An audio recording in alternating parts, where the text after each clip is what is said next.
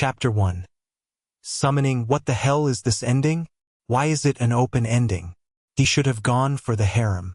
All girls are good. If he can't choose one, he should have gone for everyone.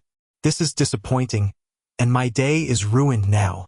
Nathan tossed his phone to his bed, only to find the phone's edge bouncing several times on the bed until it crashed into the wall. Nathan's heart skipped a beat. His day would become even worse if his screen cracked. No! Nathan rushed to the bed to check, only to get his chin hit the wooden frame. Ouch! You! Nathan hurriedly clutched his right shin, his eyes closing due to the throbbing pain. But due to him raising his right leg, he lost his balance. His left foot skipped a few times to counterbalance it, but his pinky toe bumped against the front leg of the bed. UMO! Tears leaked out of the corner of his eyes as he ended up losing his balance. He tried his best to open his eyes, glancing at the spot where he would fall. However, his expectation betrayed him again as the only thing he saw was the sharp pointed edge of his wooden table. There was only one thought in his mind. Why am I so unlucky? He closed his eyes as if he accepted his fate. However, the supposed darkness from closing his eyes was replaced by a blinding white light. What? Nathan was so disturbed by the light that he took several steps back. Around him stood multiple men and women who looked like they were in their 15 or 16. What is his summon? Wait, look at that. Above his head. Nathan felt unfamiliar with their words, but weirdly enough he could understand them. Now that he thought about it, his head felt so heavy. When he got out of his initial shock, his pupils rolled up trying to see what was above his head. To his surprise, a wolf head covered in white fur tilted its head down, staring at him with his golden eyes. A wolf cub, Nathan muttered. Before he could react, laughter suddenly resounded from the left. Ha ha ha ha ha. Is actually a beast? What is this? A failure among failures? You can't even summon a goblin? Nathan was completely clueless about what was actually going on. His forehead was supposed to hit that sharp edge, but when he recalled it, there was an excruciating pain not only from his forehead but from all parts of his head. KHHH. Nathan clutched his head while gritting his teeth. Ag. That guy is insane now. Ha ha ha ha. Nathan looked left and right before rushing to the door. He must be crying in tears. What a pathetic loser. The unknown guy kept mocking him this whole time. However, Nathan couldn't be bothered with it. After all, the stinging pain actually came with a lot of images in his mind. It was the story of a farmer boy who came to the capital city to attend the academy. Nathan simply searched for the toilet, ignoring the construction of the hall he had never seen before in his life. As soon as he reached the toilet, he just hid in the corner and closed the door. Ag!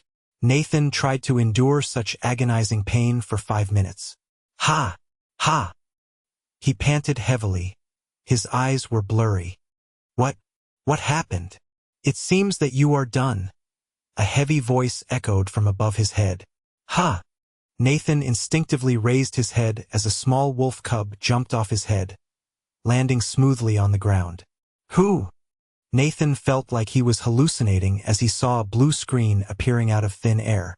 Name: Fenrir level, 1 race, celestial wolf quality. Basic, low. Why can I see the name of a wolf from Norse mythology? Nathan furrowed his eyebrows. Instead of me, you should focus on yourself. And it can speak? Just shut up for a minute and see what you got in your head. Fenrir opened its mouth, showing its fangs as if he was trying to threaten Nathan. Nathan wanted to speak but ended up calming down. As Fenrir said, when he saw the memories that entered his mind, the entire picture became clearer. He, Nathan, was the son of a farmer called Ethan. One day, a man noticed that he had magical power inside his body called Aina.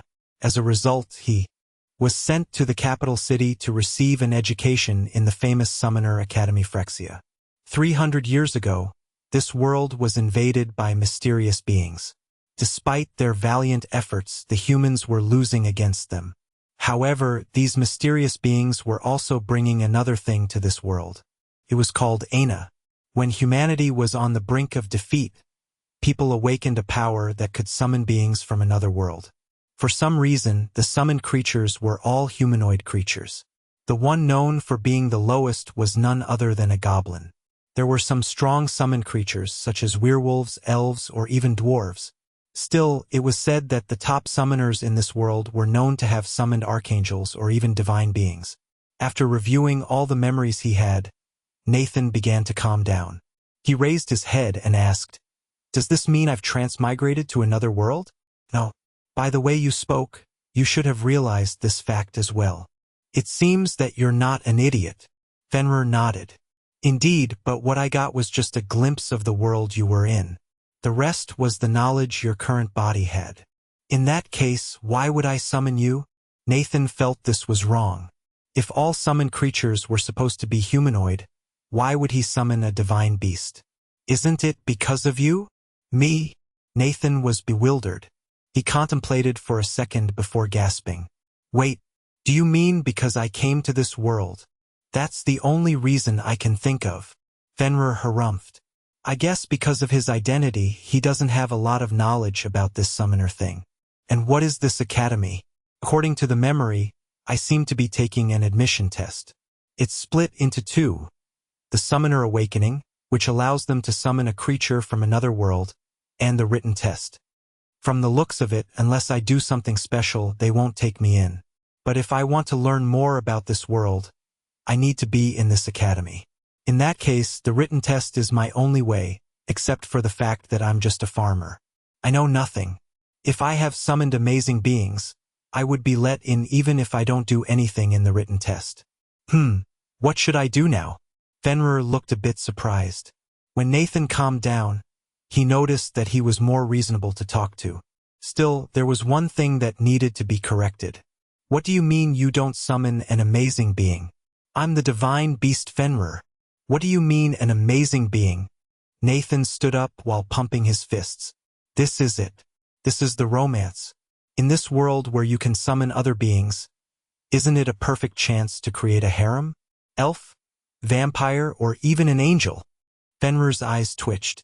He took back his praises. "You horny brat. Those are just temporary. Do you want me to bite you?"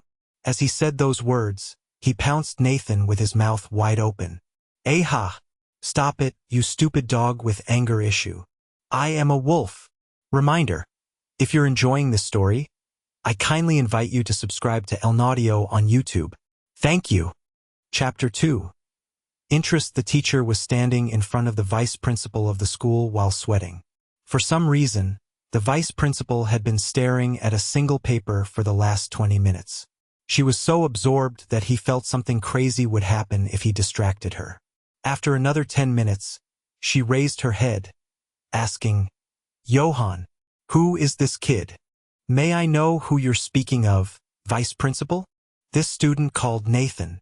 The teacher raised his eyebrows in surprise. "He is a farmer from the countryside.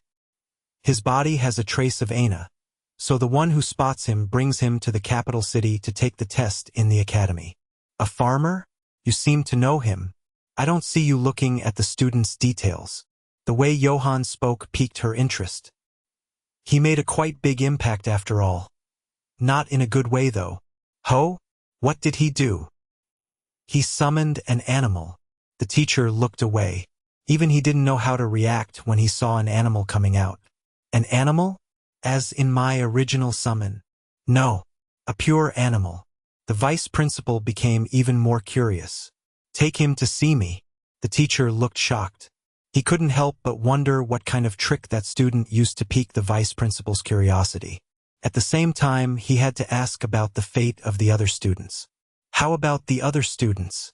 This year we have a few interesting students this time. From the most renowned family in vampire creatures, the Princess of Duke Ashton, Selena Ashton. The successor of the Blacksmith Guild, August Reeves. The second prince of the Liastian Kingdom, known for his high Aina, Rudius Vidi Liastian." The vice principal snapped her fingers. All of a sudden, an elf appeared next to her. She had long silver hair and a similar outfit as the vice principal, as though she had gotten used to living in this world. "Alicia, give me a second." She smiled. She scanned the papers of all students and started giving points to each of them. It didn't take more than 5 minutes to grade all the students. I'm done. Thank you. No worries. Call me anytime. She winked before disappearing into thin air. Here you go. The vice principal handed the paper to Johann. This is the grade. However, wait until I meet this kid. Is there something wrong with this kid? I will have a talk with him first before deciding whether to let him remain as a normal farmer or not. The decision baffled him, but he had no choice but to agree. I understand. I'll bring him to you. Meanwhile, Nathan was sitting on a bench, away from other students. Fenrir was sitting next to him. So, do you think you can get enrolled here? Fenrir asked. I don't know. I've done my best, but I don't know if it will work or not. Nathan shrugged. I wonder what kind of work we can do outside. Does this world have an adventurer guild? That's the starting pack of an ice guy. I see what? Your words confused me. Well, just think of it being summoned to another world by a god or goddesses. I wonder how strong they are. Can I fight them? Now that I think about it, I can't help but wonder what kind of knowledge you have in your head. For example, do you know that you are only one legend among many others? Do you mean there are other divine beasts and gods and goddesses? Fenrir's eyes brightened. Why do you look like you want to fight them? Nathan's eyebrows twitched. Besides, I want to summon another one. Preferably a woman. What if you end up summoning another divine BMFF? Fenrir widened his eyes as his mouth was shut by 2 fingers. Shut up. Don't you jinx it, stupid dog. Nathan glared at him. Fenrir slipped away from him and bit his hand. How dare you stop me from speaking, you horny brat. Besides, I'm a wolf. Ag. It's human abuse. Nathan was struggling to break free. Despite his anger, the bite wasn't that powerful. It seemed that Fenrir controlled his strength well. That was why he was also acting casually toward him. While they were arguing, Nathan couldn't help but catch a glimpse of the female student seated next to him earlier. What? Fenrir stopped for a second before getting annoyed again. I thought what could catch your attention? Turned out to be a woman. Are you going to confess to her right away? Flat rejection is what I'll get. Besides, look at her. What? I can't see anything different between her and other females. TSK. Just look at her cold and aloof atmosphere, her beautiful appearance, and her indifference toward others. This girl has a heroine quality. You always talk as if we are inside a book. Have you ever imagined yourself getting injured or getting one of your limbs chopped off? This is your reality right now. Staying in this academy means that you will experience a lot of hardships. I know that. Nathan's expression turned solemn. I can't even hold the pain of getting hit in the shin or having your pinky toe bump against a bed's front leg, so I can't imagine what it feels like to get cut or shot. That's why I want to stay in this academy, learning more about it step by step so that I can survive in this world. You are pretty reasonable if we get rid of that annoying side of yours. Just get stronger. If you are strong enough, you can get any woman you want. Fenrir harumphed. Right? Isn't that the main driving factor? It said that if you have a driving factor, you can improve much faster. Looking at Nathan's smug face made Fenrir want to bite him again. Unfortunately, he didn't have the chance as the teacher actually came to him. Student Nathan, please follow me to talk about your admission. Nathan and Fenrir couldn't help but smile inwardly. They knew that the fish had taken the bait. Reminder: your feedback and support help us grow. Please subscribe to El Naudio if you'd like to hear more stories. Chapter 3. The Power of Bullshit. Nathan entered the vice principal's room. Even he didn't expect to meet such a high-ranking person in this academy. But more importantly, he was able to wease the person who took care of the academy, and she didn't disappoint. The vice principal had a rather slender figure that was barely visible from the contour of the robe. Her eyes were filled with wisdom, giving a different type of charm. She gave a weird pressure that made Nathan feel a bit nervous. Meanwhile, the vice principal took a glimpse of the animal that Jason was talking about, which made her even more curious. So you are student Nathan, the one who is said to summon an animal instead of a humanoid creature. The vice principal squinted her eyes, giving a sense of oppression. Nathan took a deep breath as if he were trying to calm his heart down. Yes. The vice principal showed his paper. The reason I call you is regarding your answers. It seems that you have a rather unique perspective. Nathan couldn't deny it since he came not from this world. Besides, his knowledge was limited as well. He had prepared a reply for this remark. I didn't know much, so I just wrote things I could think of from all the knowledge I currently had. I was just desperate. Desperate, huh? Could I ask you some questions to verify this was your thought? I couldn't help but doubt because it felt like your answers came from someone who studied this field for more than 20 years. I understand. Nathan still showed a sign of nervousness. On the one hand, there wasn't any confirmation yet that he had been accepted. On the other hand, he had to act nervous since that was how a farmer would act if he met a high-ranking person. How about this first question? It doesn't seem that you don't have any basic knowledge about Aina. The vice principal came to him. To have more than one summoned creature, you need to have more Aina.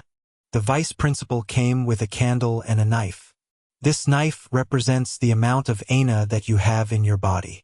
If you summon a creature, it's the same as sacrificing that amount of Aina forever so that the summoned creature can stay in this world for as long as you are alive. The vice principal chopped off half of the candle in one go. That's why the first summoned creature will be the most important, because it can determine the amount of Aina in your body. I'm not saying that it's the end for you if you don't have a powerful summoned creature, but to increase Aina, you need resources. Without any background, you can only rely on yourself to get that resource. With a weak summoned creature, going for that resource is basically suicide. Anyway, the stronger the summoned creatures you summon, the more Aina you sacrifice. In other words, you need to increase your Aina a lot before summoning your second creature so that the one getting summoned will be stronger. The first question is asking about your thoughts about how much Aina you need to sacrifice. The other students in your class are giving estimates from 0.5 times of your original Aina to 100 times. However, your answer is making a generalization of the summoned creatures. Why do you think so?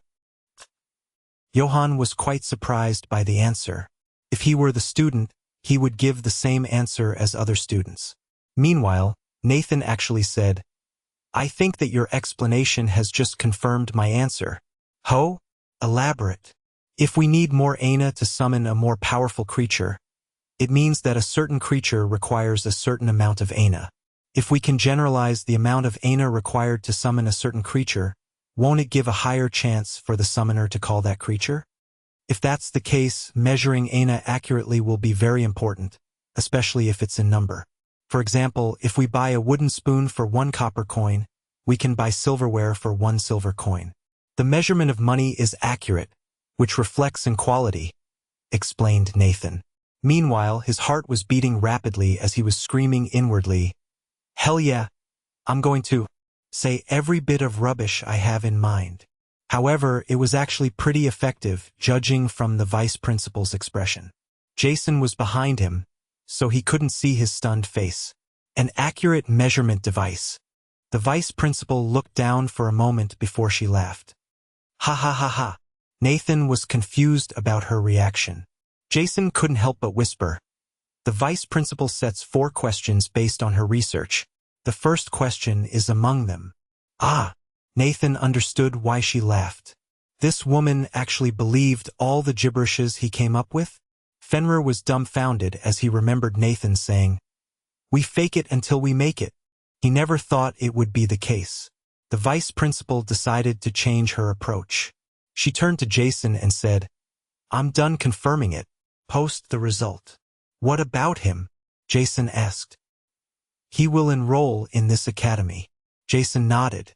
Even he thought that if the other answers were similar to what he heard, it wouldn't be wrong for him to join. If he somehow didn't become a good summoner, his way of thinking might result in 1 or 2 major breakthroughs in this field. I'll take care of it immediately. Thank you very much. Nathan hurriedly thanked her since this meant he could stay in a safe place for a while. However, the vice principal had another surprise for him. As soon as Jason exited the room, the vice principal walked to Nathan. I'm the vice principal of this academy, Vivian Lorelei. I am Nathan. She just smiled. While extending her hand, she asked, Nathan, do you want to be a student of mine? Student. Nathan looked shocked, wondering if this was a dream or not. Even Fenrir couldn't contain his bewilderment. Did this guy just get her to protect him just from writing some bullshit?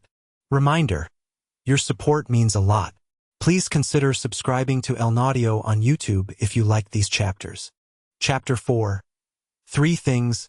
It's the teacher. He is bringing a big scroll. That must be the result. The students had been gathering in the hall to know about their result. Some of them were already sure about their result and went home earlier, while most of the students remained just to make sure about it. Jason posted the result on the board before walking out of the room. The students immediately rushed to the board to find their names. One student fell on his knees out of happiness. Oh, I got accepted. Why? I have done my best.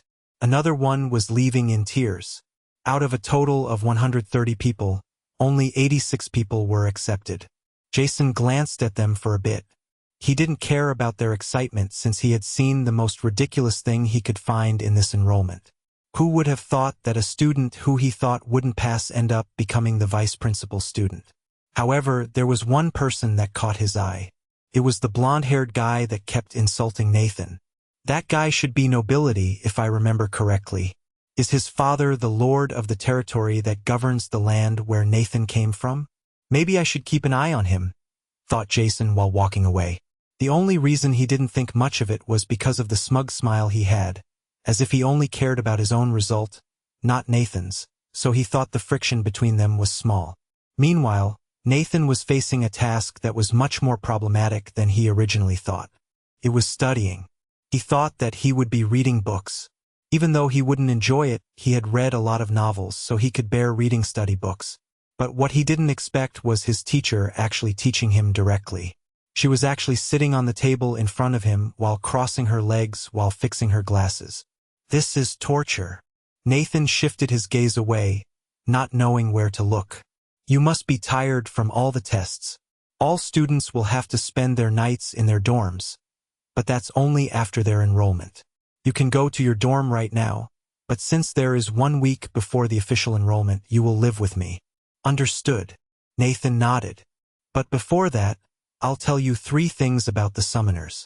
Vivian raised 3 fingers. First of all, we don't call summoned creatures as it is.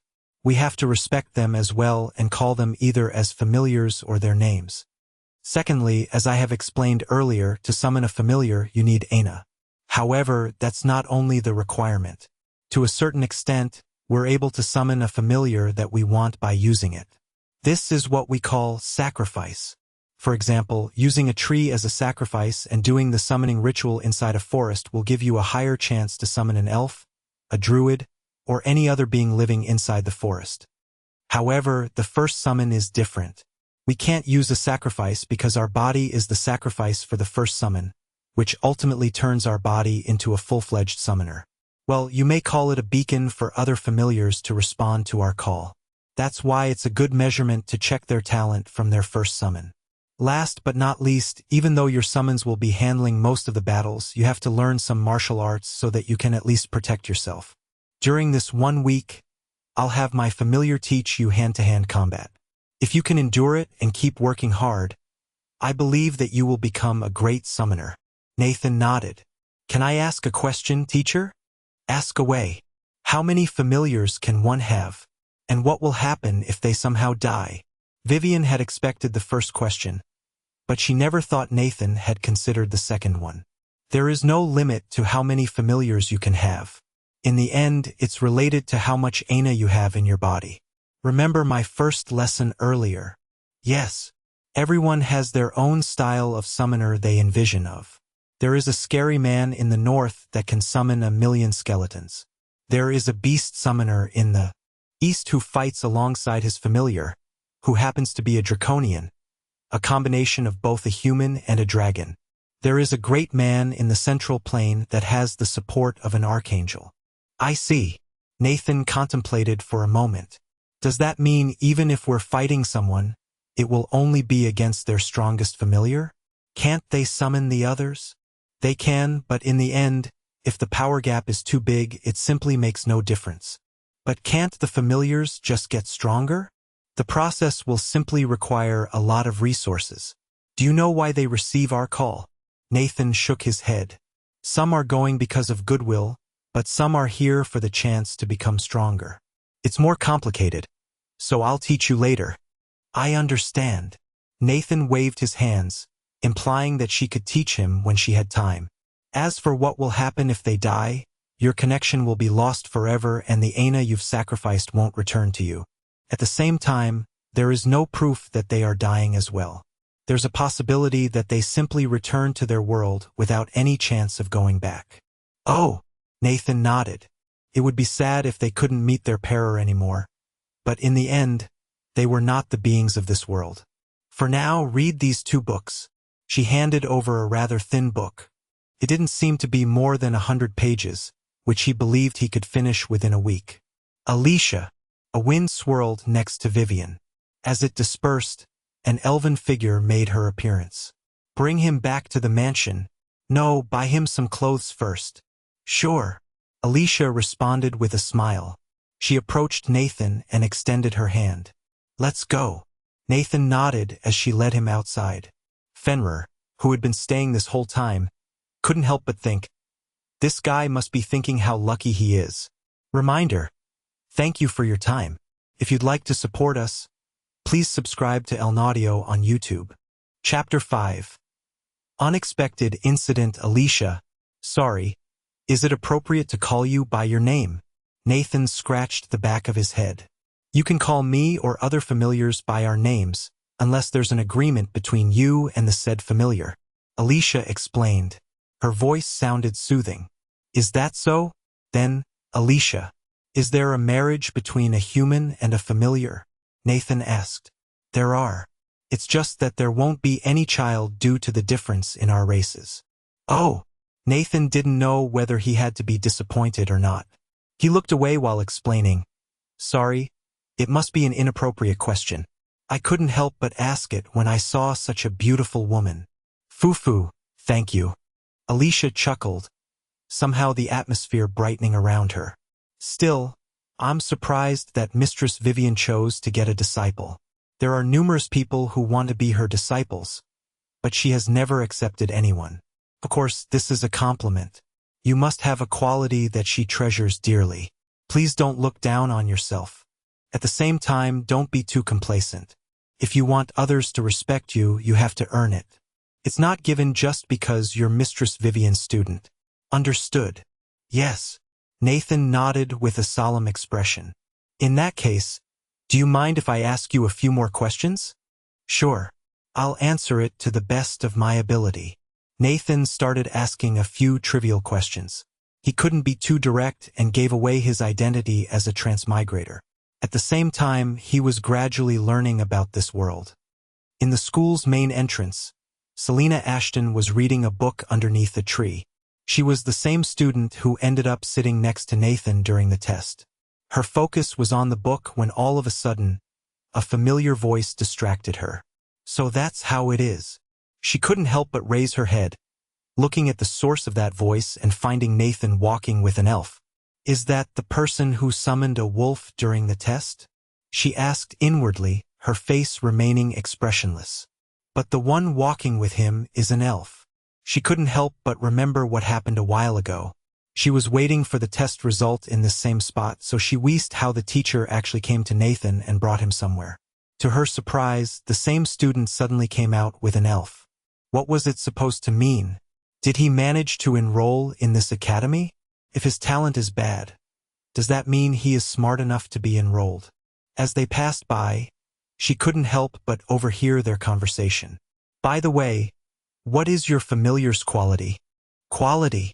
Nathan tilted his head in confusion. He could only think of one thing, which Alicia confirmed. Yep. Once you become a summoner, you should be able to see a blue screen giving information about your own familiars. There should be name, level, race, and quality. Oh, can you explain it a bit more about them? Let's see. Name and race should be obvious, and we only need them for record. However, level is meant for us to become stronger. Mistress should have told you about the reason why we heed your calls. Right? Yes, it's to become stronger. How do you even increase your level? It's by defeating an enemy and absorbing their core. Half of the world is currently occupied by aliens. These aliens, while weird, have cores inside of them. It's filled with ana. By absorbing the ana inside that core, we're able to increase our level. The second way is to evolve. Take me as an example. I can become a high elf as an evolution. This is what the mistress mentioned earlier regarding requiring a huge amount of resources. So cores are for levels while evolution is for race? Yes, you're smart. She smiled. As for the last one, quality, it's basically the talent measurement for familiars. It's divided into 4 categories. They are basic, good, excellent, and perfect, which are further divided into low, mid, and high tiers. The higher the quality, the more efficient they are in absorbing the cores. Nathan looked down, contemplating. Fenrir is a divine beast, but right now he has the lowest quality. Does that mean Fenrir is not the one I know? Does Fenrir have to evolve? Wait, if it's all related to the amount of ana, can I sacrifice more ana for Fenrir? Will he grow stronger that way? Nathan couldn't help but ask, Alicia, is it possible if I sacrifice more ana for a familiar? Will it grow stronger? That's a good question. The theory shows a possibility, but no one has ever succeeded yet. Is that so? Nathan looked dejected. It might not work, but it might be different for Fenrir since he was a divine beast instead of a humanoid familiar. Well, he has low-tier basic quality. Ah! Alicia smiled wryly. I believe that you will grow stronger. Thank you. Nathan smiled back. He added inwardly, well, he is a divine beast, so I believe I'll get stronger. Besides, I have gotten a safe place for my early development. Since this is my new reality, I'll be bold but careful at the same time. I don't want to die in a stupid way again. Let's see. Based on my experiences in reading novels, the academy arc will usually start with a practical lesson, bullying from upperclassmen, or a brain-rot young master syndrome challenge. Nathan had to prepare for those 3 possibilities within a week, while hoping he wouldn't be the target. That was what he thought until Alicia's expression turned grim. Alicia turned her head to the academy's gate, finding more than 20 people suddenly barging into the academy. Each of them was covered in black, leaving only their eyes. Stop! The guards summoned their familiars, which were an orc and a kobold. However, both the guards and their relatives were suddenly slashed by several people, instantly killing them. Students in sight. Capture them. Alicia stepped forth as if trying to cover Nathan. She noticed a spider mark on the neck of one of them. Stand back. They are terrorists. Nathan was taken aback. His heart felt like it stopped for a second. Just after thinking that the situation would be calm for 1 week, it turned out everything began with a terrorist attack. I almost forgot that not a single day has passed. This is my unluckiest day, isn't it? Reminder. If you're enjoying the narration, a subscription to El Audio would mean a lot to us. Chapter 6. Terrorist attack. There were a lot of questions in his mind, but the priority remained. They needed to deal with this terrorist in one way or another. Fenrir. Fenrir hopped on top of Nathan's head to get a better view. 22 people, only 10 of them are humans. You can speak. Alicia was startled for a second before shaking her head. That doesn't matter. Can you identify them? Find all the humans. Fenrir smirked and inhaled as much air as possible and held it on his belly. After that, he let out a cute roar befitting his current form. Waff! Despite such a cute roar, Alicia's felt an intense killing intent that made her feel like she was just a prey before him. Those who don't stop are humans. Alicia snapped back, realizing that precisely 10 people continued moving as if they were completely unaffected by it. With a wave of her hand, a strong gale flowed toward 4 terrorists, 2 humans and 2 familiars. The 2 familiars were clasping their hands. The left side formed a wall made of rock, while the other one created a curtain of water. The rock managed to block the gale completely, but the water curtain got pushed back, albeit didn't completely crumble. However, this was just a distraction. A bow appeared out of thin air as she aimed at the human that these two familiars protected. The moment she released her arrow, it flew so fast that it created a small shock wave behind it. The arrow pierced through the curtain of water and disintegrated the human's head. As if realizing her power, two other familiars halted their steps. A firebird flew off the hand of one of them. Meanwhile, the other familiar rushed with an axe. Alicia clapped her hand as a burst of wind expanded in all directions, neutralizing the firebird. However, the muscular familiar closed the gap between them and swung his big axe. She extended her hand to the axe, forming a swirling wind that the axe couldn't cut. The muscular familiar was shocked, never expecting that there would be such a strong familiar right at the front gate. However, there were still several people around the main gate. Kya! Help! Two students screamed from the right side, which slightly distracted her. She had to save them, but at the same time she had to protect Nathan. The situation went from bad to worse the moment she sensed a clash on the opposite side. Blood spear. That's the girl from the Ashton family. Alicia bit her lips. She waved her other hand, trying to hit the muscular familiar with her bow, but to no avail. The muscular familiar blocked it with its big arm, stopping her completely. Meanwhile, Selena was getting attacked by a familiar. She had summoned her own familiar, who happened to be a woman with bat wings on her back. 3 spears made of blood floated around her as she shot them one by one to stop the familiar charge. This unknown familiar was as big as the one that attacked Alicia, but there was a pair of bull horns on top of its head, which couldn't be completely covered. The blood spears hit the charging familiar as the latter smashed it one by one, gradually closing the gap between them. The vampire's eyes turned bloodshot as it waved both hands at the same time. All of a sudden, a tornado appeared on each hand, pinching the familiar from 2 sides. The familiar actually caught the blood tornadoes with its bare hands. The vampire tried to apply more pressure, but the enemy was the one gaining an upper hand. At the same time, there was a man's voice echoing from behind them. "Got you, little girl." The vampire was distracted by that voice since it must be the enemy. Now that she lost control over her tornadoes, the enemy familiar ripped apart the blood tornadoes. "Moo!" The familiar charged at full speed. At the same time, the enemy human grabbed Selena from behind. "Let go of me." Selena struggled as she was being dragged away. "Selena!"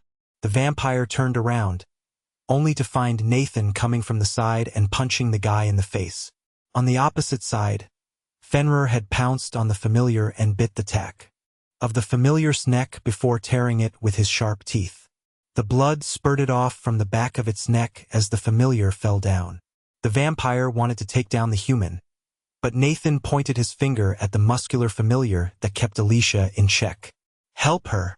The vampire hesitated for a second, but Nathan looked at her with a sincere gaze as if telling her that Selena would be fine. Alicia noticed that both the man and the familiar didn't manage to react to their attacks as if everything went according to their plan. It was as if these two were waiting for the right time where the enemies didn't suspect an attack to take them down. Alicia chose to trust Nathan this time and turned around, pointing her palm at the muscular familiar. Multiple bats made of blood emerged from her palm and flew toward the muscular familiar. They bit the muscular familiar, which caused him to get distracted a little bit. Seeing the gap in his defense, Alicia spun her body and sent a back kick on the familiar's stomach. The wind burst out the moment of impact, pushing the familiar back.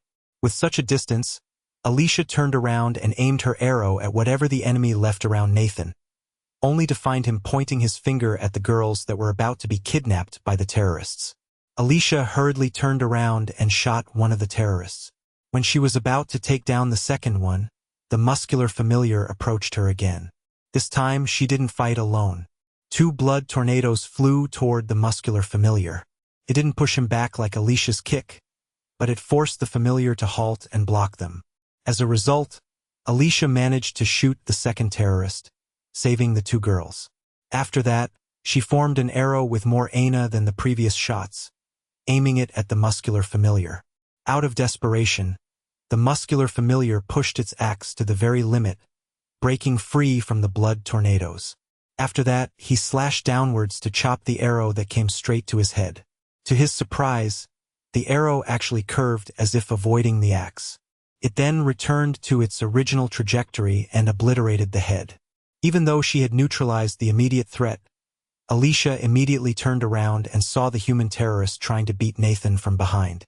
The vampire was taken aback, wanting to help but too late. Selena didn't even realize what was currently happening. There was Aina gathered in that fist, so Nathan would definitely be heavily injured if that fist hit him. Yet Nathan just smiled.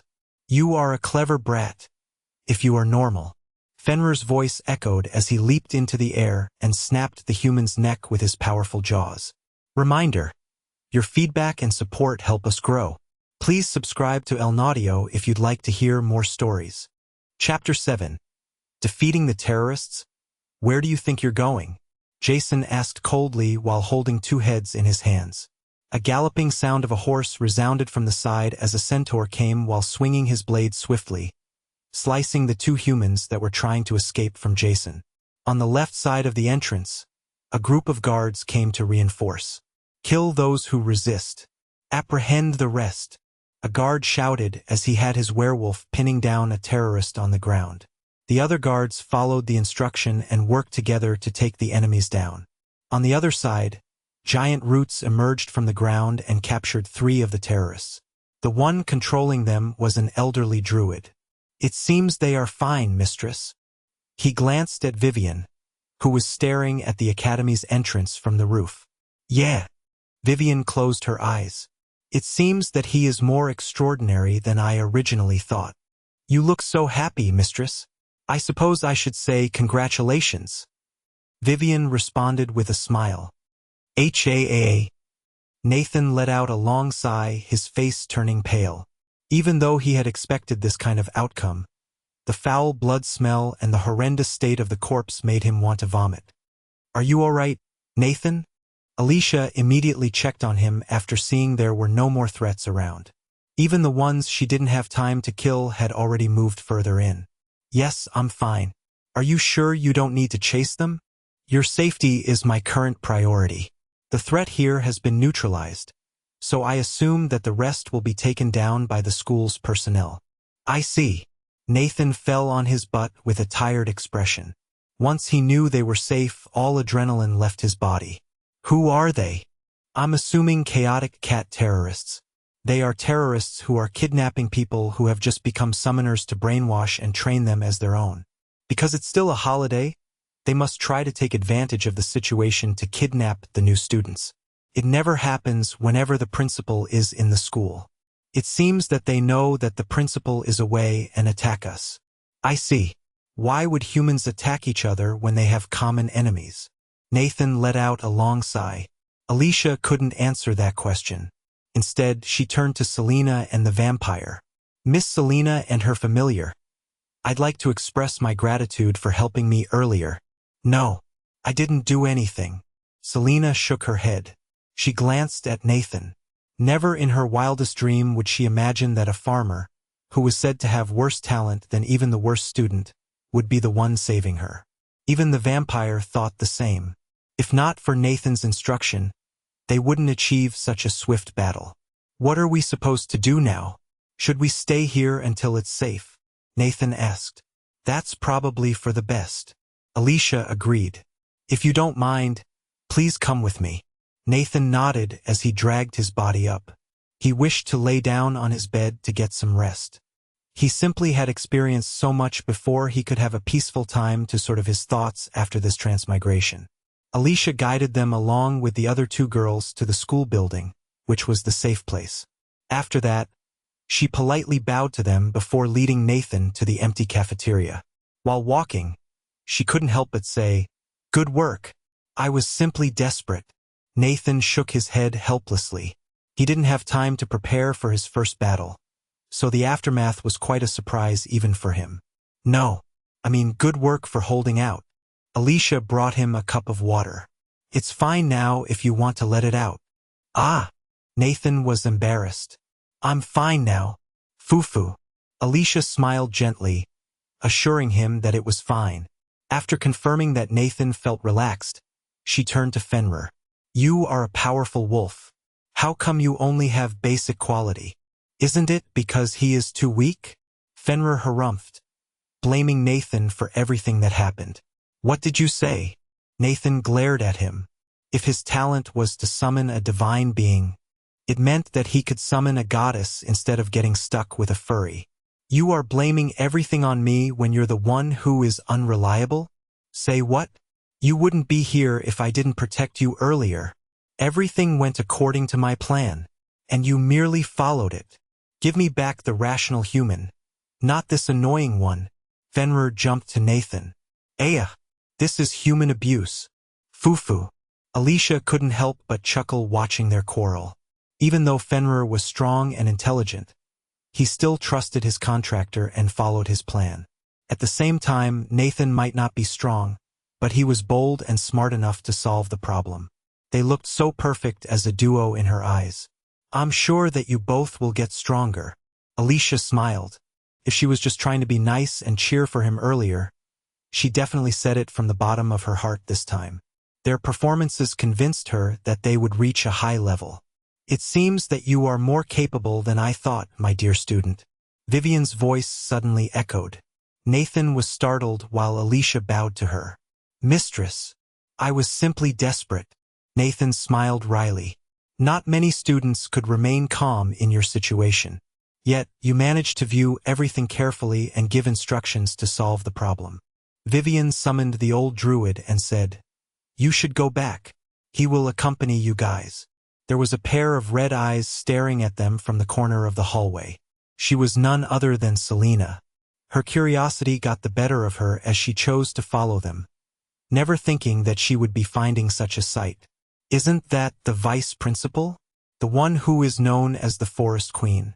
What did she say earlier? Dear student, is he the student of the Forest Queen? But how? If it's not his talent, does this mean he is smart enough that the Forest Queen takes him as her student? Reminder, if you're enjoying this story, I kindly invite you to subscribe to El Naudio on YouTube. Thank you. Chapter 8. Soul Contract. Finally, Nathan laid down on the bed, burying his face in the sheet. Today is so tiring. It seems that you have thought about your future plan. Fenrir leaped onto the bed. Not really. I'm not talking about that.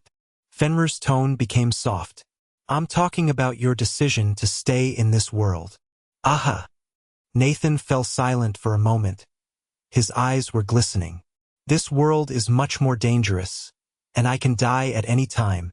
Meanwhile, on Earth, I was abused by my family, and reading novels was just me trying to escape from all those pains. Fenrir could feel his pain a little bit. I know that I'm not the smartest or the brightest. I might make a lot of mistakes along the way. However, I'm not planning to go down quietly. Nathan extended his hand. I don't know what you feel about me, but I'll be relying on you a lot, Fenrir. Fenrir looked at his hand for a moment before saying, You better not die. I want to reach the peak and fight those so-called gods and goddesses. Those weird aliens are probably good opponents as well. Nathan smiled. Now that I think about it, you are right. This world allows the summoners to summon humanoid creatures such as draconians and archangels. If you think about it, I don't think there is a single human, right? Is there something wrong about it? Fenrir tilted his head in confusion. I'm talking about the possibilities that gods and goddesses who, while not humans, are still humanoid, such as the man with a jackal's head, Anubis. There are a lot of mythologies on Earth. Maybe even that archangel is also among them.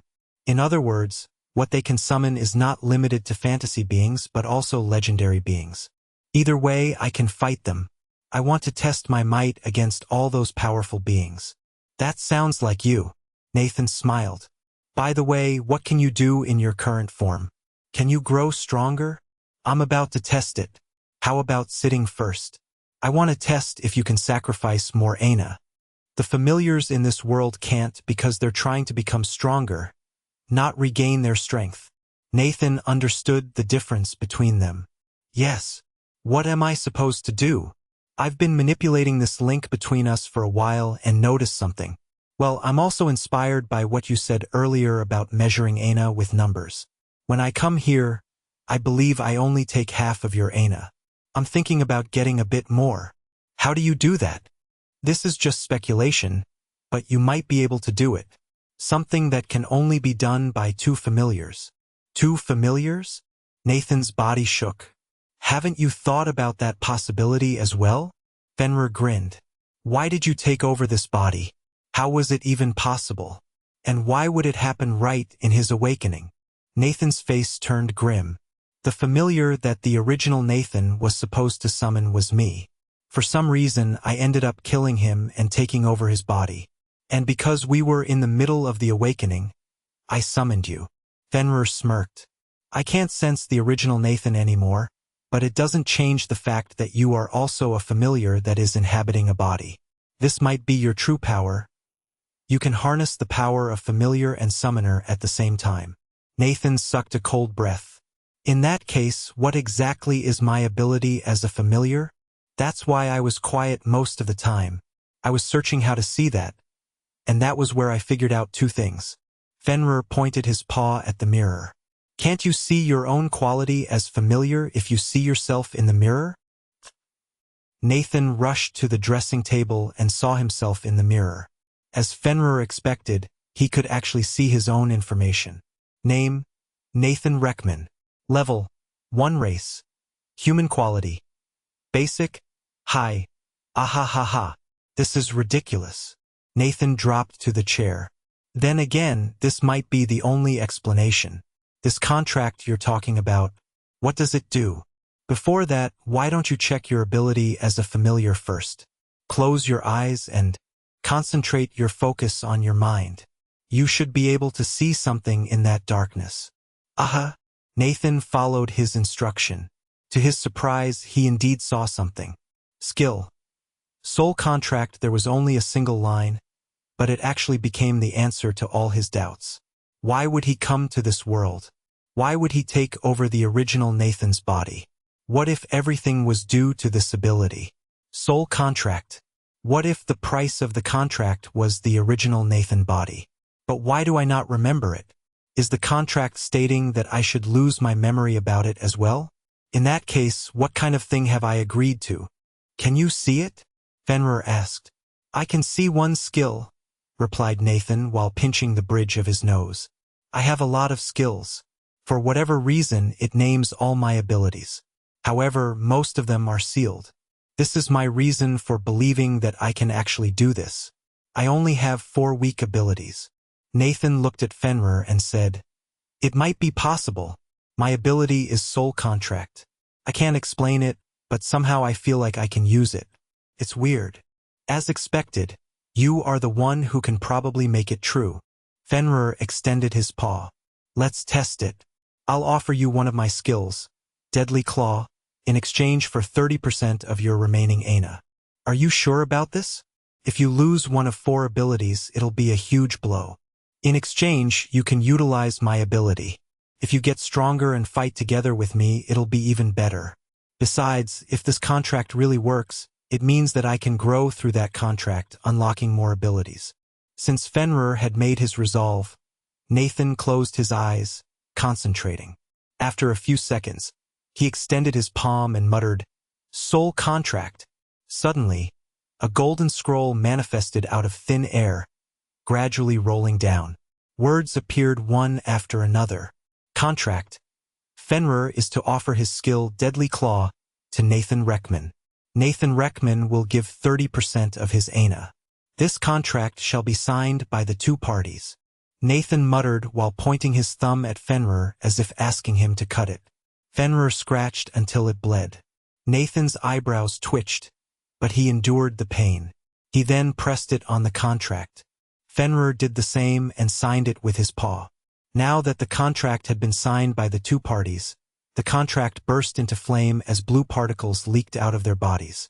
Reminder: your feedback and support help us grow. Please subscribe to Elnaudio if you'd like to hear more stories. Chapter 9, Training Hugh. Nathan inhaled deeply. Just like his soul contract, this Deadly Claw didn't have any explanation either. However, if he had to do it, he felt like he could unleash this power. Meanwhile, Fenrir noticed that his Aina increased drastically as if the amount of Aina transferred from Nathan multiplied. It seemed that this method really worked. Nathan saw both Fenrir's excitement and status.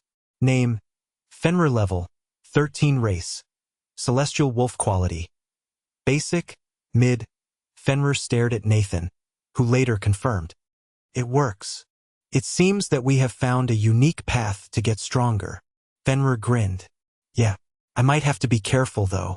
If I give too much Aina to the point I barely have enough Aina to use a skill, it'll be dangerous for me. I know that. It will be better if we have the tool to measure Aina accurately. True. Looking at how happy my teacher is, she is probably on the verge of success. We can only wait until she finishes then. Fenrir nodded in agreement. Fenrir was the one extending his paw this time, reminding Nathan about earlier. I'll be counting on you. I want to fight a lot. He still felt a lot of things were missing in the theory of him getting summoned here, but there were a lot of things he had to do, such as finding out the content of the contract he had with the original Nathan or simply living to the fullest in this world. Nevertheless, he knew one thing. He couldn't achieve it alone, so he extended his hand, bumping his fist to Fenrir's. I'm counting on you, Fenrir. Me too. They acted casual and believed each other previously, but they confirmed it this time. By the way, don't forget to prioritize me and not focus on future women, even if you summon one in the future. There was an awkward silence for a moment before Nathan vaguely agreed. And, oi! Fenrir gnashed his teeth. You horny brat. What do you mean? We don't have a contract about that. I'm going to bite yours off, so that you don't have to think about it anymore in the future. I'll pluck every fur and tooth you have before neutering you if you dare to do that, you stupid dog. I'm a wolf. Nathan picked up the book to learn more about summoners. Although Fenrir didn't admit it, he also read the book so that he could get stronger. He realized that he might be able to get even stronger if he created stronger abilities if he combined it with the knowledge of this world or from other familiars. Hence, both of them focused on studying. The next morning, Vivian called Nathan and Fenrir to the backyard. It was a nice and flat backyard with a big empty field in the middle. It seemed that Vivian used it for sparring from time to time. Vivian asked, "Do you have any preferred weapons?" Nathan looked down, falling into deep thought. A weapon, huh? Should I go for the sword? Is it too cliché? Should I go for a spear or something unusual like wires? But this is my new reality. If I can't learn it, I might die. I have deadly claw right now. I don't know what I will get from my future familiars, but I do know I will be fighting with Fenrir for a while. Should I go for a glove or gauntlet that allows me to use deadly claw? After some consideration, Nathan explained, I'm not sure. To be honest, I saw Alicia fighting with a bow yesterday. At the same time, it seemed that she could fight barehanded as well. So you don't need a weapon?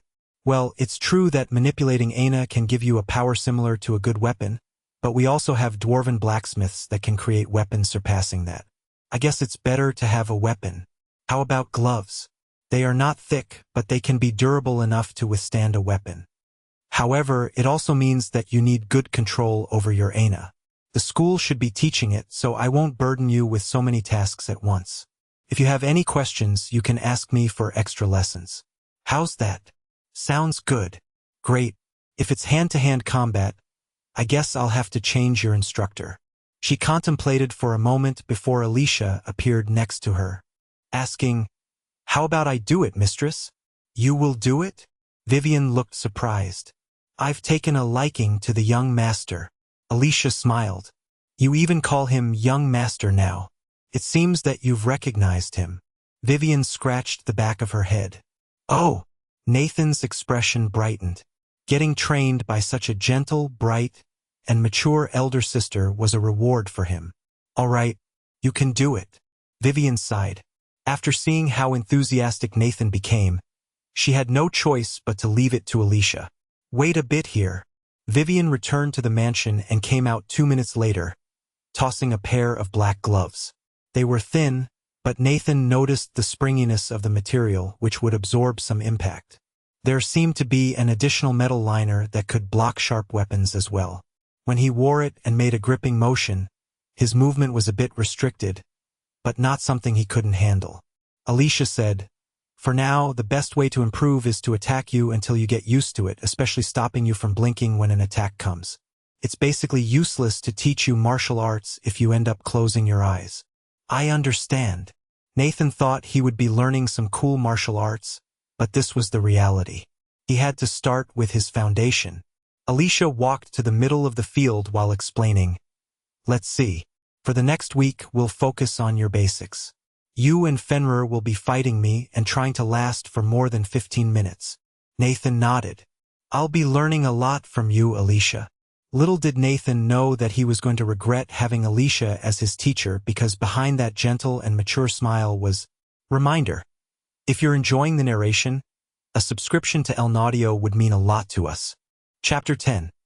A Spar, Bonus Chapter, 15 minutes. Nathan muttered, "You may start at any time you want." Alicia remained still. Nathan took a deep breath, trying to find his rhythm.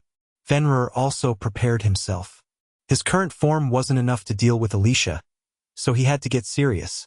However, there was one miscalculation that anyone could make regarding Nathan. It was the fact they never expected that his first move was to turn around and run. Yes, he was running away. All of them widened their eyes in disbelief. Did he just run away? Alicia said he needed to last for 15 minutes. In that case, the best way to achieve it was to run. "Where are you going?" Alicia hurriedly chased after him. "When fighting against an opponent much stronger than me, it's better to run away," Nathan shouted without turning back. "Ha ha ha ha ha." Vivian was laughing out loud. As she expected, Nathan's way of thinking was surely different. "Wait, you can't run away. Your assignment is to fight me." Alicia wanted to use her power to speed up, but Nathan surprised her again by stopping. "What? So I can't run away?" "Yes, we'll be polishing your hand-to-hand combat, so we have to fight. Running away is indeed the correct move in a life-and-death battle, but this is only a spar." Alicia shook her head helplessly. She felt like she was being played with. And that was when Nathan's strike came. "I see. If I can't run away, then..." All of a sudden, Alicia felt danger coming from behind. She hurriedly turned around, wind forming around her left hand. Whaff! Fenrir let out a small roar, which neutralized the wind around her hand. He came with an open mouth, trying to bite her arm. Alicia knew perfectly how powerful that biting strength was, so she threw herself to the side, causing her to fall. Fenrir landed smoothly and turned around. At the same time, Nathan was also closing in, working together with Fenrir. This was the perfect chance since Alicia hadn't gone up yet. By the time she went back on his feet, Fenrir had already arrived. She kicked him from the bottom, but Fenrir, who was adept in battle, simply perched on her shin before jumping into the air. At the same time, Nathan pulled his fist, his ana concentrating on the gaps between his fingers. "That's..." Vivian widened her eyes. Alicia instinctively lowered her foot and raised the two arms to guard. Nathan waved his hand diagonally as if he were sweeping his claws. His ana was extended like claws, hitting Alicia. Wind swirled around Alicia's arm, which blocked the claws. Still, he managed to catch her off guard, resulting in her deploying her wind a little too late. A scratch appeared on her arm as blood started flowing out of it. At the same time, Fenrir fell on top of her head and tapped her forehead as if telling her that she would be dead if he used his power. Vivian dropped her jaw, her lips slightly curved. She was shocked and happy. Alicia had restrained herself by not using a bow. In fact, she might only use a small fraction of her true strength in this sparring. At the same time, it didn't change the fact that Alicia should still be stronger than both of them. He baited Alicia to chase after him so that he could position Fenrir behind her. Alicia was too focused on Fenrir's jaw strength, throwing her off balance. Both of them attacked. Fenrir must know that Alicia could block it and choose to escape. Meanwhile, Nathan shouldn't be able to do anything against her unless he managed to catch her off guard. Vivian sucked a cold breath. If this was a normal duel, Nathan would be seen as a coward. However, if this was a life and death battle, Vivian closed her eyes. She originally expected that Alicia would beat them up, but while relying on tricks, Nathan still won. It seemed that the disciple she took in was more amazing than she originally thought. "Did we win?" Nathan asked. Alicia opened her mouth to complain, but the words stuck in her throat. With a wry smile, she said, "Yes, you've won." "Oh!" Nathan took a step back and retracted his power. Fenrir also jumped off her head. "Still, you're amazing." Alicia pointed at her wound. "You were clueless about summoners, but you already managed to manipulate your Aina to this degree. When did you learn that?" On the one hand, he couldn't reveal the truth about the soul contract. It was true that Vivian and Alicia were his teacher and her familiar, but he just met them yesterday. He didn't know what they would do if they found out about him being a familiar as well as being a person from another world. On the other hand, he didn't think they would accept it if he said, "It's a secret." That was why Nathan pointed at Fenrir and said, "When you used your wind yesterday, I ended up asking him how to do something like that. I tried imitating him yesterday." "Are you serious?" Alicia gasped. Even Vivian came over and asked, "You imitated him? Do you understand what you're saying?" "Yes." Nathan tilted his head in confusion. "I told you earlier that the academy will be teaching you how to control your Aina, right? Looking at you being able to move your Aina already, are you a genius? What's wrong? Is that not normal?" Nathan's face was innocent, as if he were completely clueless about it. Meanwhile, he also added inwardly, "Yes, this is it. I'll just make them think I'm a genius or something. If it doesn't work, I can always say that it might be because my compatibility with beasts is high that I'm able to do it. It's a perfect excuse if I fail when they ask me to learn something. It took me 3 days to be able to control my Aina." Vivian slapped her forehead before saying, "If you are like this, I might have to change my plan." "Plan?" "Yes, having power is necessary, but don't be drunk with your power, or it'll be over for you. That's why I want you to solve your own problem without relying on me. Of course, I'll answer any questions you have as your teacher. You are a smart boy, so you can come to me if you think that problem is too big for you to handle. I want you to be independent. Does that mean I have to hide the fact that I'm your disciple?" "No. If someone asks, you can tell them that you're my disciple. But there's no need to explicitly declare that you are my disciple to all people you meet." "Oh." Nathan nodded. Vivian turned to Alicia. "I'll change the schedule. Instead of training hand-to-hand combat for 2 hours in the morning, use 1 hour to teach him how to properly control Aina. After that, divide the schedule for him to study more about summoners as well as etiquette." "Etiquette?" Nathan pointed at himself dumbfoundedly. "You're my student, so people will know you sooner or later. It's better to have you learn etiquette so that people don't see you like an outcast." Vivian waved her hand while turning around. "Take care of him, Alicia. I'll go back first." "Yes, mistress." Reminder: hope you're enjoying the adventure. For more, please subscribe to El Naudio on YouTube. Chapter 11. Gathering as ordered, Alicia really took care of him. Whether it was because she lost or because he was on a higher level than she thought, she definitely fought Nathan for real. Nathan was beaten to pulp. At the same time, he couldn't deny that his eyes closed themselves out of reflex when he was about to get hit. The training gradually made him get used to it, which allowed him to gradually keep his eyes open. After that training, Alicia taught the basics of Aina manipulation for an hour. He could use Deadly Claw because it was Fenrir's ability. He never understood the Aina manipulation itself. He ended up using compatibility as an excuse for his failure. Still, it might be because he could use Deadly Claws multiple times that he managed to learn it in 2 days. There was also an etiquette and dancing lesson, which was a bit annoying for Nathan. Nevertheless, he had made a decision to live as Vivian's student, so this was just the consequence of that choice. 1 week later, Nathan finally arrived at his dorm. Due to the school's rules, he had to live alone in the dorm. Whether they were a noble or a prince, they were no exception. Every person got a similar room. It was a small room with a bed, a shelf, a table, and a chair. I have expected it, but this is truly small. It is actually smaller than my room back on Earth. Nathan smiled wryly. Well, this will be a perfect start for me. I'm not exiled from the dorm or hated by a lot of students anyway. As he placed his luggage, he grabbed the school uniform hanging on the wall. The school uniform consisted of a white shirt, long white pants, and a white blazer with a huge embroidered badge on the chest. I have to attend the opening ceremony after this. He immediately changed his clothes and headed to the grand hall. While heading toward the hall, he noticed that there were a lot of buildings around him, one bigger than the other. He had been walking for a few minutes, but he hadn't even reached the hall yet. Where is the grand hall again? Are you sure this is an academy instead of a labyrinth?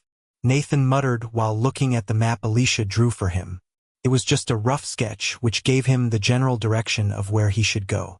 Are you a new student? An aged voice echoed from the right, startling Nathan. Why, yes. Nathan looked at the old man.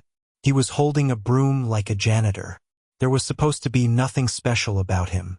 However, Alicia didn't only train him in combat but also woke up his survival instinct. And that very instinct was telling him he was dangerous, much more dangerous than Alicia. What is this? A hidden boss or something? Nathan thought. He said, Yes, hello. I am a new student. I'm wondering where the hall is. If you are looking for the grand hall, you should continue forward and take the right after that white building. Thank you. Nathan nodded and hurriedly walked away. Fortunately, there was only one building right after he turned right. As soon as he entered, he could see about 400 students. He couldn't recognize most of them, so they must be upperclassmen. Hello. Are you a freshman? A sweet lady approached him.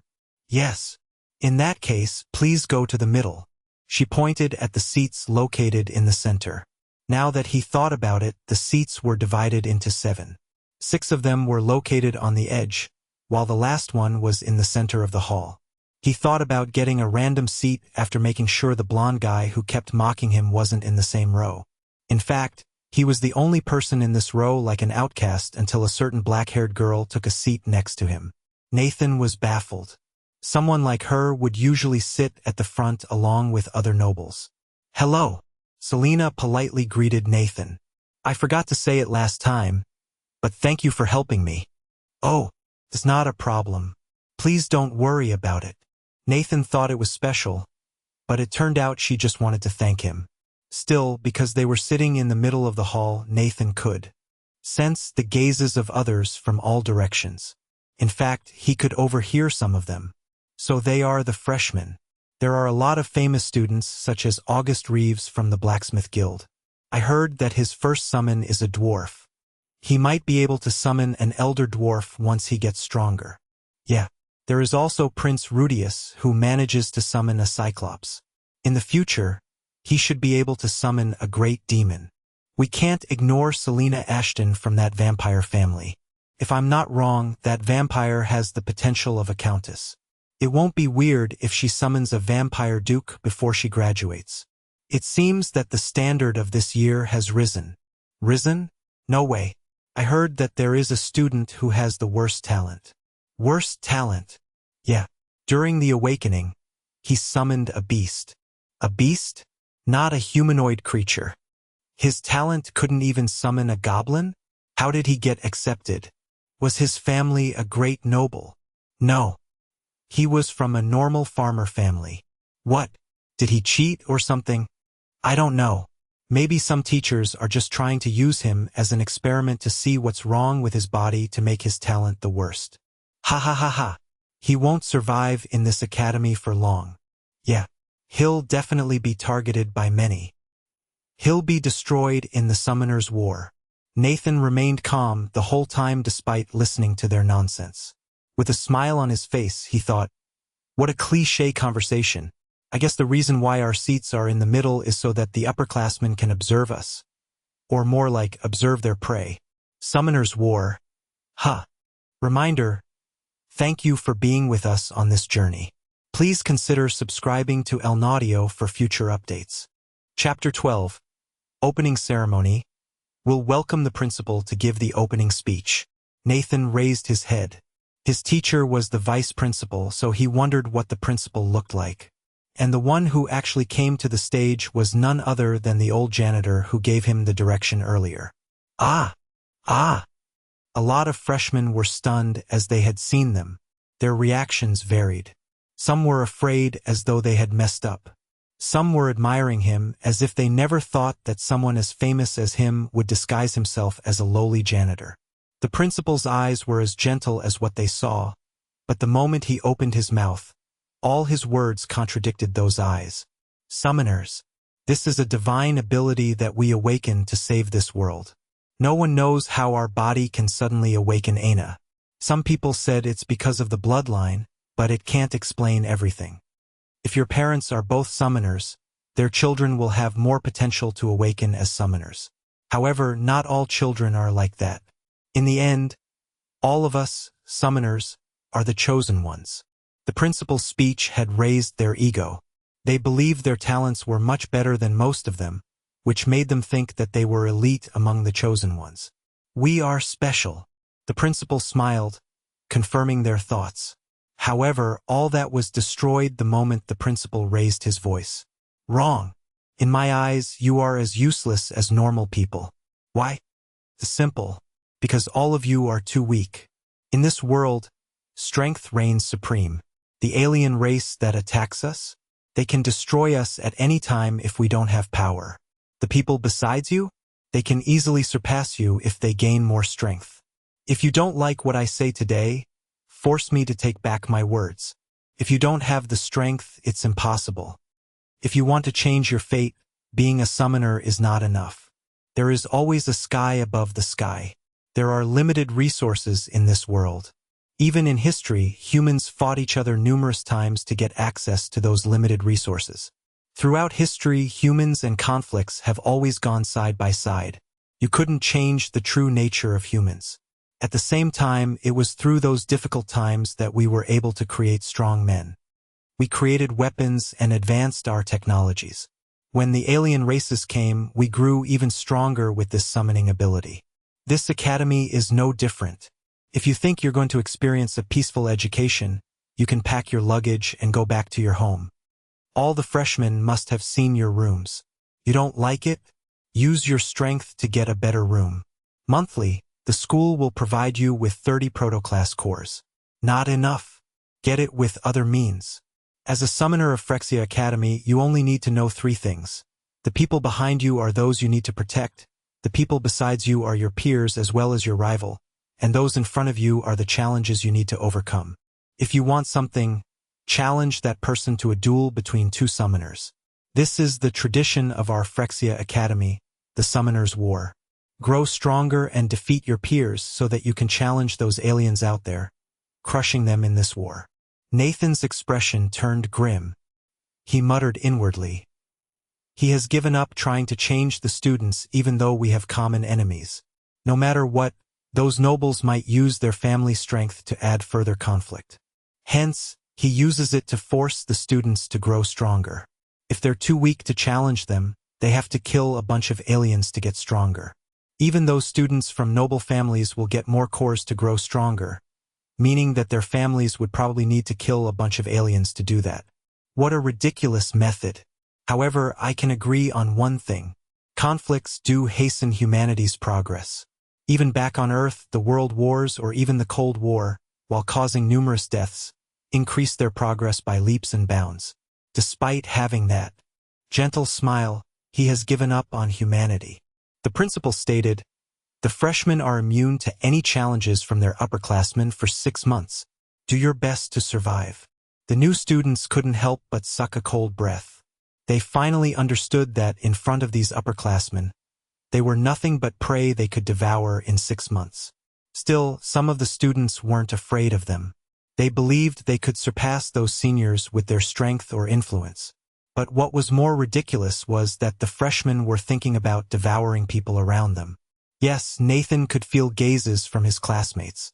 The principal only banned the upperclassmen from attacking. He didn't say anything about the freshmen fighting among themselves. We'll welcome the vice principal to say a word or two. Unlike the principal, Vivian's speech was rather short. She only said, There are multiple ways of becoming stronger or getting resources. Don't limit yourself, be creative, and become bold enough to do it. We'll give you a badge symbolizing the Phyrexia Academy after this. It has 3 major functions. It allows you to access the teleportation portals for free. If you show the badge to any Axia in branches all around the world, you will be able to stay for free. Of course, only for the normal rooms. If you want the best rooms, you have to fight for them. Last but not least, the badge will also become your identity for the Universal Bank. You can store and withdraw your money from all over the world.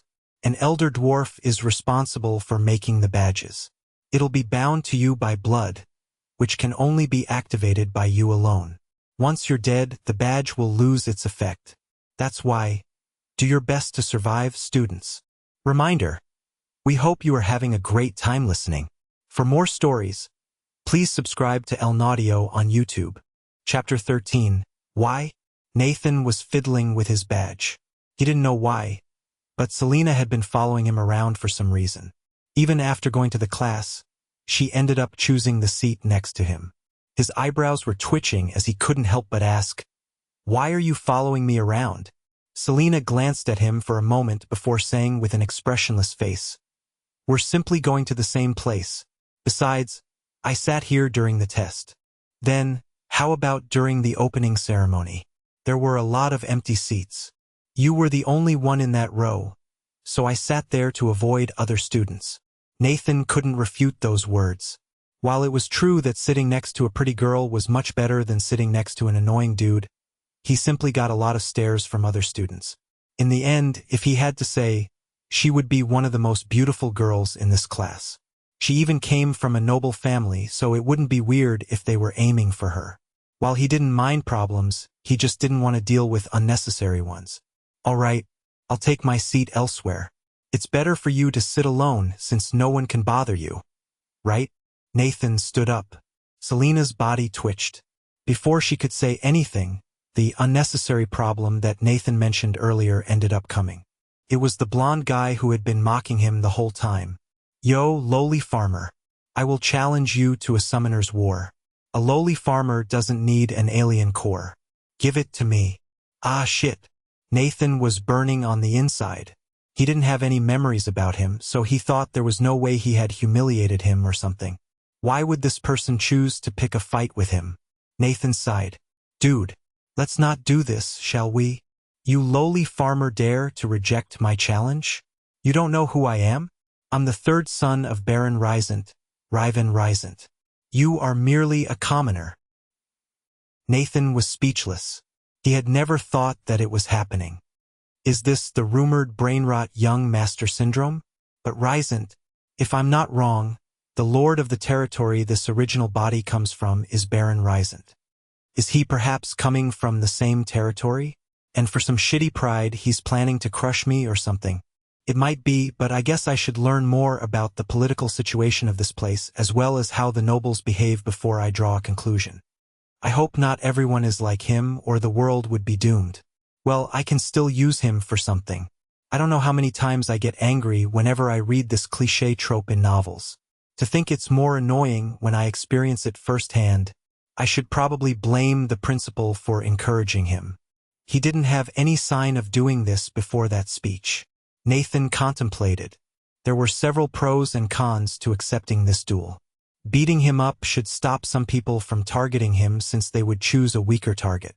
Nathan glanced at Ryvan while saying, "According to the rules, you need to put up something for the match." "Humph, it's only 30 cores. Ryvan snorted. "I am just a lowly farmer, and the mighty noble son is planning to bully a lowly farmer with just 30 cores? Don't you think it's fair? A lowly farmer dares to negotiate with me?" Ryvan clenched his hands into fists. "This lowly farmer is the one putting in effort to fill your belly. Other commoners are the ones creating the clothes you make, the mansion you live in, or the ones taking care of your place.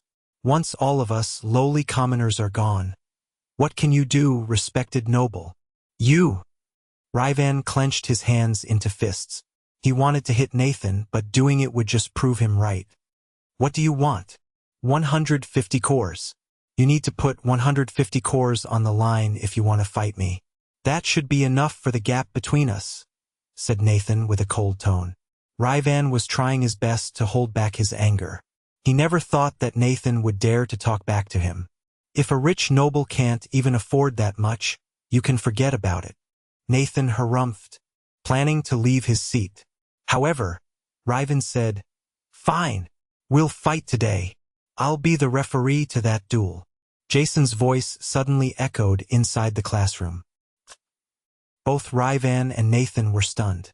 Jason said it in a way as if a duel right at the bat wasn't something unusual. "Take your seat. I'll be starting the class." Ryvan snorted. Since it had been settled, he had nothing more to say. Still, he would definitely beat Nathan so hard for his insolence against him. Due to the ruckus they had, their Summoner's War had actually garnered the attention of a lot of students in the class. Most of them thought that Nathan would be the first sacrifice to understand the Summoner's War. Meanwhile, Nathan was slightly annoyed that he couldn't change seats. This challenge might not be related to her, but if he didn't escape from it, he was afraid that there would be a lot of people challenging him because of her. Jason slapped the table, the sound grabbing the attention of the students. "I'll be the teacher in charge of this class for the next 1 year. My name is Jason. Out of 130 people who took the test, 86 of you have been accepted." As the vice principal said during her speech, there are a lot of ways to receive resources from the school. One of them is to get a good result in the lessons. For the next 7 days, I'll be teaching you ana manipulation. There will be both a written test and a practical test. 5 people who manage to get the top scores for each test will be rewarded with 20 protoclass cores. This is in order to prepare you for what's to come. In 2 weeks, you'll be going on a field trip. I'll give you the details after this week's material is done, but take this class seriously with that trip in mind. Any questions? Teacher. One of the students raised his hand. What does proto-class mean? We have categorized the aliens into several groups according to their physical abilities, intelligence, regeneration, and so on. The weakest is the proto-class alien, which is still in its developmental stage, causing it to have minor strength enhancement and limited intelligence. You will be able to find it after you kill the alien. Swallowing those cores will increase your ana. In the second week, I'll be training your physical abilities for the trip. If you don't have any more questions, we'll proceed to ana manipulation. Reminder: your feedback and support help us grow.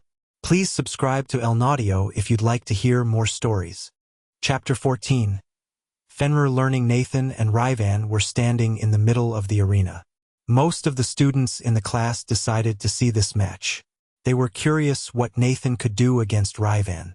Even though his petty character was problematic, it didn't change the fact that his familiar was much stronger than Nathan. I guess the commoners dare to go against nobles just because they think they're the chosen ones, Prince Rudius muttered. Even though Ryvan Rysant is not among the very top, he should be among the top 20 of our class. I guess we will only see a one-sided beating. August sighed. He tilted his head to the right and said, "What do you think, Selena? You're the one sitting next to him during the whole class." Selena remained silent, watching Nathan as if she knew something big would happen. Jason glanced at both sides. "I have confirmed the bet. If Ryvan wins, he will receive 30 protoclass cores. If Nathan wins, he will receive 150 protoclass cores. If you don't have anything to add, summon your familiars. This is the difference between you and me. Come out," Ryvan shouted. A dark, swirling mist began to coalesce. The darkness thickened, forming a shadowy silhouette that loomed over the summoner. The figure was both formless and terrifying, filled with malevolence.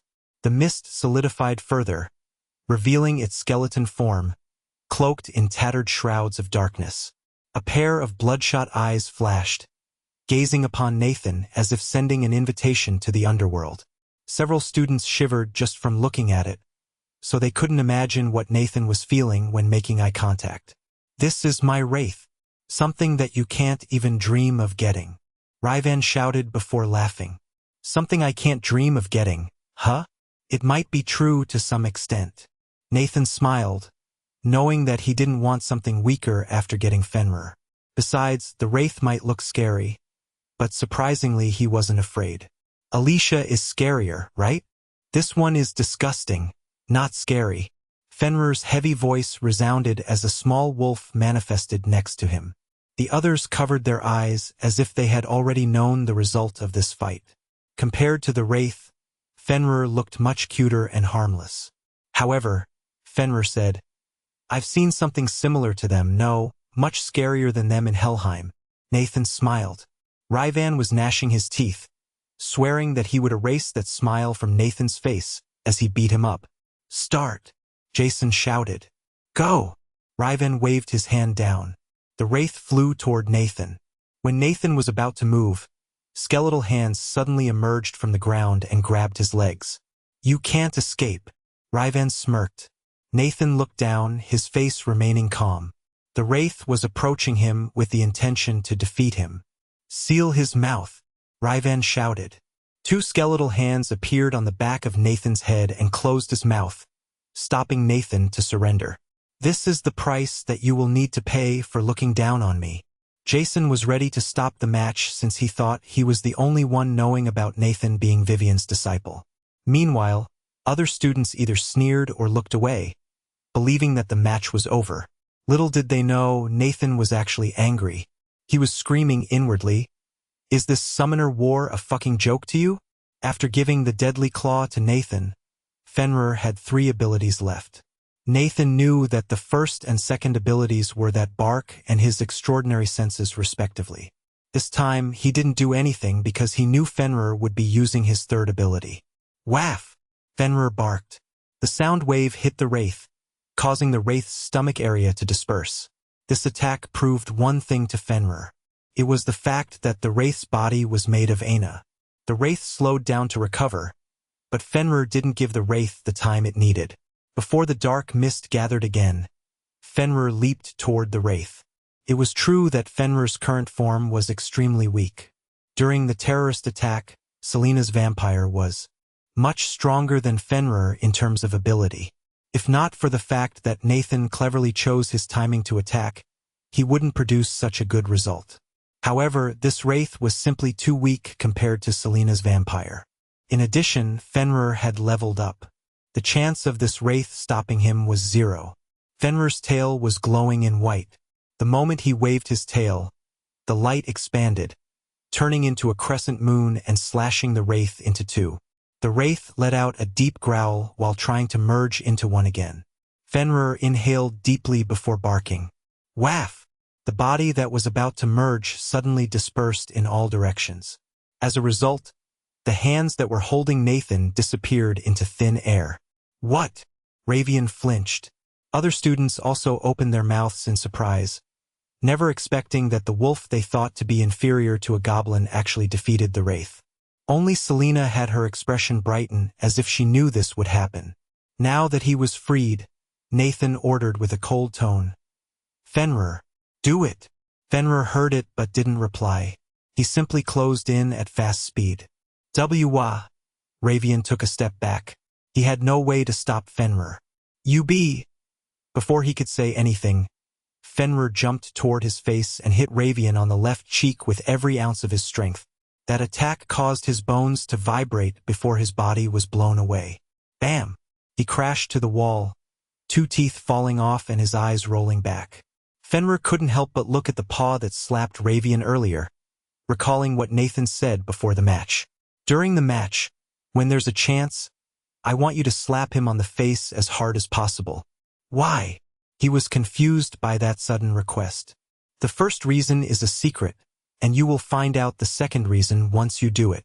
Now that he had done it, Fenrir couldn't help but say, "Well, that was oddly satisfying. I should have done that back in Asgard."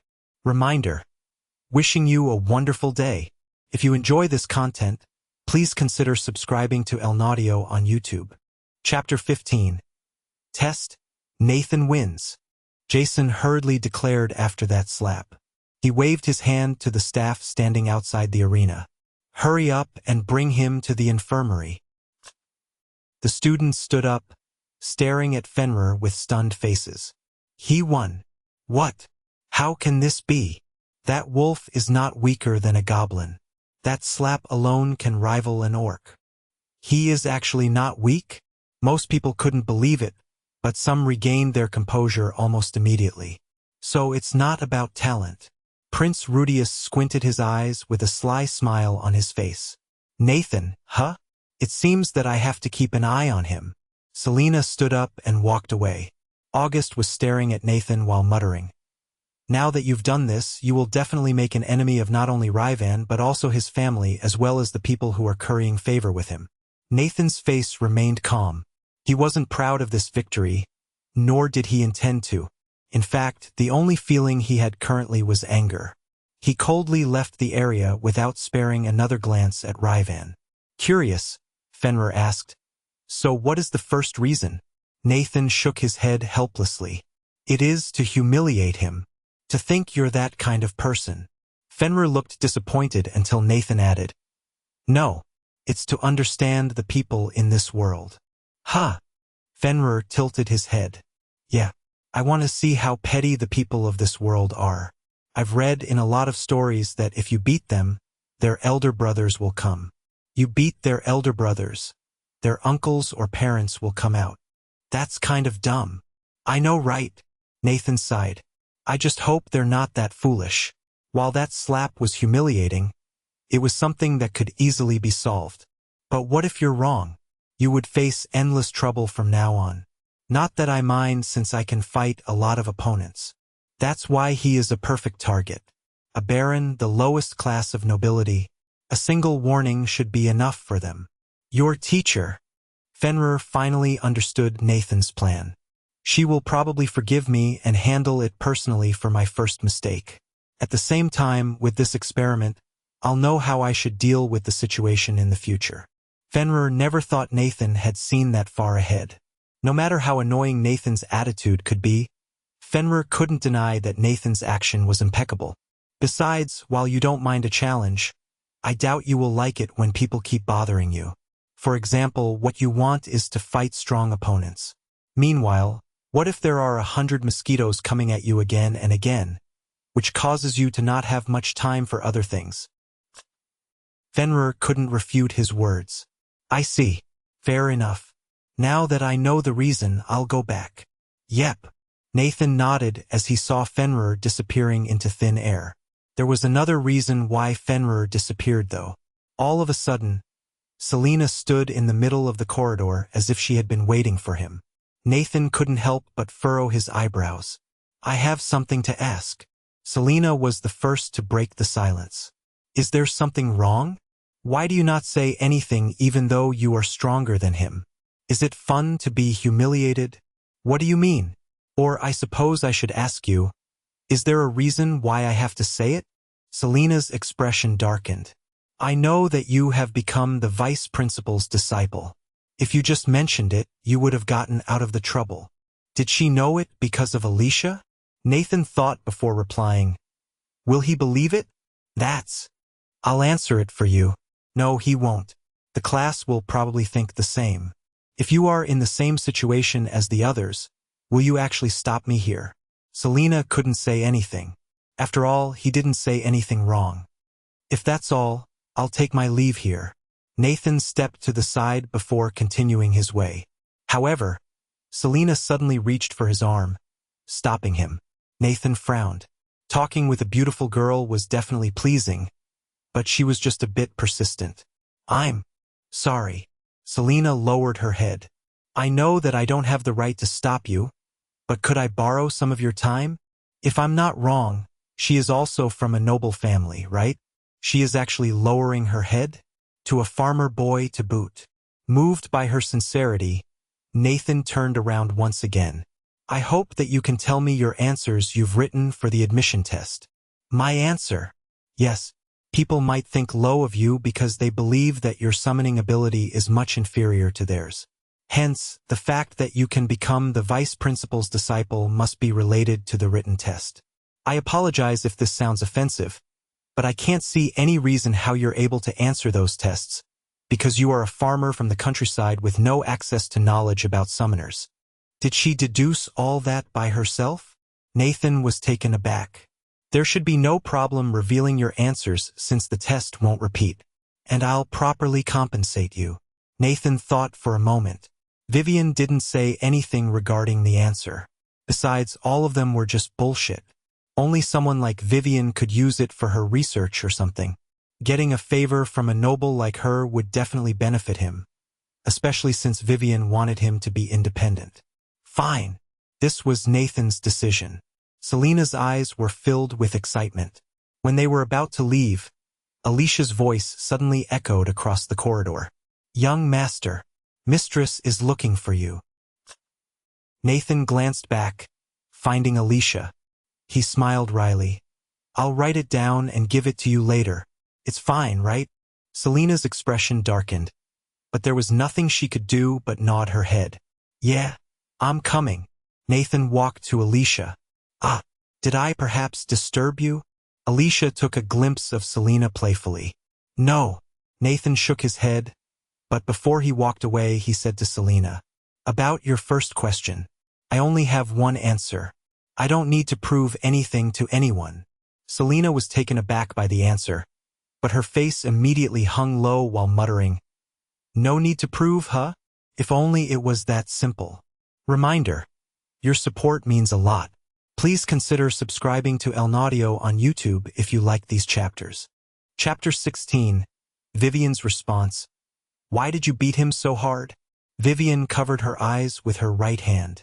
Do you think you're cool just because of it? Nathan frowned. He wanted to test Vivian's character as well to see whether she would be a good teacher or not. She might be strong or something, but if she was the type of person who abandoned her disciple or was just a full hypocrite, he would create a line between them. I beat him that hard to show others that I'm strong. It's not about cool or something. It's about stopping people from bothering me. I know that Fenrir is not a humanoid familiar, but I don't want people to cause unnecessary problems just for that very reason. Even if you manage to do it today, people might not think of it that way in the future. Vivian raised a finger. And there will be some people paying attention to you. They'll be troublesome to handle. I'm aware of it. At the same time, they're not the only people. Those who are interested in me. As you said, I have to be independent. If I want to have all the resources I need as well as create a connection, I have to show my strength as well. Nathan shook his head helplessly. Vivian fell silent after hearing his reasoning. She only added, well, I'll be warning the Baron to not touch my disciple.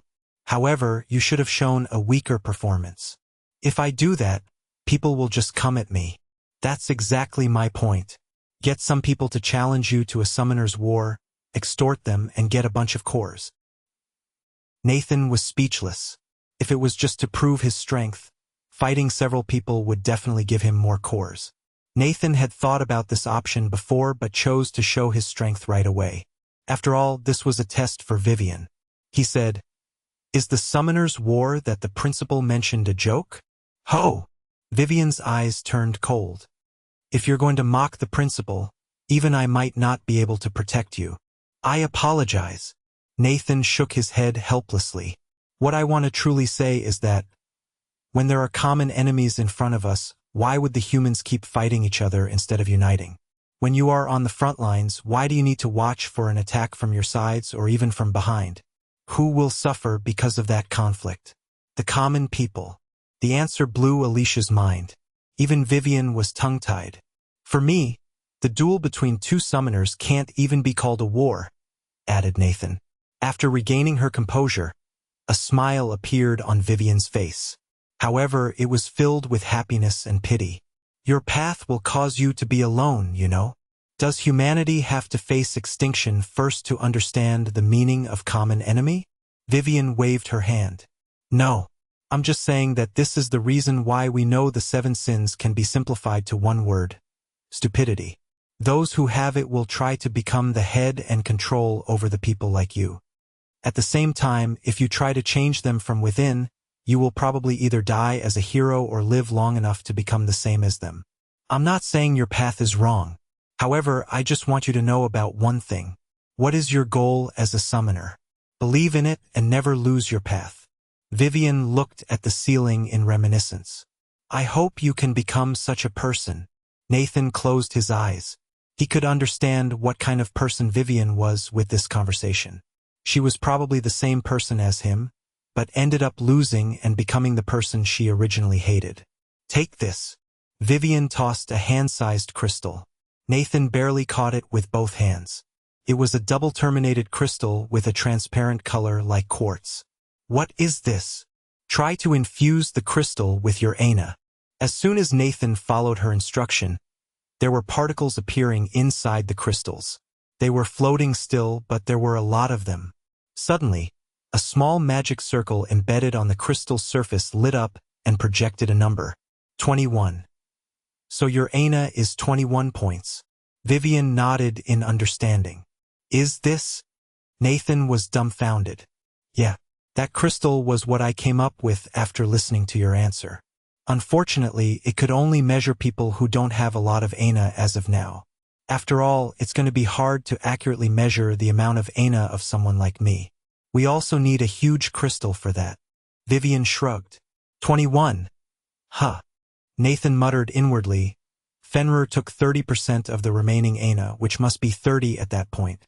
And he said he took half of my ana for the original summoning, meaning that my ana was originally 60 points. It's much easier to understand now.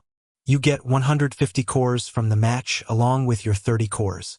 I want you to record the number of ana you will have after swallowing all those cores. Of course, it'll be better if you record it one by one. This way, I can create a general amount of ana you can get from a proto-class core. Also, as thanks for your idea, I'll be adding you as my for this project. Nathan shook his head. I'm grateful for your appreciation, but I don't think my name deserves to be there. No can do. If I can't even be fair with my disciple, why would I even take you as my student? This is also so that people will recognize you more. If that's the case, why don't you add that you get inspiration after getting an absurd answer from a certain student? Once people know about me being your disciple, I think they will understand the connection sooner or later.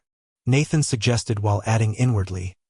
By that time, I should understand the world enough to know what I should do in case I get into trouble because of it. Vivian nodded. All right, in 2 weeks you are going to Tevlin Forest with your classmates. It is to experience the fight against alien symbiotes for the first time. The teacher and his familiars will be watching over, so it should be pretty safe, but don't hold back. For now, you can go back to your dorm and continue with the lessons. I understand. Nathan politely bowed before taking his leave. Once he left, Alicia couldn't help but smile. It seems that you're pretty happy with his answer, mistress. Do I look that way? Vivian scratched the back of her head. Well, I don't really understand him. Sometimes he is just like a normal kid having naughty thoughts here and there. Other times, he is like a different person. Still, I hope that he can grow as much as possible in the next 1 month. Yeah, it'll be time for him to summon his second familiar. If his second familiar is also an animal, it means he is different from anyone else. If his second familiar is a humanoid creature, it means this is just a coincidence. Vivian nodded. If it's the former, there might be a lot of people interested in him. I'm not going to let any of them have him. Vivian snorted. Reminder, your feedback and support help us grow. Please subscribe to El Naudio if you'd like to hear more stories. Chapter 17. Cores. Nathan was sitting on his bed, staring at all 180 cores he'd got. He crossed his legs while saying, according to the instruction manual, I'm supposed to swallow this core. The cores had a round shape and a pale gray color.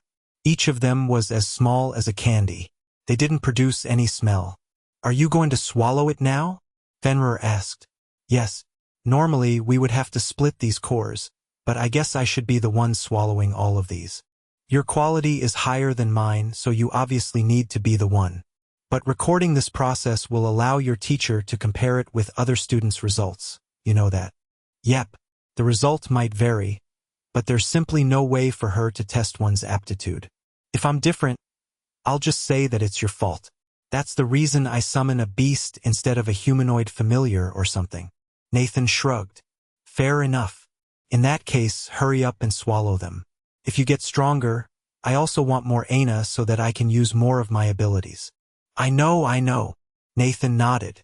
He grabbed one of them and put it into his mouth. It doesn't have a taste.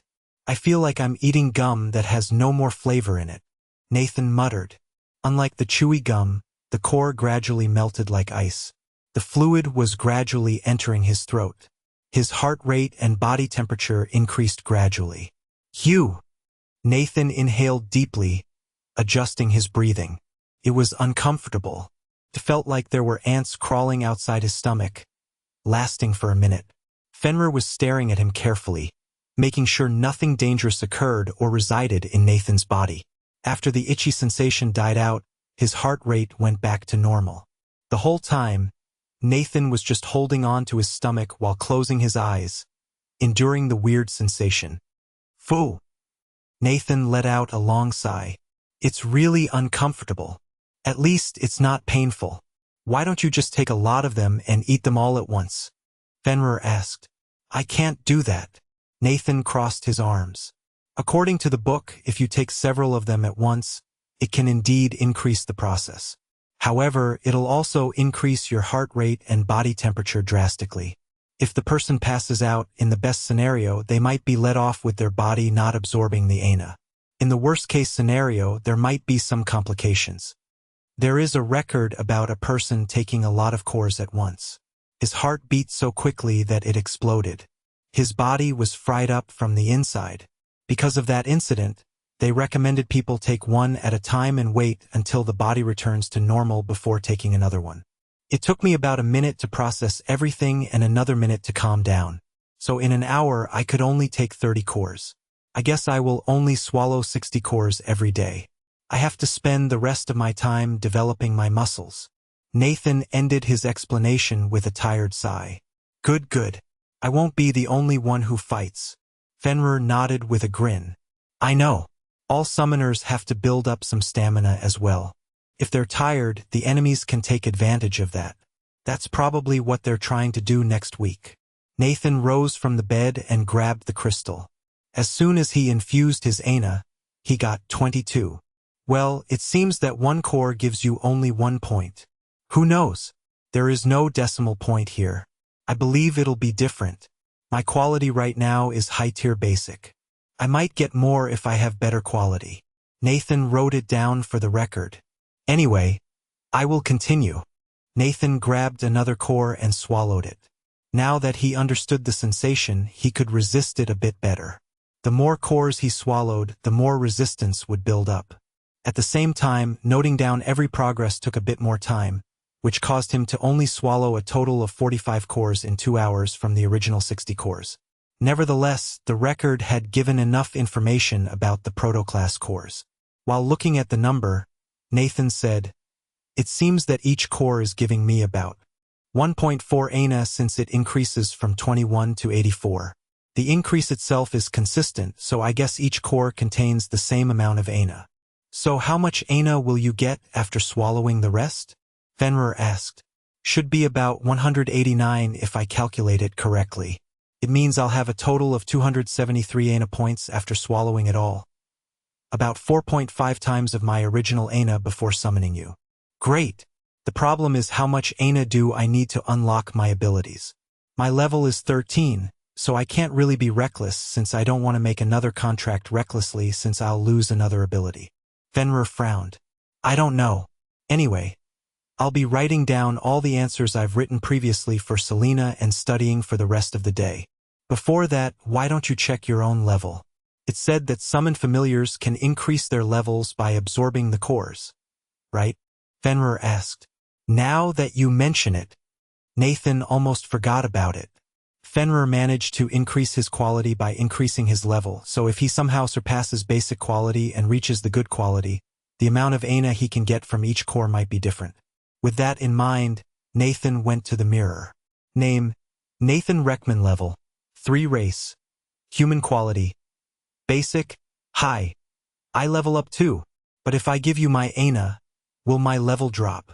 Nathan frowned. Probably, but I don't think it'll go down to 0. After all, your initial level should be 1 with 60 ana. Fair enough. Nathan nodded in agreement. If that's the case, my quality can increase and decrease depending on how much ana I have. It makes summoning familiar more complex. True. With your current rate, you get 70 ANA with 50 cores. But if your quality increases and you somehow get 80 ANA with 50 cores, it might not be significant at first, but it'll be in the long run. Fenrir nodded. But if you're too greedy, it'll also cause our growth to be slow as well. I know. I'll just put more thoughts into it, not becoming greedy or paranoid. Nathan waved his left hand, his other hand writing down the answers. Reminder. Hope you're enjoying the adventure. For more, please subscribe to El Naudio on YouTube. Chapter 18. Stance. I've written down everything. Nathan handed over the paper to Selena. Selena skimmed the answer for a bit, only to be shocked by such a different perspective. The more she read about it, the more she realized why Vivian accepted him as her student. Well, I'll get going. Nathan didn't bother with her anymore. He never thought that Selena would be waiting in the corridor leading to the class as if preventing him from escaping. Selena's body twitched as she immediately said, "Please wait. I haven't asked you about the reward. How do you want me to compensate you?" You was what Nathan wanted to say, but he hadn't really thought about it. I don't know. Selena thought for a moment. The answers themselves might not be important, but the way he thought was valuable. Getting this answer allowed her to understand the kind of perspective valued by Vivian. I don't think I can give you money. How about I pair up with you during the trip? This trip should be about hunting those invaders, so going together will increase our chance to produce a good result.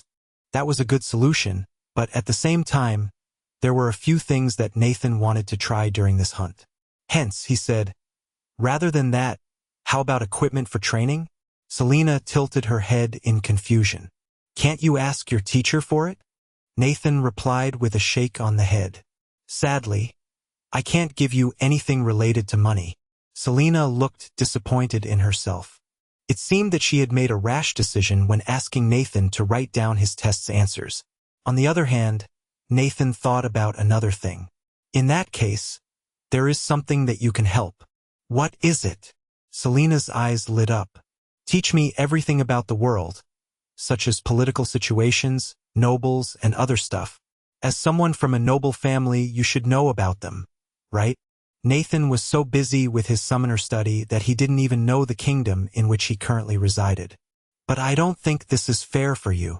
You think it's not fair, but I think it's fair. Nathan shrugged. Well, that's about it. How does after school in the library sound? I understand.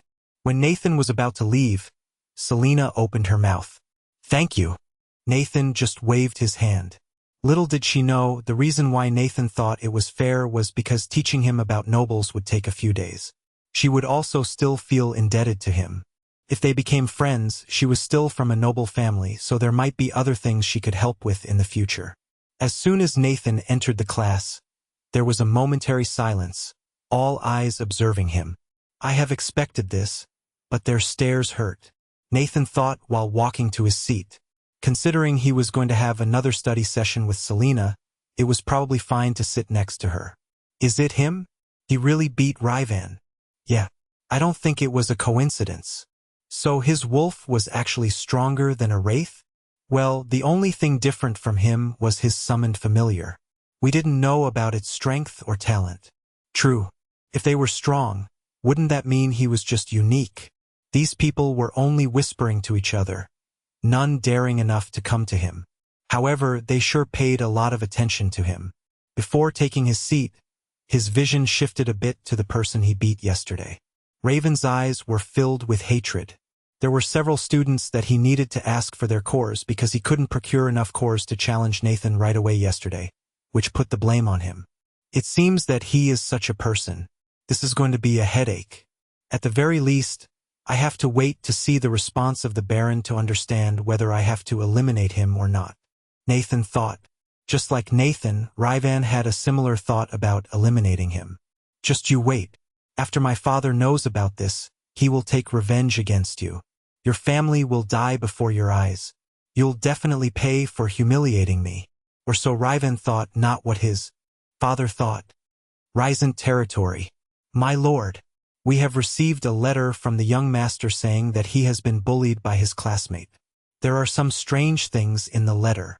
Raven's father, Xavier Risant, was a middle-aged man with rather kind eyes. While turning around, Xavier frowned. Bullied. Yes, it seemed that the young master challenged this guy and was defeated. Who was the other person? The son of a farmer in our territory. It was said that he was taken into the academy when someone spotted him to have an ana inside his body. According to the report, it was said that his talent was much lower than anyone else in the academy because he summoned not a humanoid familiar but an animal. An animal? Xavier thought for a moment. Why does it sound contradictory? First, he challenged his peers because he believed that his talent was weaker. Yet he still lost against him in a fair duel, right? It did seem so. If that was the case, it wasn't that the farmer boy was weaker, but he was different. I knew Raven's talent. To defeat someone like him would mean that the farmer boy's strength was among the top of his class. That's... The butler paused for a moment. How should I reply to the young master? He is asking for our help to kill him and his parents. Why did he even bother to challenge someone? If he stemmed from this territory, he should have befriended him. That farmer boy might even work for us in the future. The butler scratched the back of his head. Just say it. Xavier glared at the butler. It was probably the madam, sir. She probably felt threatened and tried to manipulate the young master to hate that person. Is she dumb? Xavier's eyebrows twitched. The butler didn't dare to say anything. Do you know what's the most terrifying thing in this world?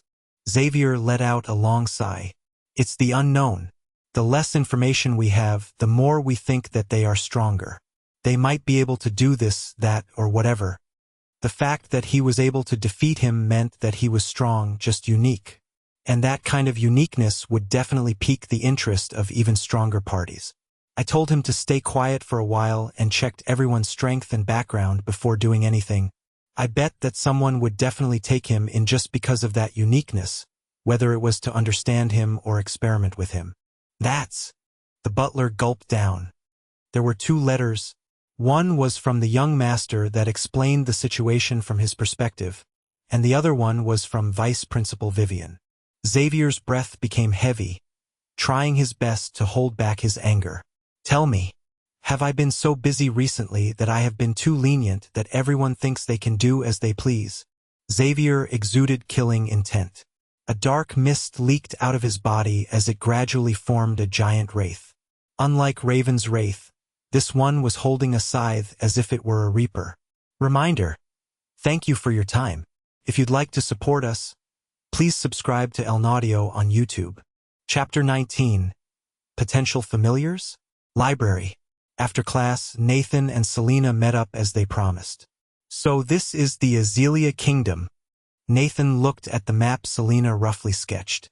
Yes, we might not be close to the front line, but we're just right behind it. The kingdom south of this place, which is directly connected to the alien border, is the Liastian Kingdom. Their second prince is our classmate. Also, there is another country that develops for the grace of angels, the Holy Kingdom. They are prospering under the blessing of angels, which allows them to supply food for the front line as well as helping the injured. On the west, there are 2 places that you might need to be aware of. The first one is the Blacksmith Guild. Their heir, August, is also our classmate. The second one is a kingdom where the beasts reign supreme. Beast? Nathan frowned. He thought this would be something similar to him, but Selena clarified. Yes, the beasts are basically something like werewolves, centaurs, cat people, and so on. Their summoned beings are half animal, half human. I see. Nathan nodded. In the north, we have the famous dead forest that is protected by millions of skeletons. Meanwhile, the east is basically the mix of everything. There are several powers, but I'm not very sure. There is a lot of jumbled information regarding the east. Is that so? Nathan asked. How about you? Are you a noble from this kingdom? I am. Selena drew another sketch. She marked the first one as Phryxia Academy, where they were currently studying. My family is somewhere around here. She circled the area on the west, which wasn't that far from the Holy Kingdom. Does your family experience a famine or something? Does the Holy Kingdom not help you? Nathan asked with an innocent face, as if he were clueless about how absurd his question was. What? Selena was baffled by the question. I thought that because you said you couldn't do anything related to money, your family might be suffering from famine, Nathan explained, taking advantage of his identity as a farmer. No. Selena's face contorted. It was because she couldn't say it. She looked like she was in a lot of pain. Did I say something wrong? I apologize. From that reaction alone, Nathan realized that the situation was much more complex than he originally thought. It was better to leave it at that. Selena bit her lips, remembering when Nathan said he didn't need to prove himself. If only her life was so easy. How can you say that? Do you know how much I want to be a boy? My family has been cursing me because I'm a girl and the vampire we summon is based on our gender. In other words, even if I have the talent, I don't have any chance to summon a vampire progenitor. I want to prove to my family that I can also do it. Selena took a deep breath. She felt so stupid. Why would she even get angry because of it? Nathan was just asking because he was curious and had no intention to mock her. Still vampire, huh? Nathan looked at the ceiling. If I can only summon a beast, I guess Cain is out of the question. Bang! Nathan's body twitched as he lowered his head. Selena just slammed the table, her eyes turning bloodshot. What did you say? Selena clenched her hands. How do you know about the vampire progenitor that my ancestor summoned? Huh? That question shook Nathan to the core. Cain existed? Nathan asked himself. He just made a random remark, but he thought that since he was a vampire, he couldn't summon him. I haven't mentioned a single name. How do you know about Cain? No, what do you know about him? You wanted me to teach you about things, but did you actually already know about it and just play dumb this whole time? Was it that fun to watch me make a fool of myself? Nathan didn't expect such an intense reaction from Selena. At the same time, it would be troublesome if this continued. There was only one escape route. Nathan hurriedly said, I heard it from Fenrir. He said he missed the time he fought against Cain after seeing your familiar. Selena's expression turned serious. Fenrir? The wolf you summoned? Yeah. Nathan nodded. Did he say anything else? Selena asked. Did he know how to summon Cain? No, how did he fight Cain? Did he win? What happened? I don't know. He did mention 3 names. Cain, Dracula, and Lilith. Nathan tested the water by stating those 3 famous names. To his surprise, Selena sucked a cold breath as she said, You even knew the name of the vampire progenitor that my father has? The moment she confirmed her father had Dracula, something clicked in his mind. If Dracula and Cain exist, it means that they summon not only the creatures from normal fantasy. They are summoning the familiars from all kinds of sources as long as they are humanoid but not human. In other words, fallen angels like Lucifer or Azazel can be summoned here. No, even my freaking idol, the great sage, heaven's equal, can also be summoned to this world. Should I go to this country where beasts reign supreme and search the Monkey King? To completely confirm his theory, Nathan couldn't help but ask, By the way, who is the name of the archangel? Even though she didn't know the reason for that question, she still answered, Raphael. Yeah, that's it. Time to search for those cool and badass motherfuckers. No, wait, can I just summon them? I don't really want to know this. But what if I can only summon a divine beast? Well, it seems that I can only confirm it once I summon my second familiar. While Nathan was in deep thought, Selena kept muttering a single name over and over again. Lilith, Lilith, Lilith is a woman's name, right? If it's mentioned alongside Cain and Dracula, she should also be a vampire progenitor, right? Does that mean I can summon a vampire progenitor as well? Nathan caught a glimpse of her expression. She was strangely happy about the name. He couldn't help but wonder, there are a lot of sources about Lilith. If she somehow summons her, it won't follow the lore about Lilith being a combination between a vampire and a succubus, right? Nathan couldn't help but imagine Selena's face, which was devoid of expression most of the time, to be one like a succubus. Reminder, like what you hear. Please subscribe to El Naudio on YouTube and join our community. Chapter 20. Physical training. There will be a trip for you to experience hunting the aliens. It will last for a week. The teacher will be following you to ensure your safety, but remember that those who make a big result will be rewarded. And 2 weeks after this trip will be the day for your second summoning. It can be said that the amount of cores you get from this trip will influence your second summoning. If you manage to get a lot of cores, you will have a lot of Aina to sacrifice. For this second summoning, the school will be helping you to acquire an item for your sacrifice. Of course, those in the top 5 will receive the best option. Those 2 weeks are for the school to acquire that item. To prepare you for the hunt, we'll be starting with physical training. Jason had brought all the students to the field with a giant circle in the middle. The task for today is simple. For the next 2 hours, you will run until you can't do it anymore. Any questions? Teacher. August raised his head. What are we supposed to prepare or bring for the trip? Can we bring anything? Jason understood where August was coming, considering August was the successor of the Blacksmith Guild. His equipment would definitely be top tier. Jason explained, yes, you are free to bring any equipment with you, but only equipment. Other things will be provided by the school, and you're only allowed to choose 10 items. As for the details, it'll be explained once we're about to go. August lowered his head once he understood the explanation. Since no one raised their hand anymore, Jason continued while pointing to the left. If you don't have any questions, you may start now. Run in a circle. A lot of people reacted almost immediately, running before anyone else. Nathan remembered that Vivian offered him a weapon. It seemed that the others understood the importance of their own abilities. Some of them had been training since young, so they didn't have any problem when running like this. However, the majority of students had crappy stamina. They barely ran for several minutes and started dropping to the ground. What are you doing? Keep running, Jason shouted. Teacher, this is hard.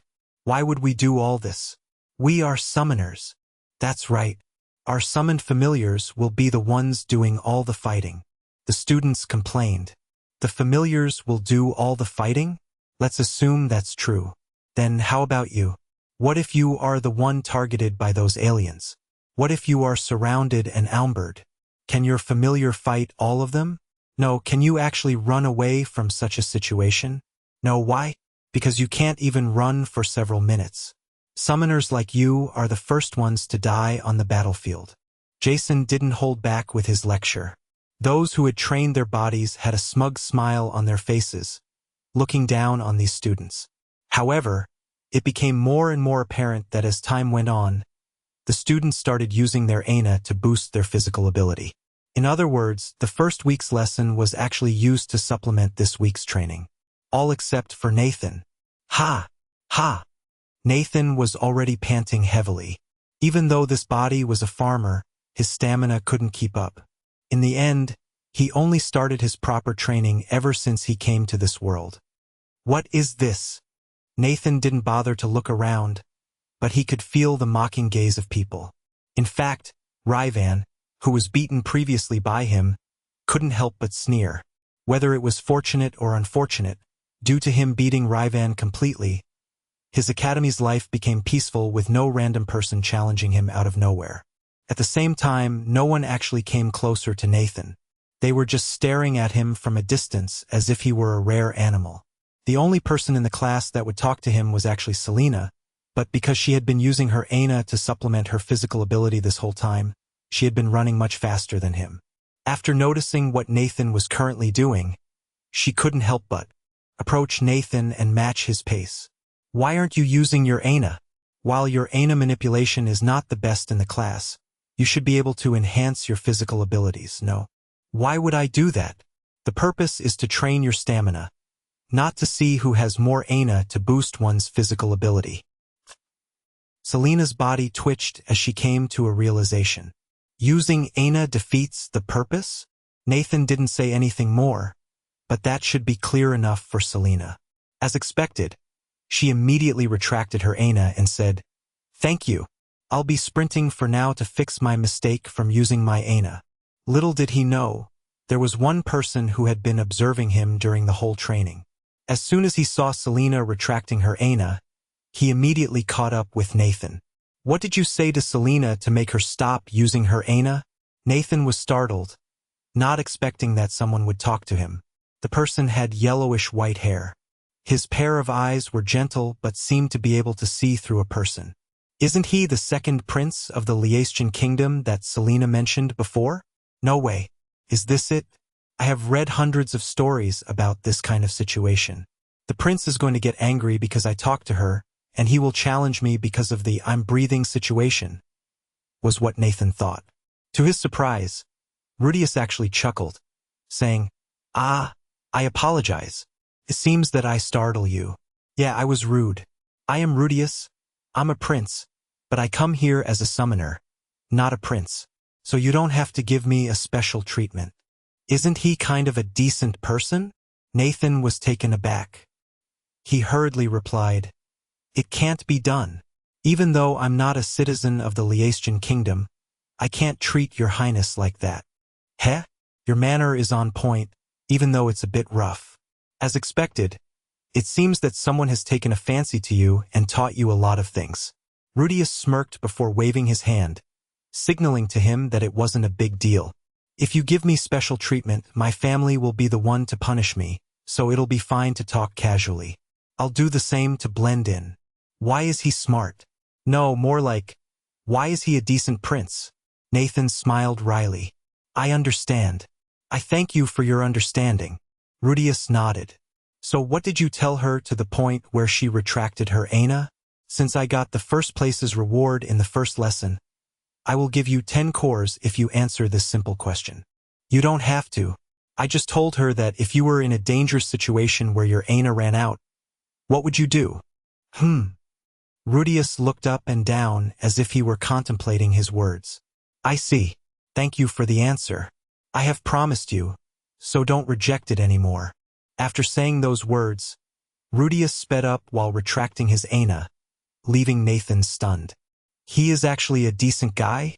Maybe I shouldn't see people with such prejudices. Nathan frowned. Jason couldn't help but smile when he saw what happened, thinking, yeah, that's it. Unless you are a completely sheltered human, there will come a time where you will run out of ana. People often neglect their own physical strength and end up dying during that time. Reminder, thank you for being with us on this journey. Please consider subscribing to Audio for future updates. Chapter 21. Nathan's Choices 1 week later. Jason looked at the students with a solemn expression. Everyone has worked hard in the past 7 days. However, everything is just a preparation for this. For the next 7 days, all of you will be living inside the Tevlin forest. You only have one task on this trip. It's to get as many points as you can. Take a look at this list. Jason pointed at the poster he had just put up. Survive 1,000 points. Kill a proto-class, 10 points. Kill a juvenile class, 100 points. These 3 are the only ways to earn points. The 5 people who have gotten the most points will be rewarded with special grade sacrifice material and cores. Any questions?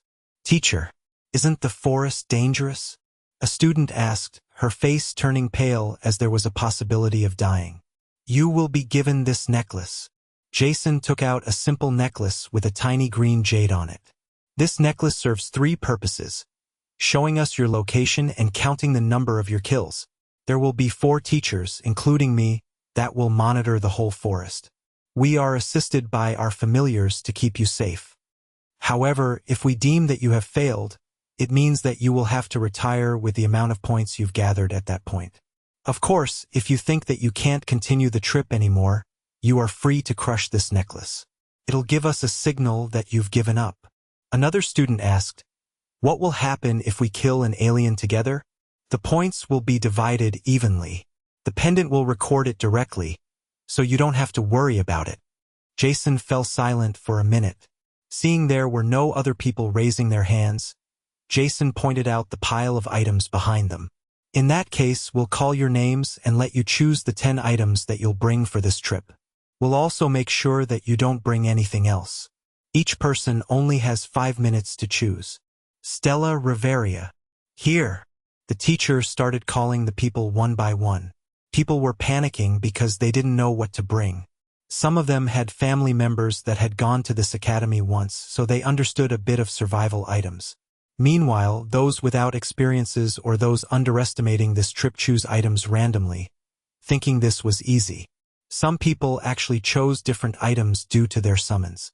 If they summoned an elf, they didn't really have to bring a lot of things since the elf was a survival specialist. After more than an hour, Nathan was called. He looked at the piles of items. Even though he had expected this, he was quite overwhelmed by the sheer amount of items he could pick. Should I pick a tent? But I don't know how to set up the tent. Cooking? I have never learned how to cook, but at least I should make a fire to warm me up. So a box of matches, is it? Even though I don't use weapons, I think I should bring a survival knife as well. I will also have a first aid kit, a water bottle, a rope, a blanket, a small towel, a compass, a small iron pot, and some spices, I guess. Maybe Fenrir can catch some fish and I'll grill it. It should be simple, right? Nathan picked up all the items he had in mind and showed them to Jason. You have 10 items. Jason confirmed it with a nod before handing a small box. This will be your share of jerky. It should be enough to last for 10 days. You will also receive 2 pairs of t-shirts and pants. That's all you'll have for the next 7 days. If you want to change some items, you still have 2 minutes. No, this is fine. All right. You may proceed to the carriage that will bring you to the teleportation circle. Nathan nodded. He packed up his luggage nicely inside the bag. It was quite big, but not too heavy for him to carry. It might hinder him a bit during a battle, but he should be able to easily drop the bag. Of course, he was also wearing the gloves that Vivian gave. When he came out of the room, he noticed that several students had actually summoned their familiars to carry the stuff for them. Nathan couldn't help but wonder what they would do if the familiar became too tired or unable to move perfectly when they encountered an enemy. In the end, Nathan just went ahead and sat on the carriage. It took them a while before the carriage was filled up. Because they called the people randomly, Selena was already ahead, making him once again an outcast. It took them only several minutes to reach the city's plaza. Instead of a water fountain to decorate the middle of the plaza, they erected a huge circular platform in the middle. There were 2 big white pillars connected with an arch at the top. When they climbed onto the platform, they could see a huge, complex magic circle covering the entire platform. An old woman wearing a school uniform had been waiting for them. Welcome. Some of you might already know this, but this might be the first time for some of you. This is a teleportation circle that has been arranged by familiars. We'll be using this to reach the rural village located near the entrance of Tevlin Forest. Once you reach the village, there will be another teacher telling you the next step. This might get a bit dizzy even for people who have used it several times. You can close your eyes to reduce it. Get ready, everyone. Once the old woman tapped the ground, the magic circle shone brightly. Some students closed their eyes out of fear, while others were already used to it. Nathan's eyes remained open this time, finding his vision blinded by rainbow-colored light as if he were accelerating. It was no wonder why the teacher said they would get dizzy. It wasn't just moving in a single direction. The light was curving randomly for several seconds before the sunlight once again replaced the blurry light. It was also the sign that they had reached the village. Reminder: thank you for being with us on this journey. Please consider subscribing to Audio for future updates. Chapter 22. Run in the opposite direction. Gay! That's disgusting. I can't hold it anymore. Nathan took a deep breath. It wasn't as bad as he imagined, but a lot of people actually threw up. If you have calmed down, please leave the platform right away. It seemed that this was just a normal occurrence. In fact, the moment they were done, the person guarding the teleportation circle summoned a fish-like humanoid creature to spurt out a huge amount of water to sweep everything clean. Another teacher was waiting right in front of the teleportation circle and shouted, "Please wait over there with the others. Don't go anywhere because we'll start the moment all students are here." To Nathan's surprise, Selena appeared out of nowhere to meet him. "Aha! What?" Nathan frowned. "Do you want to have a competition against me?" Selena asked with a solemn expression. Nathan had once rejected to pair her up with her, so she wondered if the opposite thing would work. Competing against you? Yes. Selena nodded. If my score is higher than yours, I want to know more about Lilith. I want to know what kind of item might be able to summon her. What if I win? If you win? Selena tilted her head in confusion. I'm sorry, I haven't thought about it. You previously increased the bet on the opposite side. So, I guess you can ask me anything, even if it involves money. So you can move your family's money now? No. I'll just work to earn some money to fulfill your condition. That's why I might not be able to give it to you immediately, but I'll fulfill my promise. It was a rather tempting challenge. With their current strength, he had about a 40% chance to win. After all, he had absorbed a lot of proto-class cores before coming here. Besides, there was something that he could ask from Selena. After some careful thought, Nathan agreed to the proposal. All right, let's do it. Selena's eyes brightened. Even though she wasn't a person who showed a lot of expression, Nathan could still feel the fire burning in her eyes. She was ready to crush Nathan with a complete victory. It seems that all of you are here, Jason shouted while standing on top of the platform. We'll immediately begin the event. Tevlin Forest is northwest of this village. You will be able to see it from here, so go there at your own pace. For the next 7 days, you'll survive inside that forest. Once the sun is set on the 7th day, we'll immediately bring you back to the village. Remember, this is the first day. After giving that speech, Jason jumped off the platform with a nonchalant expression. Eh? Have we started yet? They are not bringing us to the forest? Which one is the northwest again? Is that the direction? I could see some trees in that direction. All of a sudden, August and Rudius ran in the same direction, heading straight to the forest. Their actions caught the attention of the students around them. That is His Highness Rudius. August is also heading in the same direction. Not good. They are having a head start. Hurry up. A mass panic occurred as they stormed outside the village, leaving Selena behind. Yes, only Selena who hadn't gone yet. She looked around, noticing that Nathan must have gone together with the others. Hence, Selena dashed at full speed trying to catch up. The 4 teachers were standing side by side. Ho ho, there they go. An old man chuckled. There are a lot of students this time. I wonder how many points they will get during this event. That is true, especially since there is one interesting student. The old lady that activated the teleportation circle smiled. As expected, you also notice him too. A woman the same age as Jason smirked. Of course, the first one to react is that kid, and he is able to discern the hidden task in this test. I'm interested in this kid. The elderly female teacher grinned. Whenever they are going on a mission, the most important thing is to have enough information, especially from the locals. That kid is doing it right. If I'm not wrong, isn't that the kid who summons a beast? The male teacher mumbled. That's it. I want that kid to be my student. The female teacher stepped up. Even if you two are going to fight me, I'm going to be his teacher. I'm also curious about how he is able to summon a beast instead of a humanoid familiar. I don't think that's a good idea. Jason opened his mouth, sweat covering his forehead. Teacher Jason? What do you mean? Do you think just because you are the homeroom teacher of this guy, you have the right to stop me from taking this child as my student? The female teacher gritted her teeth. Jason looked away, his face showing a clear fear. I'm just saying that you shouldn't do that unless you want to become a fertilizer. As the teacher said, the first one to dash away was none other than Nathan. However, Nathan rushed in the opposite direction. Yes, instead of going to the forest, Nathan actually moved deeper into the village. The first thing he visited was none other than the tavern of the village. Nathan's expression turned solemn while thinking. Teacher Jason told us to start at our own pace, so this didn't break the rule. In fact, I felt like he was prompting us to realize the clue. Nathan rubbed his chin before he heard the friction of the spoon against a wooden bowl. Oh my, a student? I saw that your friends are already going to the forest. Are you not going with them? The middle-aged staff smiled while placing the bowl. Thank you. The teacher told us to go at our own pace, so I might as well get something to eat first before going there since I definitely won't fill up my belly with good food for a while. Nathan chuckled. Ha ha ha, what a polite child. The staff chuckled. Auntie, do you know anything about the forest? I'm a bit scared. Nathan asked, showing an innocent face. The forest. Huh? I should be the one asking you.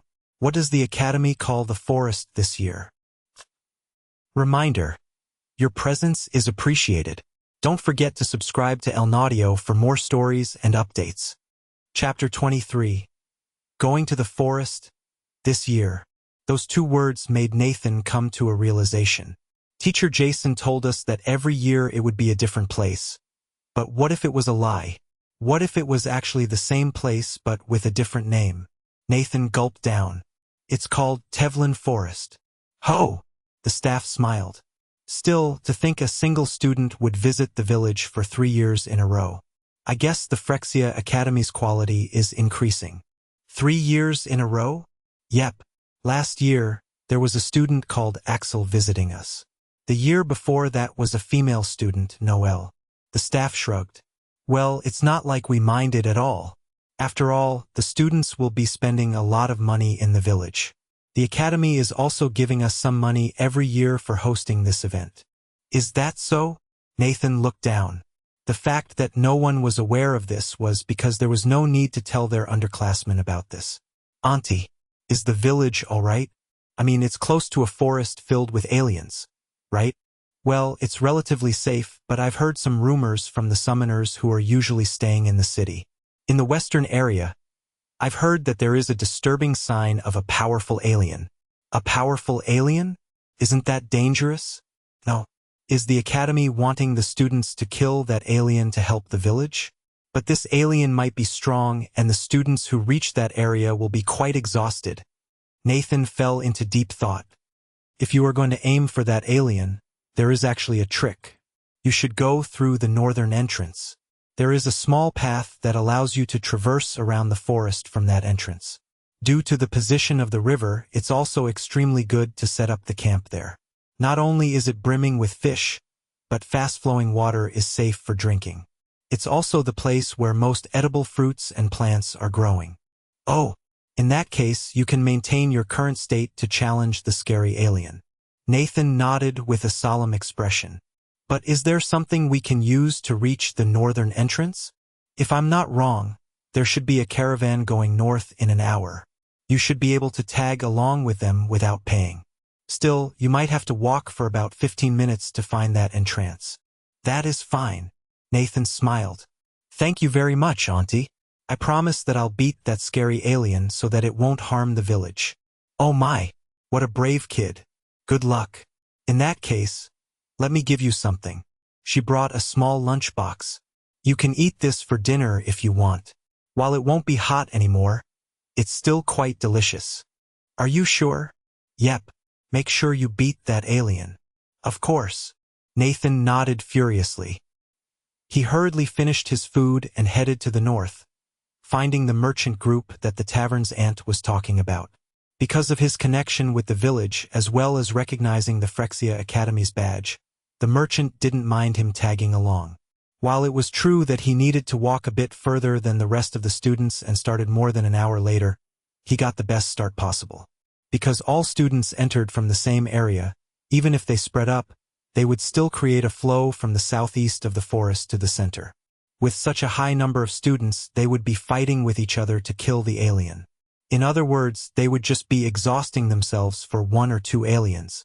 And the teacher chose this timing so that they couldn't think rationally due to hunger. Conflicts would arise as the students were unable to endure their impulse. At the same time, taking their time to eat would just slow them down. Hence, it was a messy start for all of them. Meanwhile, Nathan could actually come to the northern side of the forest. And the moment he entered the forest, he was in perfect condition with no competitors. In other words, all the aliens on this side would be his for the taking. Fenrir. Nathan summoned Fenrir as soon as he stepped into the forest. Yeah, this is going to be exciting. Fenrir smirked excitedly. I can finally go all out. And don't forget that you have more Aina than me right now. You can use Deadly Claw again and again to kill a lot of enemies. I know. I'll be playing my part. In fact, I can actually increase the amount of Aina you have, you know. Nathan smirked. Soul contract, right?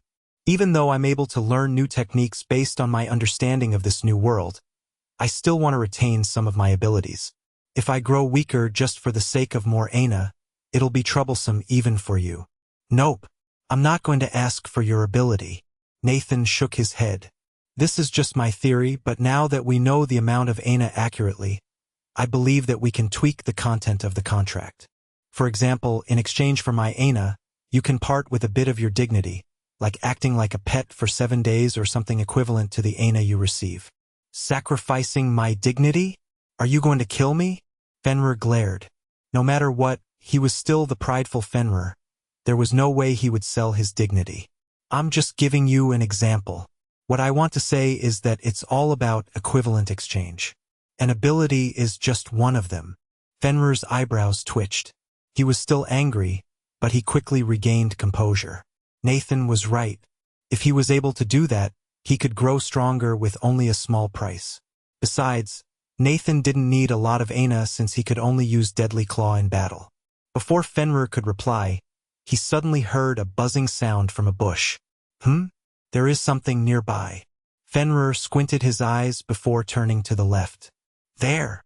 Nathan hurriedly turned around, finding the alien for the first time. And he was actually surprised by its appearance. Isn't that? Reminder. Your support means a lot. Please consider subscribing to Audio on YouTube if you like these chapters. Chapter 24. Alien. Isn't that? Nathan gasped in shock. The alien that came toward him was coming on all four. However, those limbs were similar to those of a human. It had a rather humanoid body but moved like a beast. It had tentacle-like tails, flapping around. Its head was elongated, which was similar to an image that Nathan had in mind. Its pale skin made it look like a ghost. At the same time, the veins on the skin felt like they were made of small organisms. Goddamn, the appearance is like those aliens in Lovecraft, but those things in its skin looked like it was made of symbiote. That's so cool. Nathan sucked a cold breath. However, the alien suddenly leaped toward him. Its speed was quicker than Nathan, but not something he couldn't react to. No, he didn't even need to react. Fenrir stood on its way and waved its paw. The alien punched Fenrir's paw with the same amount of force. The sharp claws pierced through the alien's skin, but the entire force of that punch neutralized Fenrir's power. Both of them leaped back after sensing each other's power. The alien looked at the wound with its head despite having no eyes. It licked the wound with its long tongue, and surprisingly, the wound was gradually recovering as if its cells regenerated. Damn, this is so badass. I know a bit about Lovecraft, but it is actually enhanced with a symbiote life form like what's next? Am I going to fight Cthulhu that has been enhanced by apex form symbiote? This world is so sick. We have mythologies, fantasy creatures, and even aliens. Nathan shuddered both in fear and excitement. Oi, don't talk too much. We have to kill this one first. Fenrir shouted as he launched himself forward, preparing to engage the alien again. I know. Nathan squinted his eyes, remembering the lesson about the alien race. The alien race is divided into several categories by their physical ability, shape-shifting ability, regenerative ability, mind and intelligence, as well as Aina manipulation. The one you will meet in Tevlin Forest is limited only to proto-class and juvenile class. The proto-class only has minor physical strength enhancement and minor regenerative power. They're moving based on their survival instinct. However, the moment you underestimate them, your life will be forfeited. The juvenile class is stronger than the proto-class by having a basic shape-shifting ability, moderate strength enhancement, and basic regenerative abilities. After remembering the information, Nathan started looping around the alien. Even though it was only the proto-class, its physical ability had surpassed that of a normal human. The Aina inside his body started circulating rapidly, boosting his physical strength. Fenrir noticed Nathan's movement and waved its tail against the alien. The alien spread its arms to catch his tail, but it was actually able to sense the Aina Fenrir's tail was emitting. It changed its stance by putting its arms in the front. The tail shot out a crescent-shaped light, but unlike the wraith that was split into two, it was only enough to reach a third of its arm, and it immediately began regenerating. However, Fenrir's mission was to stop the alien. During that time, Nathan had reached his position and gathered his Aina in his hands. Deadly claw. With a wave of his hand, the Aina was extended like a claw. Now that he had more Aina to use, the claw actually reached the alien from 5 meters, 16 feet, away. Once again, the alien went beyond Nathan's expectation. It leaned down while its tentacle-like tails grasped the claws. Most of them were cut, but 2 of them remained intact and managed to stop the deadly claw. Nathan widened his eyes in shock. The alien suddenly jumped toward Nathan, shifting his target to the easier one. Nathan blocked the incoming punch with both arms, but it wasn't enough. He got pushed back and fell on his butt. "What are you doing, brat?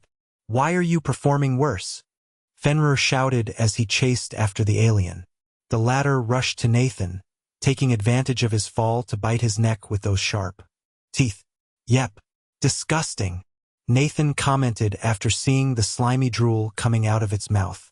He kicked the alien's jaw from below, causing the alien's body to arch. After that, Fenrir slashed the alien from the back with his tail. The alien let out a screeching sound as if it were wailing in pain. Unfortunately for the alien, Fenrir showed no mercy and let out a burst of Aina from its mouth. Whaff! The burst hit the wound and widened it before launching the alien to the tree. Nathan got back on his feet and used the deadly claw from above, cutting its head into 4 and splashing the blood in all directions. "Sorry, I was a little too excited earlier. I'm a big fan, you know," Nathan apologized. Fortunately, all students had learned the basic strengthening during the first week, so he wasn't injured after receiving that attack. Still, it didn't change the fact that a single mistake could be fatal, so Nathan had to apologize. "As long as you know that, I'm gonna get angry if you still play around next time. Remember, your life's on the line," Fenrir harumphed. "Besides, don't use your Aina too recklessly." "I know. It's just, I can't trust them if they have died or not unless I cut their head or sever their neck. That's the only way to confirm that an alien has died. They might be faking it otherwise." Nathan shrugged, showing that he recovered right after and tried to do the same thing. "Still, the alien is stronger than I originally thought. I can defeat it by myself. No, even that boy who summons a wraith could do it too. It's just one will be the limit. Probably a fourth of your class will have a hard time even fighting one of them," assessed Fenrir while looking at the corpse. "Yeah," Nathan replied nonchalantly as if he didn't care about his assessment, his eyes staring at the alien's chest. "Those cores you swallowed weeks ago." Fenrir abruptly stopped as Nathan pinched his mouth again, indirectly telling him not to continue the disgusting explanation. "How about you eat it, Fenrir? This is the original way for you to get stronger without the soul contract. My summoner is better because he can absorb it more efficiently. I'm fine. This is just a test." No. It's only right for the summoner to get it." Both of them had their eyebrows twitched. Nathan said with a disgusted face, "You gouge it out and we'll clean it later. I'll have to sacrifice myself, I guess. Reminder, your support means a lot. Please consider subscribing to Elnaudio on YouTube if you like these chapters." Chapter 25. Conditions. As Fenrir said, a lot of students were struggling against one of them. Scree! A goblin swung its club at the alien's head, smashing it to the ground. Yes! Its summoner pumped his fist, believing he had won. It looked like an effective attack, but the tentacle-like tails caught the goblin. The moment the alien rose from the ground, the alien punched the goblin's stomach, causing it to spat a mouthful of blood. The punch blew the goblin away, its body bouncing several times on the ground until crashing into a tree. The alien then rushed to the summoner. "Hi!" The summoner couldn't move its body out of fear. As a result, the alien punched him in the face, cracking his jaw. This was a perfect time for the alien to kill him, but right when it was about to reach the summoner, the alien stopped as its head slid down its body. Without the alien realizing it, a halfling had appeared and sliced its neck. The halflings looked at the student and said, "Roberto is now disqualified." In another place, a sylph shot out a crescent-shaped wind and cut the alien into pieces. A declaration had been made. Licia is now disqualified from the test. The number of students had started decreasing. Just like Jason said, the teacher would protect them, but it also meant this was the end of their trip. Half of the students were struggling against the alien since this was the first time they fought the alien. They didn't know how to deal with them or had gotten used to their movement. Some students even decided to team up. Even though they would get fewer points, they could defeat an alien with minimal losses. However, there were some students who managed to perform perfectly. Selena was looking down on the alien that had been pinned to the ground. All its limbs had been impaled by spears made of blood. She pointed her palm at the alien's head while saying, "Goodbye." A small burst of Aina flew toward the alien's head like a bullet. It pierced through the head before exploding, splattering all the flesh and blood in all directions. "With this, we have killed 3 aliens. We should take a break first, Mississippi. You haven't eaten anything yet. If you collapse, you simply can't kill more aliens. That person will definitely win against you if you end up falling sick." Selena let out a long sigh. "That's true. I guess we'll take a break somewhere around here. Please scout the area. I'll eat after getting the core." The vampire nodded. On another battlefield, a shield blocked an alien's rush. The dwarf was pushed back a little bit, but he immediately switched stance and smacked the alien's head with the shield. After that, it sliced the body with a big axe, splitting its body into 2. "Sorry for this, Rand. I'll help you once I'm done with this." August was munching the jerky with a sour face. "Please pay no mind." The dwarf nodded while looking around to ensure this place was safe. Unlike August, who wanted to help his familiar, Prince Rudius was eating the jerky while sitting on the Cyclops' shoulder. The Cyclops simply smashed the alien's body with its extraordinary strength, crushing the alien's internal organs. Go. Let's kill more," said Rudius as he found the score recorded in the pendant increasing. There was simply no need for him to help since there was a huge gap of strength between the protoclass alien and his Cyclops. The teacher was observing the students from above as another sylph created a platform made of wind for them to stand on. 19 students have been eliminated. A lot of them have realized that the alien's strength is greater than their imagination and started switching their strategy. It's normal. They think that just because they're qualified as a summoner, they can do anything. We have to stop the principal from inciting the students every single time. Ha ha ha. Still, it's good that they start teaming up. That's the most efficient method. Besides, that's how a summoner should fight. If you're thrown into the front line, you will have to work together with others unless you want to die. Not about the score or core. It's about survival. Still, that beast summoner is interesting. To think that he would go from the north. I guess he has found the hidden clue from the villagers. Well, it doesn't really matter. From how he is struggling against his first opponent, it doesn't seem like he is going to produce a significant result. Who knows? Jason shrugged. They are just starting. Every year, there will always be students who show exponential growth during this trip. But that Selena is able to kill the alien easily. August and his dwarf are able to cooperate with each other. They must have been sparring with each other a lot in the last 2 weeks. Still, the strongest one out there is Prince Rudius. With that size and strength, the Cyclops are simply too much. If there is someone who can take down a juvenile class, it's definitely going to be him. Jason sighed. Still, it depends on his performance. After all, the true test has yet to begin. The 3 teachers squinted their eyes. The survival life is much harsher than they can imagine. It's especially true for those sheltered kids. Without good food, their mood will go down. During the night, they will be unable to sleep. If they force their familiars to guard, their familiars will be exhausted the next morning. Yeah, their water is also limited, so most of them will have to find the river. And I doubt that they can search for food from the river or forest. Even though the commoners are usually showing less talent than those from good families, they are more resilient in this test. Well, we have to wait and see. Just like last year, most will drop out because their condition is too bad. Let's see how the quality of the freshmen is this year. How about the beast summoner? The teachers turned around, trying to find Nathan, who should have the upper hand. Nathan was relaxing next to the river with Fenrir playing around with the fish. Is he? He is not trying to survive. Why does he look so relaxed, as if this is a camping trip? Reminder: for more audiobooks and stories, don't forget to subscribe to Elnaudio on YouTube. Chapter 26. Quality versus quantity. While everyone started getting exhausted from all the battles, Nathan was actually chilling near the river. Waff! Fenrir let out a bark as a fish suddenly jumped out of the water.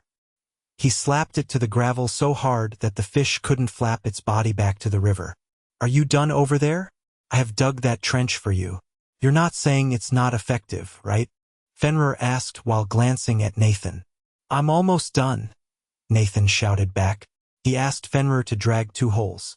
It didn't need to be very deep, but it should be long enough for Nathan to enter.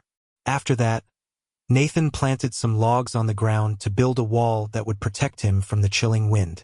On the left side, he used it for a small bed. On the right side, it was an empty hole with some bushes and dry twigs near the river. Are you done?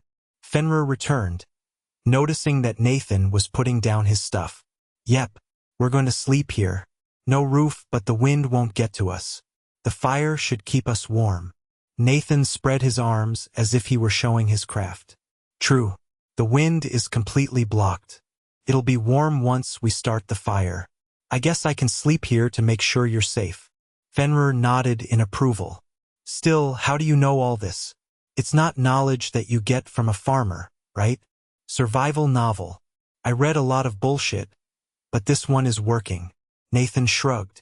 Well, it said that we can burn up some firewood and cover it with dry gravel to create a warm bed. But it's too scary since the description is saying there will be some steam coming out. I don't want to get burned while sleeping, you see. I don't really care as long as I can sleep. Fenrir shrugged. Yeah.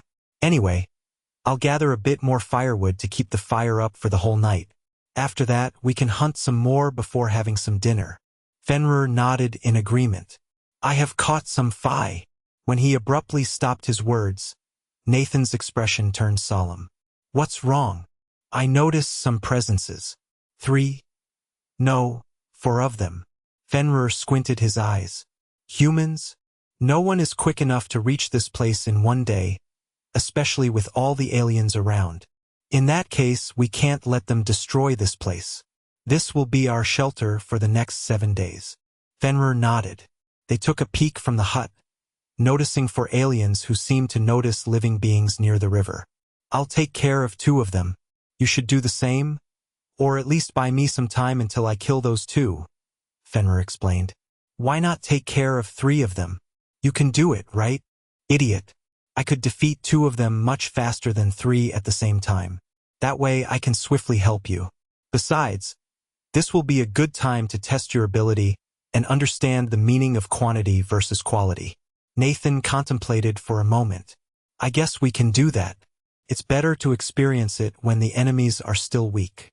Yeah, I'll take care of the 2 on the left, you stop those 2 on the right. Let's go. Nathan nodded. Both of them emerged at the same time, immediately going toward their respective enemies.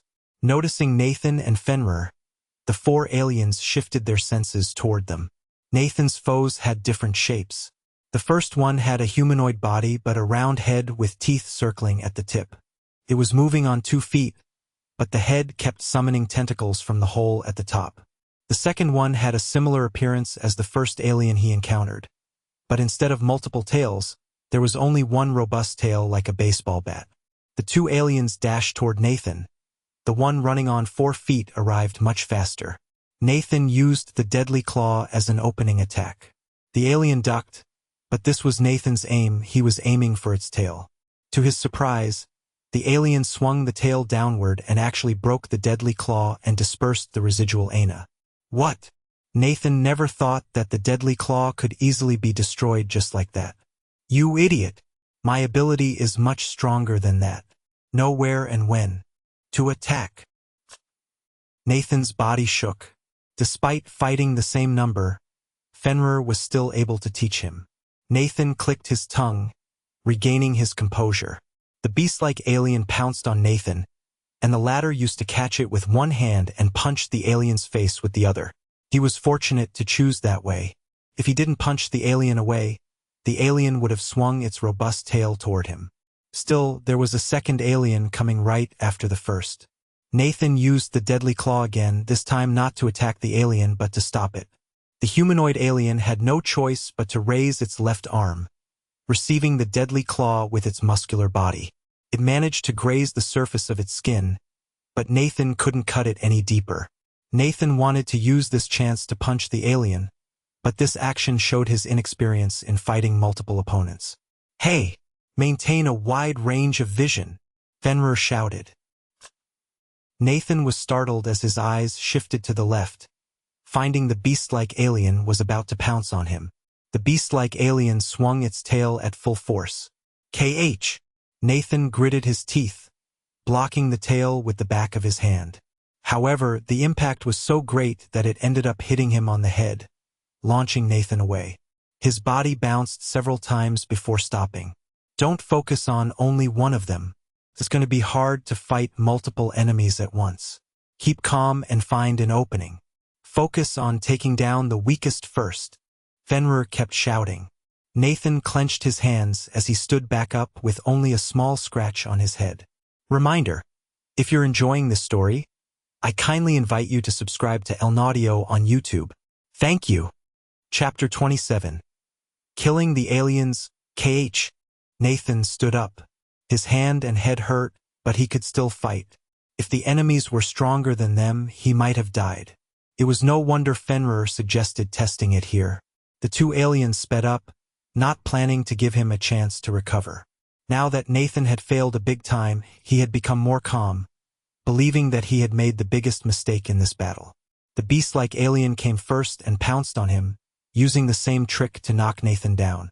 However, Nathan boosted his physical abilities with Aina. Right after the beast-like alien swung its tail, he slipped past the alien while lowering his upper body. Then, Nathan moved toward the humanoid alien while the beast-like alien had to stop its momentum and turn around. The humanoid alien spread both arms as though it wanted to hug him. Nathan stopped, which allowed the beast-like alien to catch up. With both of them coming toward him from the opposite directions, Nathan hurriedly tossed himself to the side, letting the beast-like alien pounce on the humanoid alien. Now that both of them crashed into each other, Nathan hurriedly got up and used the deadly claw. Surprisingly, the beast-like alien managed to swing its tail right at the deadly claw as if it had eyes on its back. "It's not working?" Nathan frowned. The two aliens immediately got back on their feet once Nathan's attack failed. This time, they attacked Nathan at the same time. "I can only block one of them, but it also means that the other will hit me." Nathan bit his lips, finally understanding the horror of quantity. "Keep calm and find an opening, huh?" Nathan had been trying to find the quickest solution to a problem. In this type of battle, he noticed that doing it would be problematic. He inhaled deeply, cooling down his head. Now that he thought about it, Alicia's training was similar to this. Despite fighting her alone, he would always get struck from an unexpected direction. "Keep your eyes open. By seeing the attack, you will be able to react," Nathan muttered, repeating what Alicia said back during their spar. The humanoid alien attacked from the right side while the beast-like alien came from the left side. He kept his eyes peeled, noticing that at the last moment pouncing movement increased the alien's speed. As a result, Nathan chose to avoid it first by taking a step to the right. However, there was a coming punch from the other alien. His head processed the situation almost instantly. Since the left side was blocked by the alien, he had to avoid this punch without going to the left. Nathan chose to lower his knees, barely avoiding the punch. After that, he moved diagonally and punched the humanoid alien in the face, specifically aiming it toward the other alien. As a result, the humanoid's alien tripped and crashed onto the beast-like alien. However, the punch was too weak because his right hand was still hurt from earlier. "I didn't use enough power." Nathan panicked for a second. Out of desperation, he kicked the humanoid's alien, which gave enough force to make them both fall. This was an opportunity to kill them.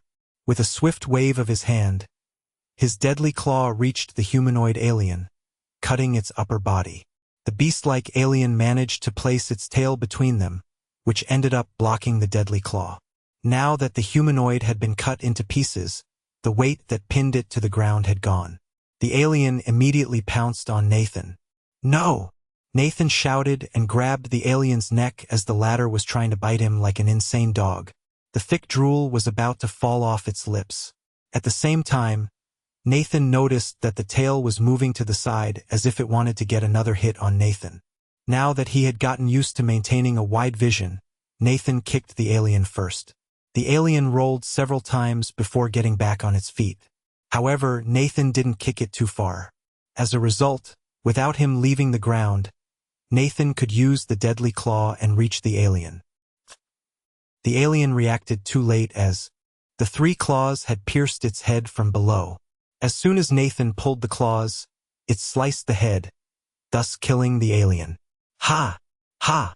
Nathan panted a few times as he continued lying down. "I finally killed both of them. To think that killing 2 aliens would be this hard." When he was about to relax, he remembered Fenrir was also facing the 2 aliens. "That's right. Fenrir." Nathan hurriedly got up, only to see Fenrir already waiting right in front of him. "It seems that you're finally done." Fenrir smirked. "Ha!" Nathan laid back down while complaining. "If you were done with your opponents, you should have helped me. I was planning to help you, but when I saw you gaining your momentum on the battle, I decided to watch until the end. It seems that you finally understand what it means to fight multiple opponents of the same level." "Yeah, I only have 2 arms and 2 legs. There's no way I can stop all attacks, especially when they attack at the same time. As expected, for the summoning ritual 2 weeks from now, I'll need to summon a familiar that can help us in battle." Nathan sighed. "As long as I understand it, you need to strengthen me first. Sell me your dignity." Nathan smirked. Fenrir tapped Nathan's forehead with his paw while saying, "I'm thinking about what I'm planning to exchange. Anyway, get some rest and review the battle. We might face more than 4 enemies at the same time." "I know." Nathan looked at the blue sky while muttering, "I wonder what kind of familiar should I summon next? It needs high battle prowess.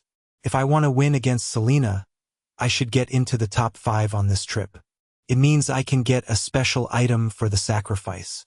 It seems I have to seriously consider what kind of item I want." Reminder: your feedback and support help us grow. Please subscribe to El Naudio if you'd like to hear more stories. Chapter 28. Built different the night fell. The true challenge of this trip had begun. On one corner of the forest, a student kicked a kobold while shouting, "Why can't you do anything? Hurry up and build me a tent. Caillou." The kobold was trying to say anything but could only tolerate his behavior. Unfortunately, the kobold couldn't build the tent. Not only did the student not bring any tent or the equipment for it, but the area didn't have anything that could be used as tents. The only things the kobold could find were twigs and fallen leaves. On another corner, there was a student in better condition. She had set up a tent, but the eerie atmosphere of the forest kept her awake. "Are we going to be fine? Are we going to be fine?" She kept asking the same question over and over again. There was a howl coming deep from the forest, which made her rise from her sleeping bag while saying, "What's that? The aliens are coming. I need your help, Axeles." She bit her lips, staring at her familiar. "I can be on the lookout, but if I don't rest, I won't be able to recover my stamina and Aina. In the worst-case scenario, I won't be able to fight anymore tomorrow. I don't care. There are so many dangers here. You're the only ones who can do it." She shook her head furiously, demanding that her familiar stay awake. Most of the students had similar situations. This was the first time they camped outside without anyone helping them. However, the commoners were different. Their lives weren't that good to begin with, so they had to do a few things for survival. Learning how to camp was included. Some students had set up a tent, but a few were luckier than the others since their area had a lot of firewood to warm them up. Meanwhile, August and his dwarf had worked hard together to build a dirt house. It was a simple cube with one chimney. You'll be on the lookout first. Switch with me 5 hours later, ordered August. The dwarf nodded in agreement. This whole time, August had been doing everything together, so their friendship grew during the trip. Meanwhile, the Cyclops were in a similar predicament. All right, it's good now. Rudius looked at the half-sphere made of dirt. It wasn't big or fancy, but it was a nice little hut that could block the wind. He had taken advantage of the Cyclops size to make this small hut like building a sandcastle. I will summon you once I need you. For now, recover as much as possible. We need to do this for 7 days after all. The Cyclops nodded before disappearing into thin air. Both Rudius and August had their own places to block the wind. The same couldn't be said to Selena. Ha! Selena let out a warm breath to the space between her hands while saying, "It's cold. You should have brought the tent." The vampire shook her head helplessly. "But if I bring the tent, my speed will be reduced significantly because they're so heavy. I have to win against him on this trip." Selena shook her head furiously. The vampire scratched the back of her head. She didn't know where Selena's obsession was coming from, but it wasn't her place to talk about it. If you fall sick, you're going to have a hard time for the next few days. You might even lose and couldn't do anything remarkable for this trip. I know. Selena looked down with a sad expression. She tossed more firewood while saying, "But it doesn't matter if I can't win. I need to prove myself to be able to summon a progenitor. If I can't, I will just become the puppet of a family." The vampire scratched the back of her head, unable to persuade her. "Anyway, you should sleep as much as possible. Make sure to wear more clothes and cover your entire body with an extra blanket." Selena nodded. She only took a blanket and a sleeping bag, so she also threw a towel on top. She hadn't found a river, so she had to move toward the river before her water ran out. "Are you sure you'll be fine during the night? I'm nocturnal. Even if I'm asleep, my sense is much sharper than what I have during the day. Don't worry, I can protect you while sleeping." She shrugged. "All right." Selena nodded helplessly. She lay down while wrapping herself as thick as possible. "It's cold, but I'm going to win," was the last thing she muttered before closing her eyes. The teachers smiled wryly. "The students are quite weak." "Yeah, there are only 10 people who seem to be doing somewhat better. It's a bit disappointing. Then again, this year, they have a lot of familiars specializing in combat, unlike last year." "Agreed. I should also check the student that took the North entrance." He raised his head only to drop his jaw. What's wrong?" Another teacher chose to check up on Nathan as well, only to get stunned by what she found. In his camp, Nathan peacefully sat down next to the fire with Fenrir, looking at the night sky. "Damn, so beautiful. Back on Earth, the city is so bright that we couldn't even see stars anymore," said Nathan while eating the dinner box he got from the tavern's lady. Unlike the others, he was much more relaxed. His camp had everything since he would be staying in this place for several days, unlike the others that had yet to reach their desired spot. He grabbed the makeshift kettle and took a sip of the hot water, warming his body. Even though this forest is dangerous, this place feels soothing. "Don't forget that we'll be fighting a lot tomorrow," Fenrir warned him before devouring the cooked fish in one go. I know. Looking at such a peaceful atmosphere, the teachers couldn't help but say the same thing. See, when the others are busy surviving in the forest, he's really treating this as a camping trip. Reminder, wishing you a wonderful day. If you enjoy this content, please consider subscribing to El Naudio on YouTube. Chapter 29. Ambush. Ha. Where is the freaking juvenile class alien we're searching for? Nathan complained. We have been going around since yesterday, but we haven't found a single clue of the juvenile class alien. It's not that big of a deal. We still have 4 days left. Fenrir shrugged while staring at the sky. We should get back soon. It's going to be dark in an hour or so. We have ventured a little bit too far. Fine, Nathan sighed. He might have become a bit impatient because he had promised the aunt from the tavern that he would kill this juvenile class. Besides, haven't we killed a lot of aliens lately? Yeah. Nathan scratched the back of his head. feeling a bit frustrated. Anyway, what's... Fenrir suddenly stopped talking and tilted its head to the left. What's wrong? I heard a scream in that direction. Let's help that person then, replied Nathan without hesitation. We can still get some points by killing the alien. Yeah, let's go. Fenrir led the way. They crossed the woods at pretty high speed before Fenrir noticed even more things as they were approaching that person. My instinct is kicking in. Something strong, but not in the direction of the scream from earlier. Fenrir pointed his paw to the right this time. Huh? Not in that direction. Nathan paused for a moment. Is the one screaming a woman or a man? A man. All right, let's check the danger first. Nathan pointed to the right. Fenrir's eyebrows twitched. You sure know your priority. What? The teacher is gonna save him even if we don't. On the other hand, if that scream somehow disturbs the strong presence, that might be the juvenile class alien, we would be screwed. Yeah. Fenrir sneered while adding inwardly, who would believe you? What? Nathan shrugged. Nothing. I'm just thinking that you're gonna face a lot of problems with that mindset in the future. I'm sure of it. Fenrir harumphed. Cursing me, eh? Fenrir didn't reply anymore as he guided him closer and closer to the strong presence he sensed. It took them 3 minutes since they had to slow down and be careful. They ended up reaching a small hill. The small hill was only 30 meters, 98 feet, tall. Even though the trees were scattered evenly in this hill, there was a small spot on its slope with no trees on it. It was there they found several aliens. 5. Nathan squinted his eyes. Proto-class aliens. It is a lot, but I don't think those are the ones you sense, right? Can you see that small cave?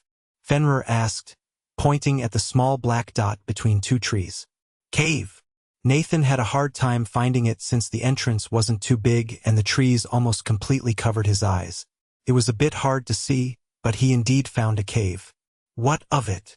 You might not be able to see it, but that's where the terrifying existence is. I can't see it well from this location, but I don't think I can win against that with my current strength. Fenrir's expression turned grim. As if sensing Fenrir's gaze, an alien emerged from the cave. It had pale purple skin. Its body was similar to that of a human, but its head was like a skeleton that was only covered with a thin layer of skin, which made the noses much bigger.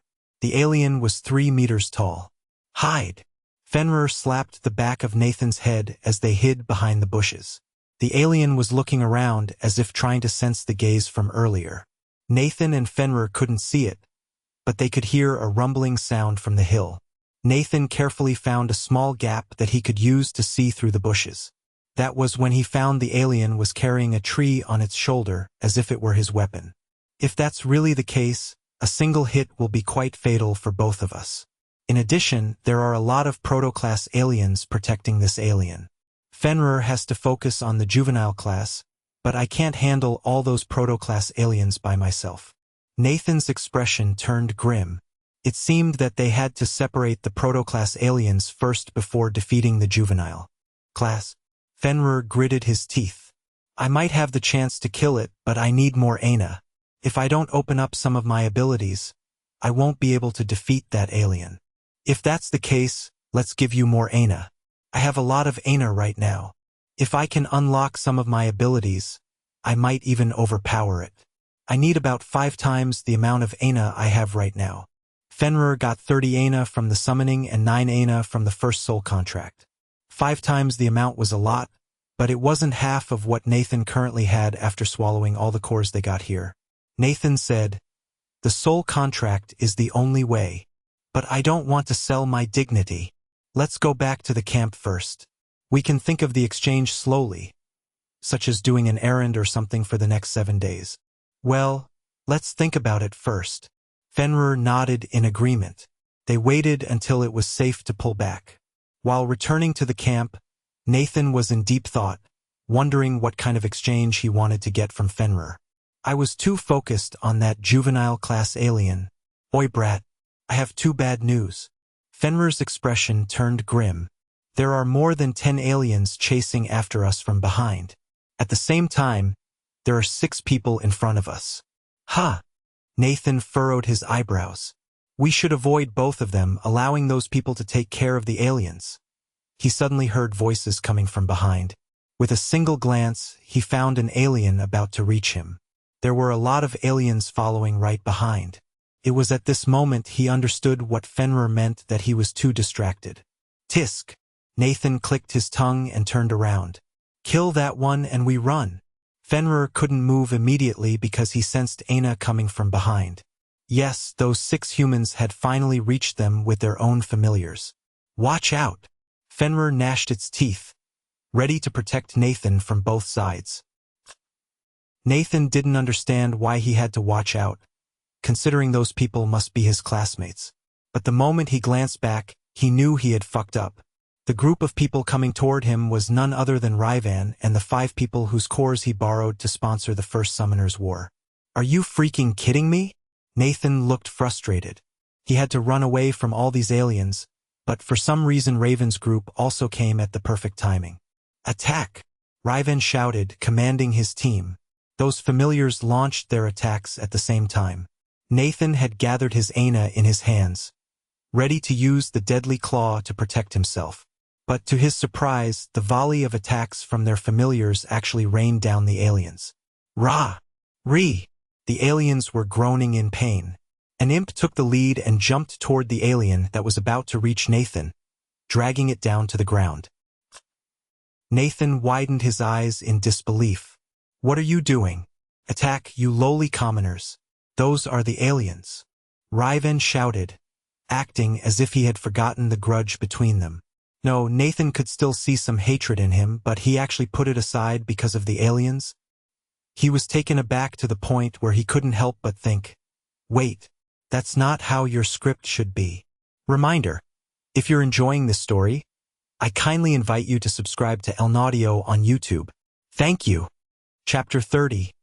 Defeating the aliens together. Wait, that's not how your script should be. Nathan wanted to say something, but the aliens started pushing back those familiars with their sheer number. In the end, the aliens still outnumbered them. Although he couldn't completely trust him, this was a perfect chance to strike back. Fenrir! Fenrir leaped toward one of the aliens that was stopped by a hobgoblin. It startled the hobgoblin, but Fenrir skillfully used his tail to cut only the alien. Understanding what happened, the hobgoblin immediately searched for another target. Meanwhile, Fenrir came toward other aliens, taking them one by one. Unlike a normal fight, the aliens were distracted so much that they could be easily killed. Agag! The orc suddenly screamed in pain while falling on its back. All of them shifted their gazes to the orc, finding a long cut mark on its chest. The one that took the orc was an alien, but unlike the normal one, this one had its pale purple skin half covered by a bluish-green color. It had a beast shape, but its tail was sharp like a sword. The 2 arms had an extension of a big cleaver that stretched on the entire lower arms. Fenrir immediately turned around and swiped his claw. The alien, on the other hand, blocked his claws with the huge blade on its arm. Fenrir had to leap back as the alien tried to slice him with the other arm. What is that alien? Nathan never saw an alien like this. That's a mutant, Ravian shouted. We have to retreat. There's no way we can defeat it. Mutant. Jason hadn't taught this yet, so Nathan asked for confirmation. Fenrir, give me an opening.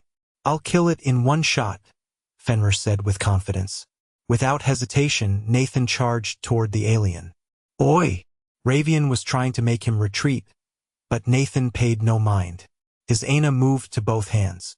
As soon as the mutant reached his attack range, Nathan used Deadly Claw on both hands. The alien raised its head before using both arms to block the Deadly Claw. The alien controlled its tail, planning to crush the Deadly Claw with its sharpness. Surprisingly, multiple skeletal hands emerged from the ground and grabbed the alien's tail, pin it down. Shah! The alien roared, struggling to free itself. Fenrir saw his opportunity and landed on the alien's back. His Aina swirled around his paw like a raging typhoon. The moment he hit the alien back, its skin and the flesh underneath it were distorted as the alien suddenly fell down to the ground, spitting a mouthful of purple blood. The deadly claw swept in, slicing the alien's head to make sure it died. "Isn't that Alicia's?" Nathan sucked a cold breath. "Talk later," said Fenrir while turning his head to the side. "Attack again. Kill them," Ryvan shouted. The others followed suit, turning the battle around. They killed the rest of the aliens easily by cooperating with each other. Although Nathan didn't say anything, those skeletal hands must come from Raven's wraith. He never thought that Ryvan would actually help him. Nevertheless, they took care of the remaining aliens in just 5 minutes. It was certainly easier to fight as a group, but at the same time the point had been divided as well. Now that the aliens had been dealt with, another tension rose between Nathan and Ryvan. Both of them exchanged glares. Ryvan chose to break the silence by saying, "You can take their cores since your wolf was the one who killed most of them." Nathan couldn't help but furrow his eyebrows. "Why did you help me?" "You're thinking too highly of yourself, lowly commoner. In front of common enemies, everything is insignificant. This is why you're a mere commoner. You aren't able to differentiate priorities. On the one hand, getting all those cores would benefit him. On the other hand, it would just show his greed. Fenrir, we're leaving." Nathan chose not to take a single thing. In the end, he thought about running away if they were not here. Even though he was curious about the mutant, it was better to give it to them as thanks for help, not that he would say it out loud. That lowly commoner. One of them gritted his teeth, angry at Nathan's reaction. Fenrir just followed Nathan quietly. As soon as Fenrir didn't sense their gazes anymore, he immediately hopped on Nathan's head. "I've exhausted my Aina. Because of Alicia's ability? Yeah, I managed to copy that power. Only the downgrade version though. I felt like she was able to completely shred the alien apart if she was the one doing it with full power. I didn't have enough Aina to use such a thing." "Is this where your confidence is coming from? Is it registered in your skills list?" Nathan smiled. Fenrir had just proven himself to be able to learn a new ability. It could be said that he could sacrifice some of his skills to get more Aina while he mastered techniques unique to this world. "It's not there. That list is probably only for the abilities I carry over, not learn." "I see." Nathan contemplated for a moment, wondering if he could use this new knowledge for the soul contract. Still, to think that guy would help you in that situation. Fenrir didn't think that Ryvan would do such a thing. If it were him, he would have attacked Nathan together with the aliens before retreating. "Shouldn't you at least say thanks to him?" "Thanks, huh? Does he really deserve it?" Nathan's expression turned cold. "What do you mean? Is my summoner someone ungrateful?" Fenrir disliked such a thing since it reminded him of what happened in the past. "No, I'm not ungrateful. I'm merely asking whether I should be thankful or not. Don't tell me you don't say thanks because they are not females, right?" Fenrir's eyebrows twitched. If Nathan ever said yes, he would definitely bite him. He continued, "That guy looked like a decent percent. Maybe there was some misunderstanding or whatever before." "Decent? Well, you could say he is decent. His scheme, that is." Reminder: did you enjoy this chapter? Stay tuned for more by subscribing to Elnaudio on YouTube. Chapter 31. Popular. "We should have beaten that lowly farmer," a guy shouted, frustrated by Raven's action. Meanwhile, the other friend actually lowered his head. "I'm sorry. I didn't notice that a mutant would actually be among them." The other 3 friends widened their eyes in shock. "What?" Ryvan only waved his hand. "It doesn't matter. With this, we have seen what he is capable of. His Aina manipulation has already reached manifestation. In addition, that wolf is able to speak, and its strength is much stronger than any of our familiars. But, there's no but. I have made a decision. Don't disturb him anymore." Ryvan clicked his tongue. He had to say it even if he hated it. The guy, who knew his plan the whole time, looked at him bitterly. 1 week ago. What? Father is angry. He should be helping me. His son is being bullied. Ryvan shouted. His father's butler sighed. "Young master, I'm merely conveying the message of your father. You are not the only target of his anger. Your mother is currently being sent back to her family for a few months. Why? Ryvan gritted his teeth. The past young master wouldn't even bother to ask this question. How time can easily change people. The butler was tired explaining since Ryvan didn't plan to understand it. What did your mother say to change you like this? The young master I know is elegant, smart, and calm. What do you mean? You should know that having another summoner in our territory will tip the balance of power. What if he gets stronger than me? He might even marry my sister to him. What will happen if he ends up succeeding the Ryzen household instead of me? The butler shook his head helplessly. A good summoner isn't necessarily a good lord, but a good lord who has the power of a summoner can protect its people. Raven's body shook when he heard those words. The butler turned around and said, You were the one who told me that, young master. Anyway, I've passed the message from your father. If you make another problem, your father might have no choice but to handle this personally. Ryvan couldn't raise his head. The butler could only shake his head helplessly. Whether it was fortunate or unfortunate, Ryvan stopped him before he left. Tell my father that I'll fix this. The butler politely bowed to him before leaving for good. This was the answer Ryvan presented. So he asked his friend to lure those aliens toward us and appear on time to help us? Fenrir frowned. Yeah. First of all, the timing itself is too perfect. The number of aliens might be high, but they can still win without us. He must be trying to test our strength. But why? Why did he do all this? It was to send a message. He assumed I wouldn't know, but he wanted to show that he would be the bigger person and chose to help me.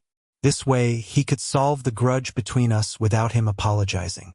If I was oblivious to it, he would also receive my thanks, which made me owe him a favor. What a bastard! Fenrir was angry. He never thought that Ryvan would manipulate him. Nevertheless, if he doesn't bother me again, I don't plan on harassing him. I'm not that petty. Humph. Fenrir snorted. I should have teared him off. Such a scheming person. I don't know what your feeling about your father is, but isn't he the same?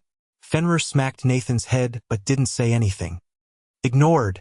Huh. Nathan chuckled. Rather than that, what about that mutant? Do you not know anything about it? Yeah. I'll have to ask my teacher once we go home. Instead of the mutant, I'm more interested in the juvenile class alien. So I only need to give you 160 Aina. That's enough for me to kill that guy. You should use the rest to summon the next familiar. Nathan thought for a moment. If you can take the juvenile class alone, I will have to handle the remaining aliens by myself. From what we can see, there should be 5 aliens near him, right? 6 from what I can see, but the number might be higher. That's going to be hard. We need to separate them. Nathan sighed while tossing Fenrir since they had reached the camp. Can you do that? I will have to focus on the big alien. I might not be able to protect you during that time. Fenrir warned him. He hadn't enjoyed this world fully yet, so he didn't want Nathan to die. Let's see. I can probably handle 3 of them at the same time, but that's my limit. We need a solution, maybe like a trap or something. At least we have several days to think of a plan. By the way, I'm curious about one thing. How did you figure out that they were scheming instead of sincerely helping you? That was a big question in Fenrir's mind that he almost forgot. They didn't seem to show any sign of a scheme, which fooled Fenrir. During the fight, is there any familiar that has a sluggish movement? Huh? Now that you mention it, the imp was rather sluggish, but it was the first one to attack as if. Fenrir sucked a cold breath as he came to a realization. In my case, I found the imp was sweating while other familiars weren't. Nathan shrugged. So that's how it is. Fenrir nodded in understanding. Anyway, catch our dinner, will you? I will have to find a plan from the so-called smart MC from novels. Nathan pointed at the river. But I'm tired right now. Fenrir complained while turning his head around, finding yet another person approaching. Why are we so popular today? Nathan sighed. He just wanted to focus on the juvenile class alien.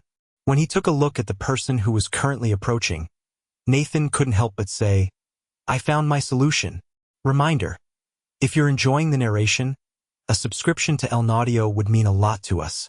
Chapter 32. Fenrir's Solution. I found the solution. Nathan smiled.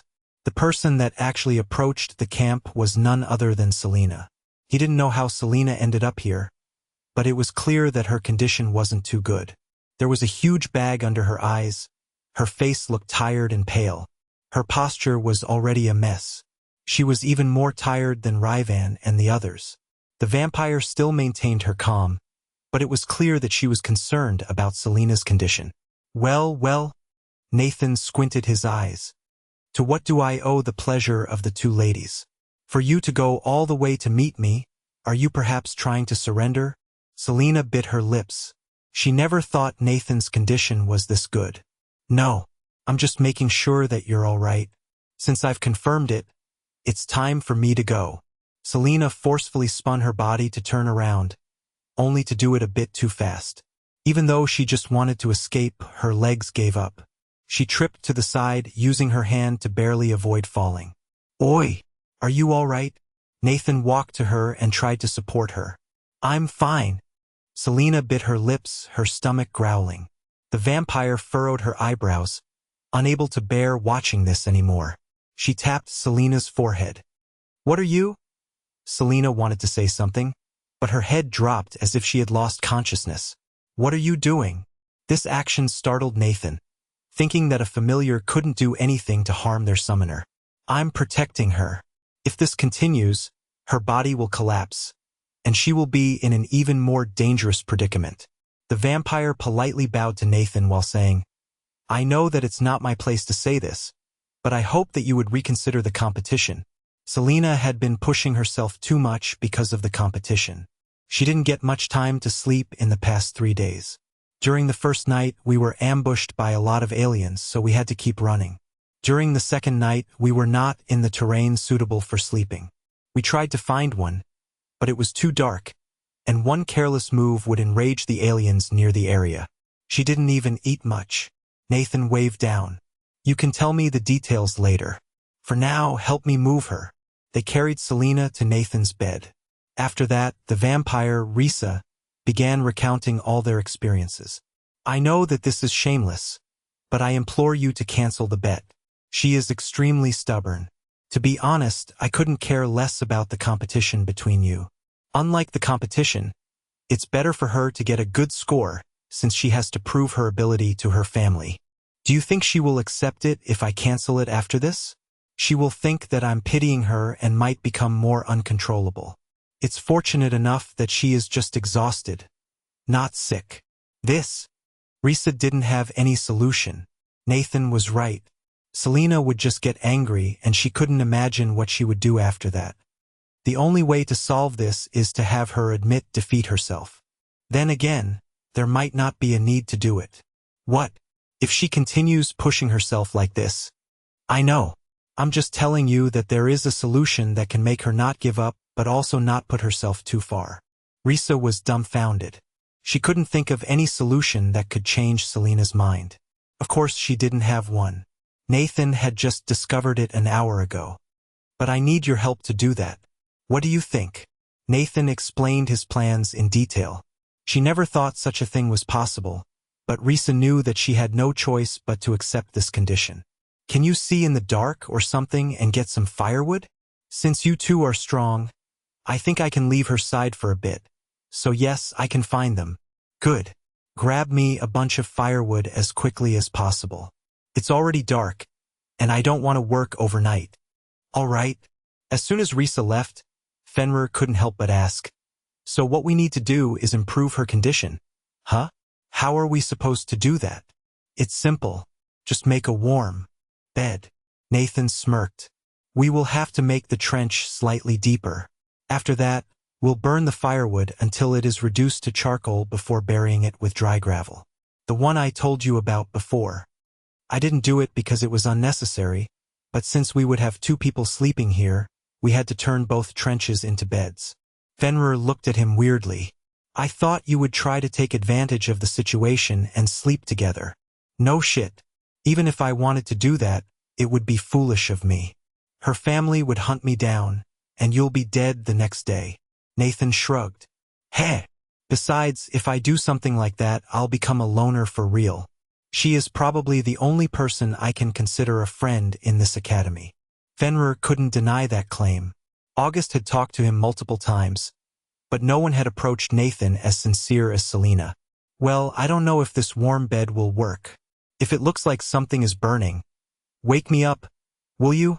Nathan winked playfully. We need her at her peak if you want to kill that juvenile class alien. I know. Fenrir looked at Nathan's sincere expression before deciding. I think I know the term I can give for all that Aina. In exchange for giving me 160 Aina, I will become your wingman for 7 days. How's that? Nathan froze as though it took a moment for him to process what Fenrir had just said. He turned his head like a robot and replied with a question. Can I call you my bro? Reminder. Every subscription helps us bring you more great content. Please subscribe to El Naudio on YouTube. Chapter 33. Struggle. Bonus chapter. Why were you born as a woman?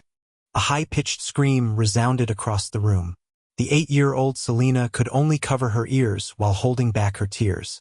She burrowed her face on her knees while shivering alone in her big yet lonely room. She just wanted to scream, "Shut up! Father! Please help me!" She weakly muttered. She would have had a good childhood if her father was here. All the memories with her father were filled with color and flowers. Her father smiled, saying, I know you're going to be strong, Selena. You are my pride and joy. You are talented. More than anyone else in this household. I believe you are going to surpass me in the future. I'm very proud of you. Whatever you are going to do, I'll help you. All the memories flashed in her mind, but it only gave an empty house. A year ago, her life was filled with happiness, but it all changed the moment her father went missing. Her mother became a monster once her father disappeared. She demanded everything from her. Every time she did something right, her mother would only glare at her with such a cold gaze. Every time she made a mistake, her mother would give a harsh lecture that lasted for an entire day. She tried to do everything perfectly to avoid her anger, but it still didn't change. Ultimately, her mother passed away due to illness. When she saw her coffin, there were two thoughts appearing in her mind. On the one hand, both of her parents were gone. On the other hand, she somehow felt happy because she didn't have to deal with her anymore. Yet, this was just the beginning of her miserable life. Now that both her parents were gone, the one taking over the house was her uncle. Her second mother ended up remarrying her uncle for the legitimacy as well as to get some control in her house. The cold gaze of her uncle whenever she saw her was like a hunter that wanted to take down his prey. Her second mother was scrutinizing her so that she would lose the chance to succeed the household.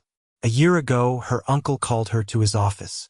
He presented her with a paper, saying, "Get ready to marry someone. I'll be looking for your pair. That's the only use of you who is a woman in this family. No matter how talented you are, you won't be able to summon a vampire progenitor since both your father and ancestor had male progenitors. Not a single woman in our family history was able to summon a progenitor. Your only worth is to become a tool for the family." Selena bit her lips. She had expected this, but it didn't mean she had lost her card.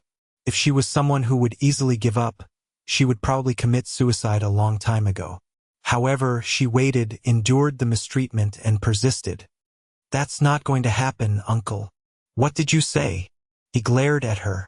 Selena took out a letter with Phyrexia Academy's seal on it. "That's..." He recognized it immediately and saw through her plan. "I'll be joining the Phyrexia Academy as a summoner. Do you think you are able to escape from your destiny just because you become a summoner? It's useless. It might be useless, but we don't know for sure. What we know is that you won't be able to touch me as long as I'm in Phyrexia Academy, Uncle." Her uncle clenched his hands into fists. "Do you think those 3 years are enough to escape your fate? Do you think it's enough to find your father? The fact that he hasn't come back after all these years means he has died somewhere. Even if you manage to graduate, no matter how talented you are, you will be unable to summon a progenitor. I will succeed. I'll prove it to you that my fate is in my hands. Don't think I will forget all the mistreatment I've received in this household.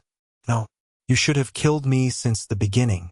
If you kill me now, the Ashton family won't escape the wrath of the Phryxia Academy. KH. Her uncle could only grit his teeth as he watched her leave. She managed to carry herself forward.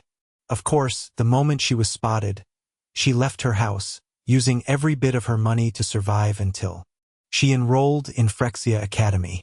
There was no support from her family because they were the people that wanted her to fail the most. This was the reason why Selena told Nathan that she couldn't do anything related to money. Just like Nathan, she was also desperate. The moment she read Nathan's test paper, she was stunned beyond belief. It was even more shocking the moment Nathan mentioned Lilith. It was as if a ray of light had finally illuminated this dark world. The clock that had stopped ever since her father went missing started moving again. Out of desperation, she challenged Nathan to get information about Lilith. She had chosen everything that could help her get the top score in this trip. However, it seemed that she had miscalculated her own misfortune. Her life was already filled with misfortune, and this time, when she finally found a clue, another misfortune struck her. It's cold. Why does everything turn against me? Selena shouted while covering herself with a blanket. Her consciousness was already fuzzy, but she couldn't sleep in this terrain. She thought that luck finally smiled at her when she saw an empty stone hut near the river. She wanted to negotiate with the owner to let her rest for a bit in exchange for some cores. But it turned out the owner was Nathan, her competitor.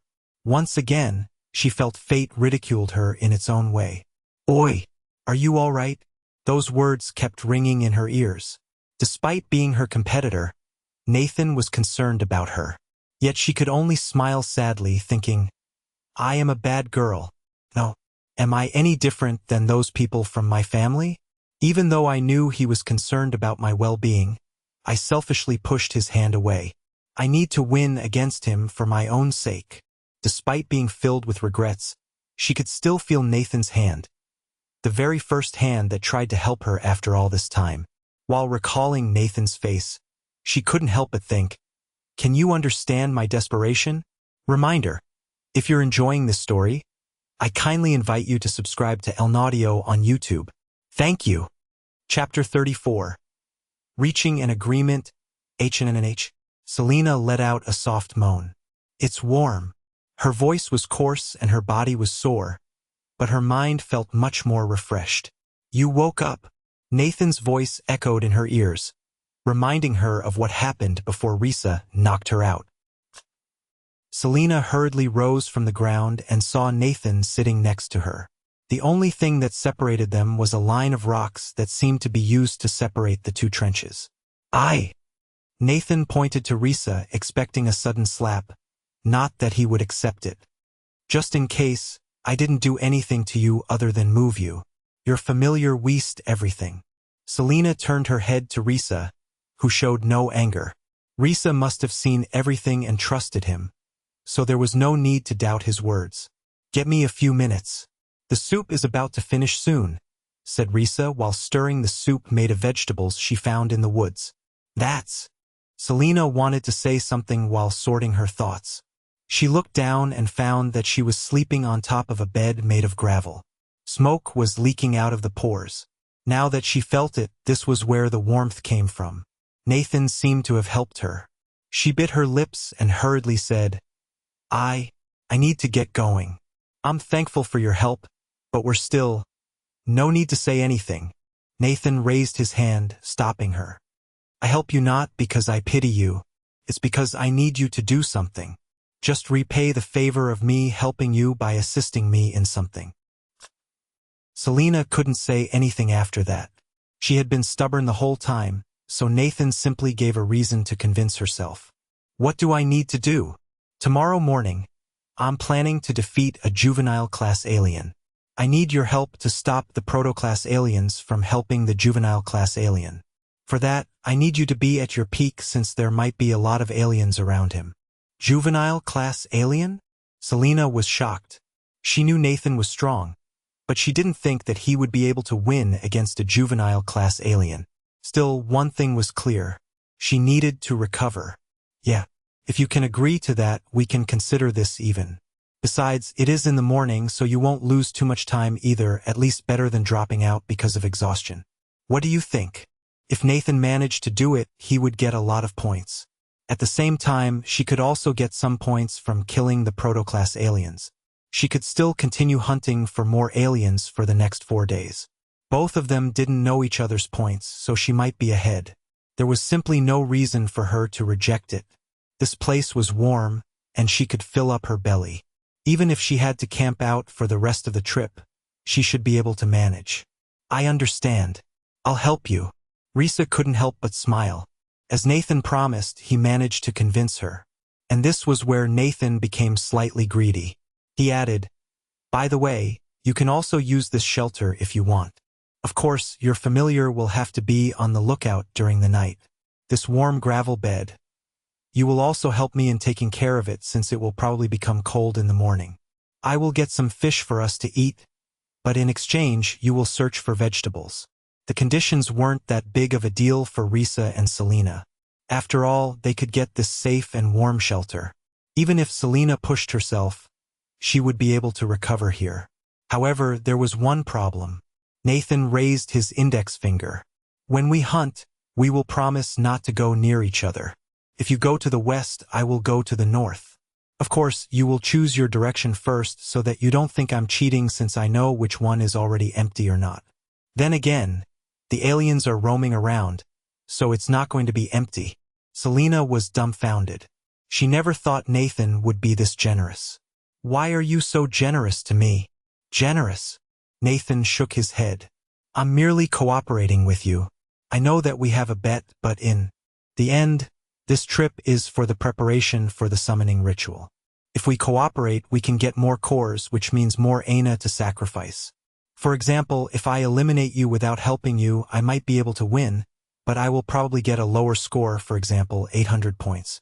But if we work together, the gap between our points might not be that big, but our scores will be much higher."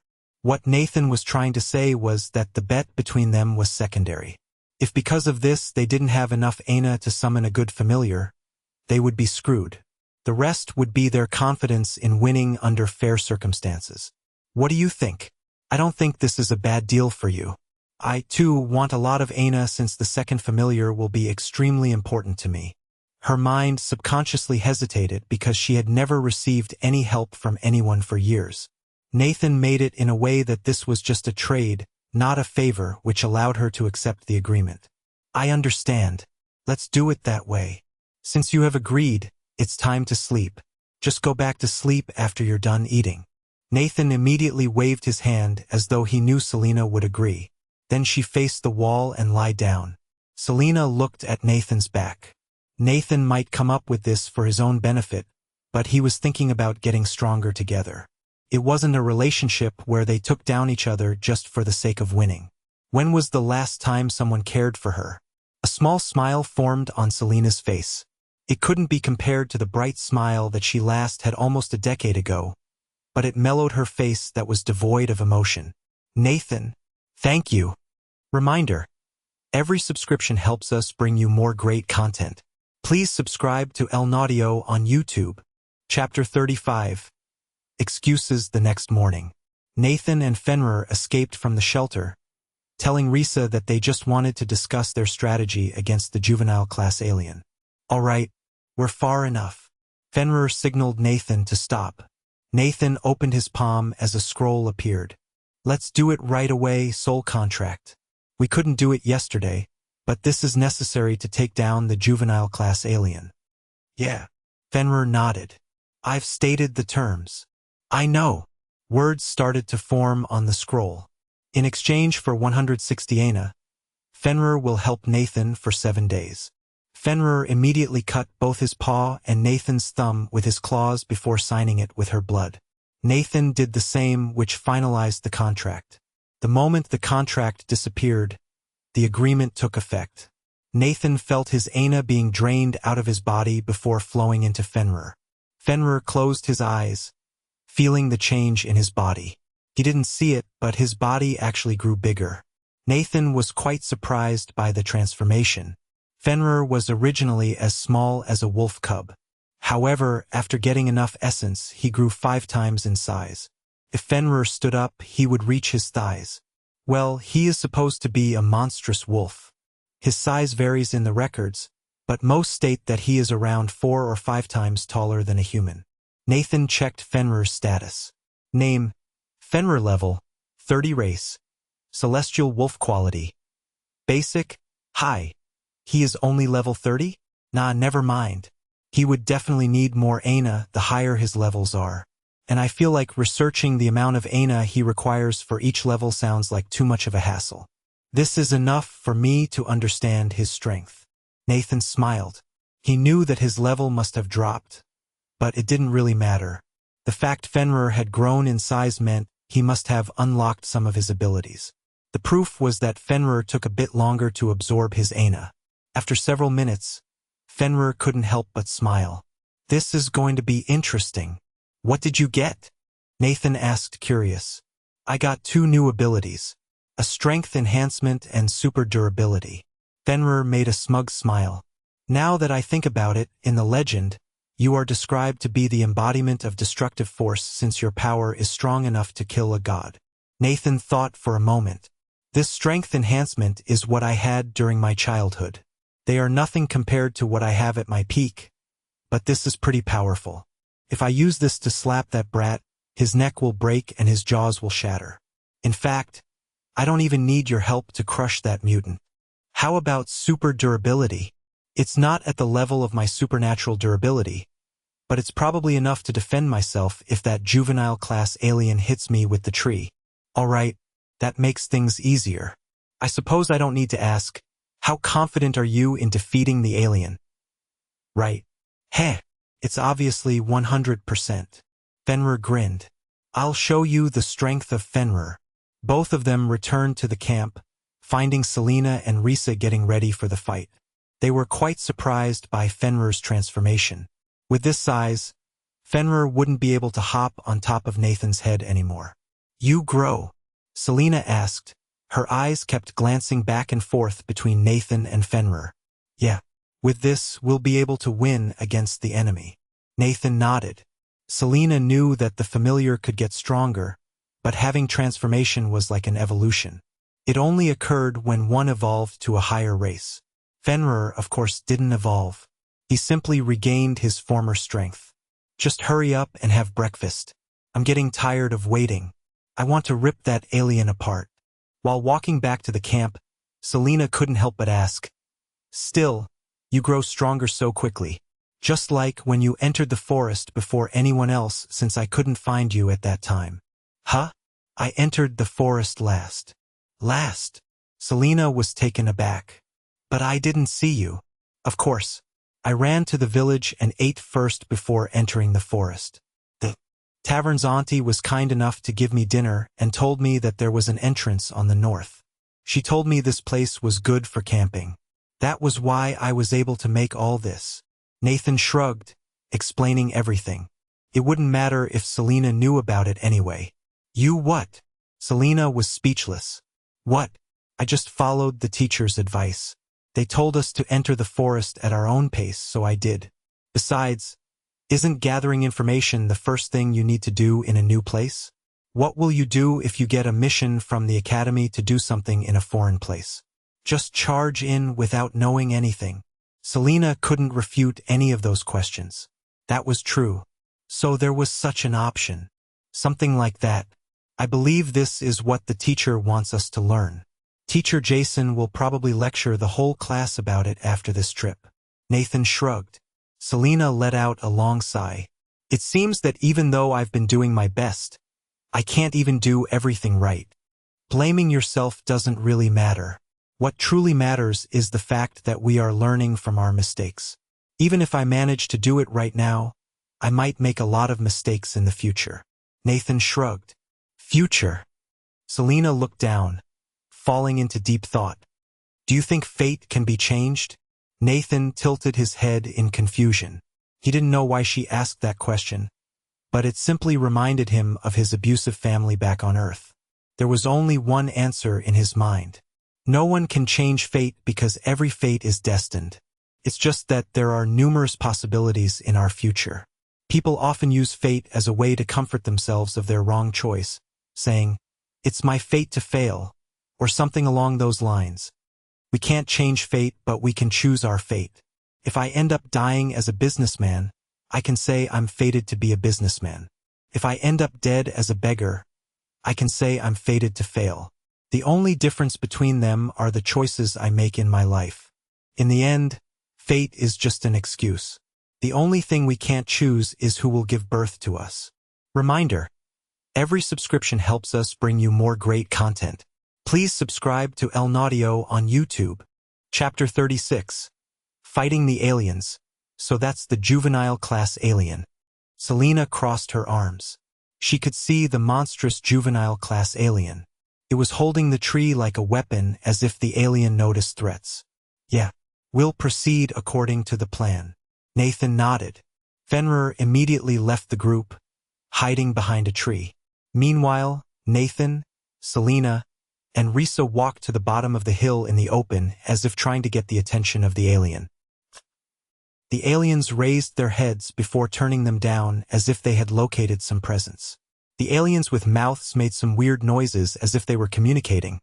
But before the juvenile class alien responded, the proto-class aliens charged forward like raging beasts. "Get ready. There are 8 aliens." Risa warned them. 3 more than reported. Selena nodded.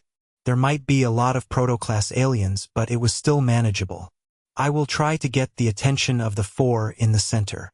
Risa flapped her wings, taking off into the air. "I'll take those 2 on the right. You take the left ones." Selena started moving, only to find that Nathan remained unresponsive, as if he were stunned by their numbers. However, Nathan was actually observing the aliens' behavior. He thought that the proto-class aliens had acknowledged the big alien to be their superior and followed its instruction, but he didn't know the intelligence of these aliens. "They are not beasts but symbiotes." Nathan muttered inwardly, as if realizing something. He suddenly stepped forward, concentrating his energy into his palm. "Nathan?" Selena wanted him to snap back and get into the position. To her surprise, the juvenile class turned around as though it had been waiting for them to drop their guards down. The juvenile class alien tossed the tree like it was a javelin. "Selena!" Risa shouted, ready to fly back. Yes, Selena got distracted because of Nathan. It seemed that he had underestimated the intelligence of the alien. He never thought that the juvenile class alien was actually smart enough to use other aliens as a distraction. Nathan used the deadly claw to intercept the tree, cutting it in the middle so that the trunk would crush to their sides instead of them. Still, Nathan didn't have enough skill to move away the small circular pieces cut between each claw. He grabbed Selena's hand and pulled her forward, avoiding them. "Let's go," said Nathan before Selena said anything. Seeing the aliens were about to arrive, Selena shook her head to regain her focus and headed to her designated spot. Rawr! Several aliens leaped into the air to drag Risa down, but the latter simply raised her altitude for a little bit. Because the aliens couldn't reach her, they immediately shifted their targets from her to Nathan and Selena. "Not going to let you." Risa hurriedly landed behind them. With a single wave of her hand, several blood spears formed around her. "Go!" The blood spears flew like an arrow. The aliens sensed the aim made of the blood spears, their instinct telling them to avoid them. This time, the aliens were split into 2 groups, Nathan and Selena facing for each.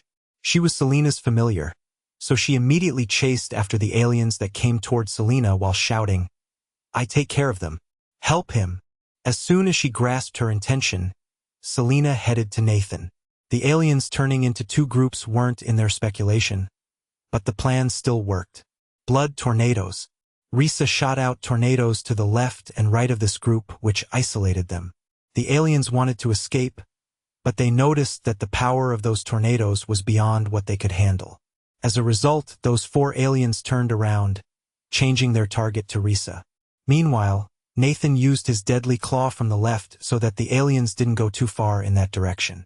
Since Selena was about to arrive, Nathan extended his right hand, shooting out the claws. His timing was perfect as the claws actually went in the middle, separating the 4 aliens evenly. One alien tried to rip apart the claws with their own, while another alien clasped its hands and smashed it from above. The Aina dispersed, which opened up the way, but Nathan only wanted to buy some time.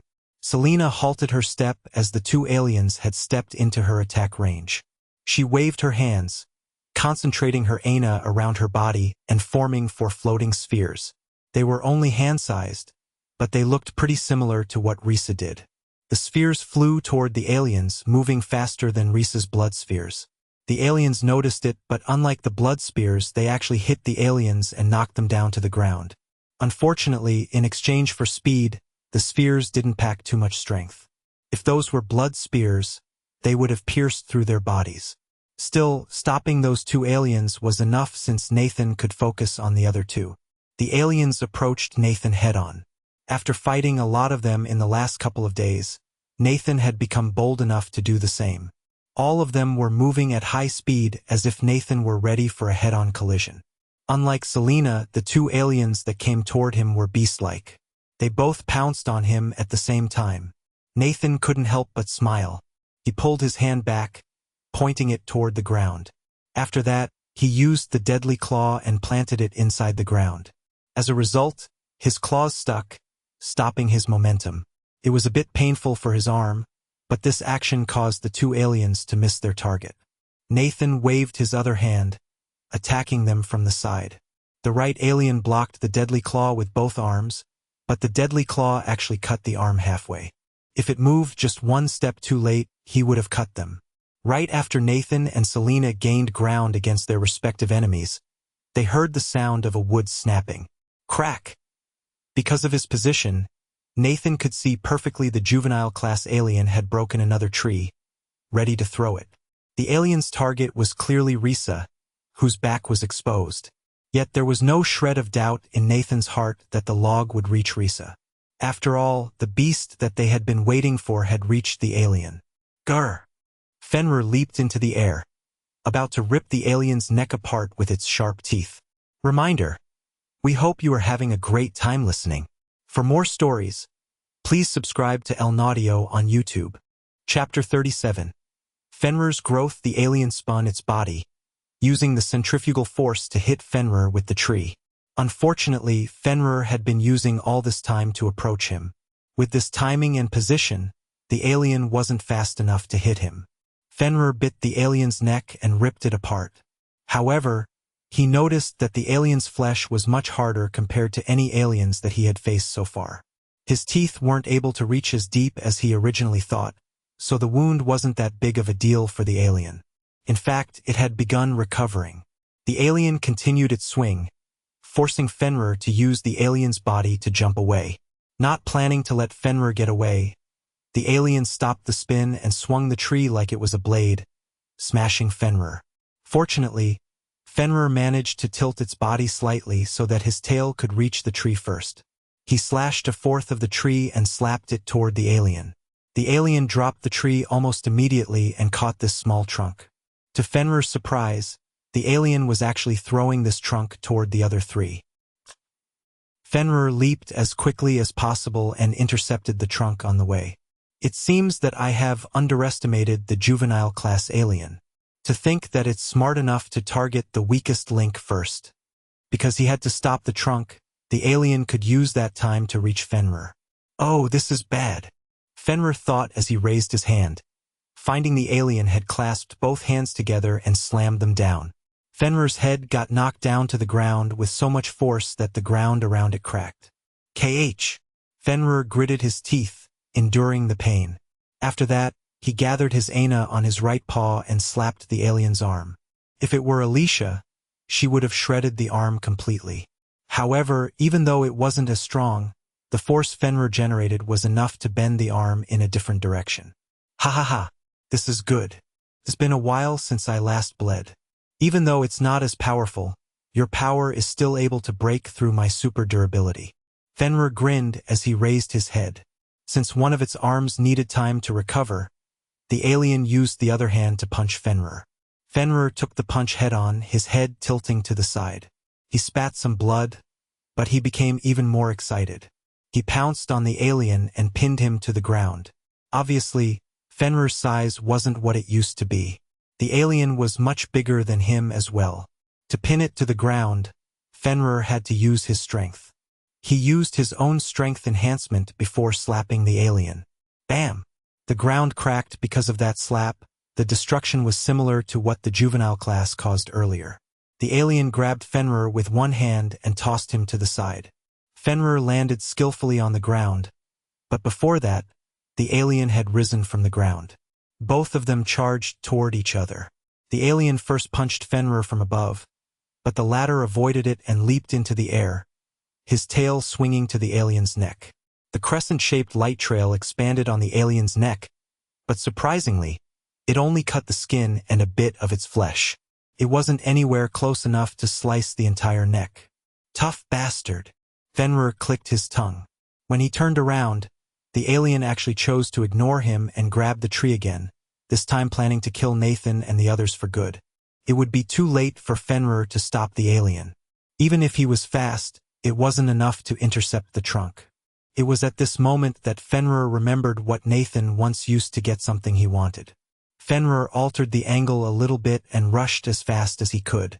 He actually leaped into the air, placing himself in the trunk's trajectory. The trunk launched him away as his body slid on the ground and crashed into a tree. Fenrir struggled to get up after receiving that hit. Noticing that Fenrir was about to die, the alien dashed to him to deliver the killing blow. When facing the punch that would kill him, Fenrir smiled. All of a sudden, he got up as if he wasn't injured. He avoided the punch and slapped the alien's face with the concentrated ana around his paw. The force sent the big alien flying as it crashed into 4 trees before completely stopping. Its jaw was broken after that single hit, but the body was still twitching. This is how we should do it, right? Faking my own injury so that he would focus on me. Just like how that brat used the power of bullshit to get what he wanted. Fenrir smirked. He repeated what Nathan said to him at that time. It's your fault for misunderstanding, idiot. Fenrir didn't realize it yet, but the biggest development he had in this world was not Alicia's technique that he imitated. It was his experience with Nathan, allowing the prideful Fenrir to be calmer and more cunning. Nathan didn't know what was going on up there, but he sure knew that Fenrir must be having a blast. I can't lose, Nathan muttered as he blocked the punch of the alien in front of her. The other alien leaped into the air and used its momentum to pin him down to the ground. Nathan let the alien bite his glove. Thankfully, the gloves had a thin layer of metal that resisted the jaw strength of this alien easily. After that, he kicked the alien into the air as the other alien was about to smack him from the side.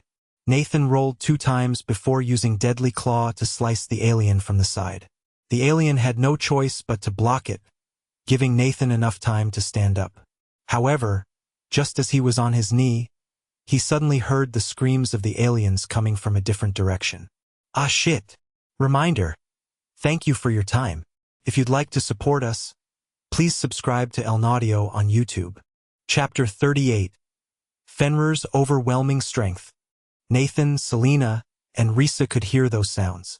With the aliens in front of them letting out their screams as well, they knew that these aliens would be coming soon. There are 3 of them, Risa shouted, warning the 2. Without hesitation, Nathan said, Selena, you take care of them. I'll be holding back these 4 aliens by myself. But, just do it. Kill them fast enough that you can help me quickly. Selena didn't argue anymore since it would just be a waste of time and worsen the condition. As Nathan said, sending her away was the best chance they could get since Selena would be able to kill them faster than Nathan. The 2 aliens obviously chased after her, but Nathan grew the claw to become a barrier that stopped the 2 aliens. Your opponent is me. The alien that was in the air earlier had landed, the other alien had broken free from the deadly claw, and the 2 aliens had decided to change their target to Nathan. 2 aliens were his current limit, so he knew he was screwed when he had to fight 4 aliens at once. Risa had dealt a lot of damage to her opponents, but she still needed some time to kill them. In this scenario, there is only one thing I can do, Nathan muttered as he turned around. He was currently surrounded from 3 directions. It meant that there was one direction to escape. And that was what he did. Run. Nathan grinned. Just like how the first spar with Alicia unfolded, Nathan really ran away from his opponents. Because Selena and Risa were much farther than Nathan, and proto-class aliens weren't as smart as the juvenile class alien that could switch its target depending on circumstances, the four aliens ended up chasing after Nathan. Of course, Nathan cherished his life, but he was no coward. What he wanted to do was move behind a tree. The alien might not need their eyes to navigate around, but the tree would definitely become an obstacle for them. They had no choice but to avoid the trees before reaching him. It was at that time Nathan used deadly claws with both hands. The two aliens on the furthest side blocked the deadly claws with their bodies, leaving only two aliens coming straight at him. Nathan recalled the deadly claw and raised his stance. The alien on the left pounced on him while the one on the right punched him from the side. But this was why Nathan chose to fight behind a tree. Since both of them were separated, Nathan could leap toward the alien on the left. It had lost one of its arms from deadly claw, so it was significantly weaker than the one on the right. The alien on the right missed Nathan and corrected his trajectory once he landed, but it gave Nathan a chance to fight this injured alien for a brief moment. Nathan offered the alien his hand, which its teeth couldn't penetrate. The alien's tails moved like a snake, but Nathan punched the alien's belly first and used the deadly claw to stab it. The alien screamed in pain, but before Nathan could slice it up, the alien from the furthest left had reached him, slamming its entire body against him.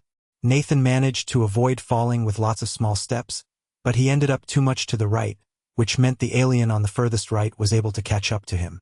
The alien smacked his back and launched him to the side. Cough! Cough! Nathan could taste blood in his mouth. It was truly hard to fight several aliens at once. If he focused on two, the other two would come from unexpected angles. He knew that he had to play it safe, but there were simply too many aliens, and running away was not an option because Selena and Risa were here. Nathan took a glance at everything around him. He used deadly claw on a tree beside him before kicking the top part of the trunk to fall toward one of the aliens, stopping its movement for a bit. After that, he picked up the smaller plates and tossed them at the aliens. Unexpectedly, the aliens grabbed the circle plates with their mouths, making Nathan want to scream, "What the heck? Are you a dog?" On the other hand, the humanoid alien grabbed it with both hands before tossing it back. Nathan slapped it away, but with only the three of them, he thought he got a better chance. If he did it right, he could eliminate at least one alien. He dropped the wooden plate since he could use it as a shield later. Surprisingly, Nathan allowed the alien in front of him to pounce on him. Nathan grabbed the alien's head that kept trying to bite him like an angry dog. The two aliens approached him from both sides, while the fourth alien would be coming soon. Sadly, before those aliens could do anything to him or Nathan launched his plan, Fenrir suddenly slapped the alien on his hands. The alien's neck snapped as its body spun in the air. After that, Fenrir waved his tail to the right, which slashed the alien's face, deep enough to kill the alien. The latter was so focused on Nathan that it didn't protect itself. Fenrir then struck the alien on the left. It was able to clash with Fenrir 4 times, but Fenrir already had strength enhancement.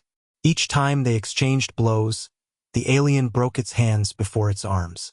Fenrir hurriedly launched the alien with his 5th strike, leaving only the 4th alien. Fenrir landed on top of Nathan's body, but surprisingly, he didn't put much pressure on it. He leaped at the alien, using his strength to suppress the 2 hands. The alien tried to bite Fenrir, but the latter was 1 step ahead. Grah! Fenrir bit the alien first and tore it apart. He coolly tossed the head away before checking on Nathan. Nathan felt relieved after seeing that familiar face. Yo! Fenrir grinned as if he enjoyed the sight of his pathetic summoner. At the same time, he was impressed that Nathan could hold on for so long with some cheap tricks. Nathan let out a tired sigh while saying, "Just for your information, everything was still going according to plan. I could defeat them even if you didn't come." Fenrir's smile widened a little bit, but wasn't enough for Nathan to notice. "Just stay there.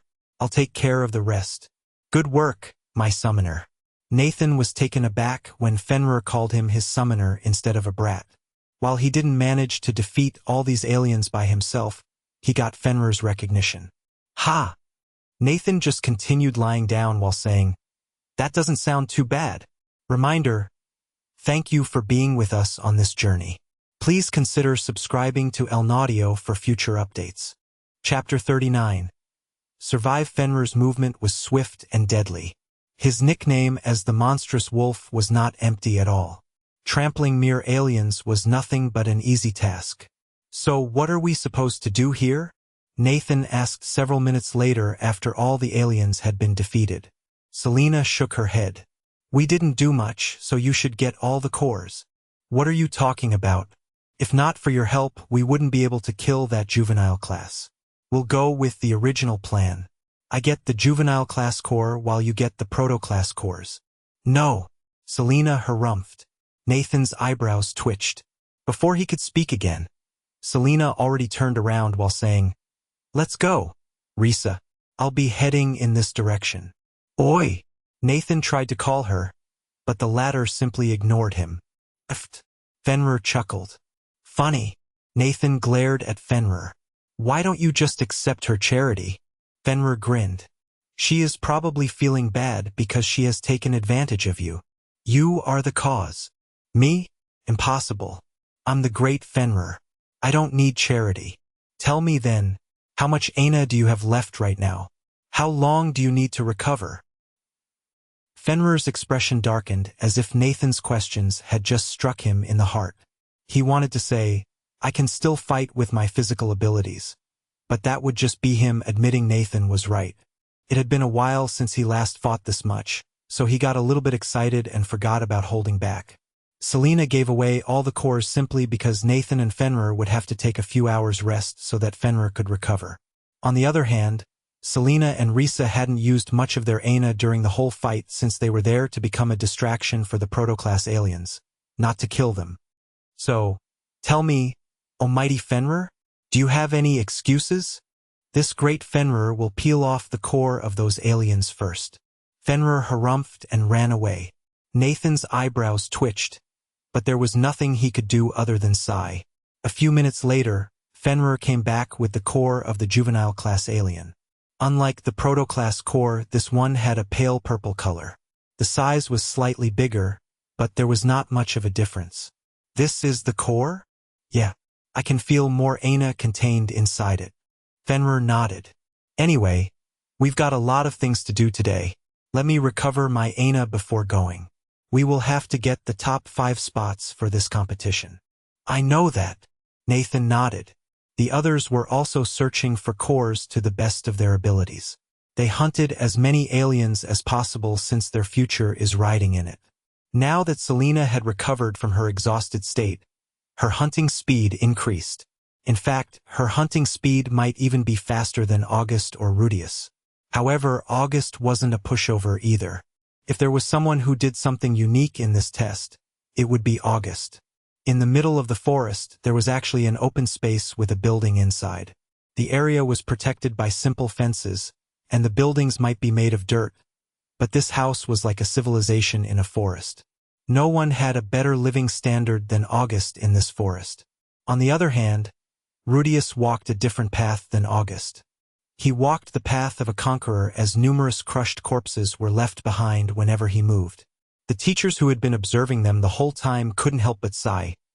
It seems that there is a big gap between the top students and the bottom students this year. Indeed, the teacher glanced in the village direction, remembering what the students were doing in the village. Nevertheless, they will understand that they can't take this failure easily when the summoning ritual arrives. This is the last day anyway, so they will understand it. Jason squinted his eyes as he said with an angry tone, "I'll definitely let them know about it." The other teachers looked away, knowing what Jason would say once they went back. "Still, I think no one has killed more than Prince Rudius, right?" "That I agree. But we can't underestimate August. His condition remains at its peak, and he is able to fight alongside his familiar. In terms of individual prowess, August is the best among them. Still, the most unexpected factor is, even without finishing it, all teachers had a tacit understanding. The beast summoner, Nathan. Not only has he found the hidden part of the test, but he has also done much better than the others. While his beast can't be compared to Prince Rudius Cyclops and his individual strength is much weaker than August, his ranking should be pretty high. We can't ignore the fact that he is also helping Selena. Thanks to him, she is able to get a quite good position as well. No, looking at this rate, I don't know who will have a higher score between Selena and Nathan. But he has killed the juvenile class alien. We can only wait for the result. Besides, no one can guarantee their positions. They have to continue killing the aliens. They can only relax after the time is up. Well, there are also a lot of students doing well right now. After adapting to their current situation, they do much better. Indeed, the teachers monitored the last day of the trip closely. There were students who barely survived the 7-day trip, but most of the survivors managed to adapt and live much better than they originally thought.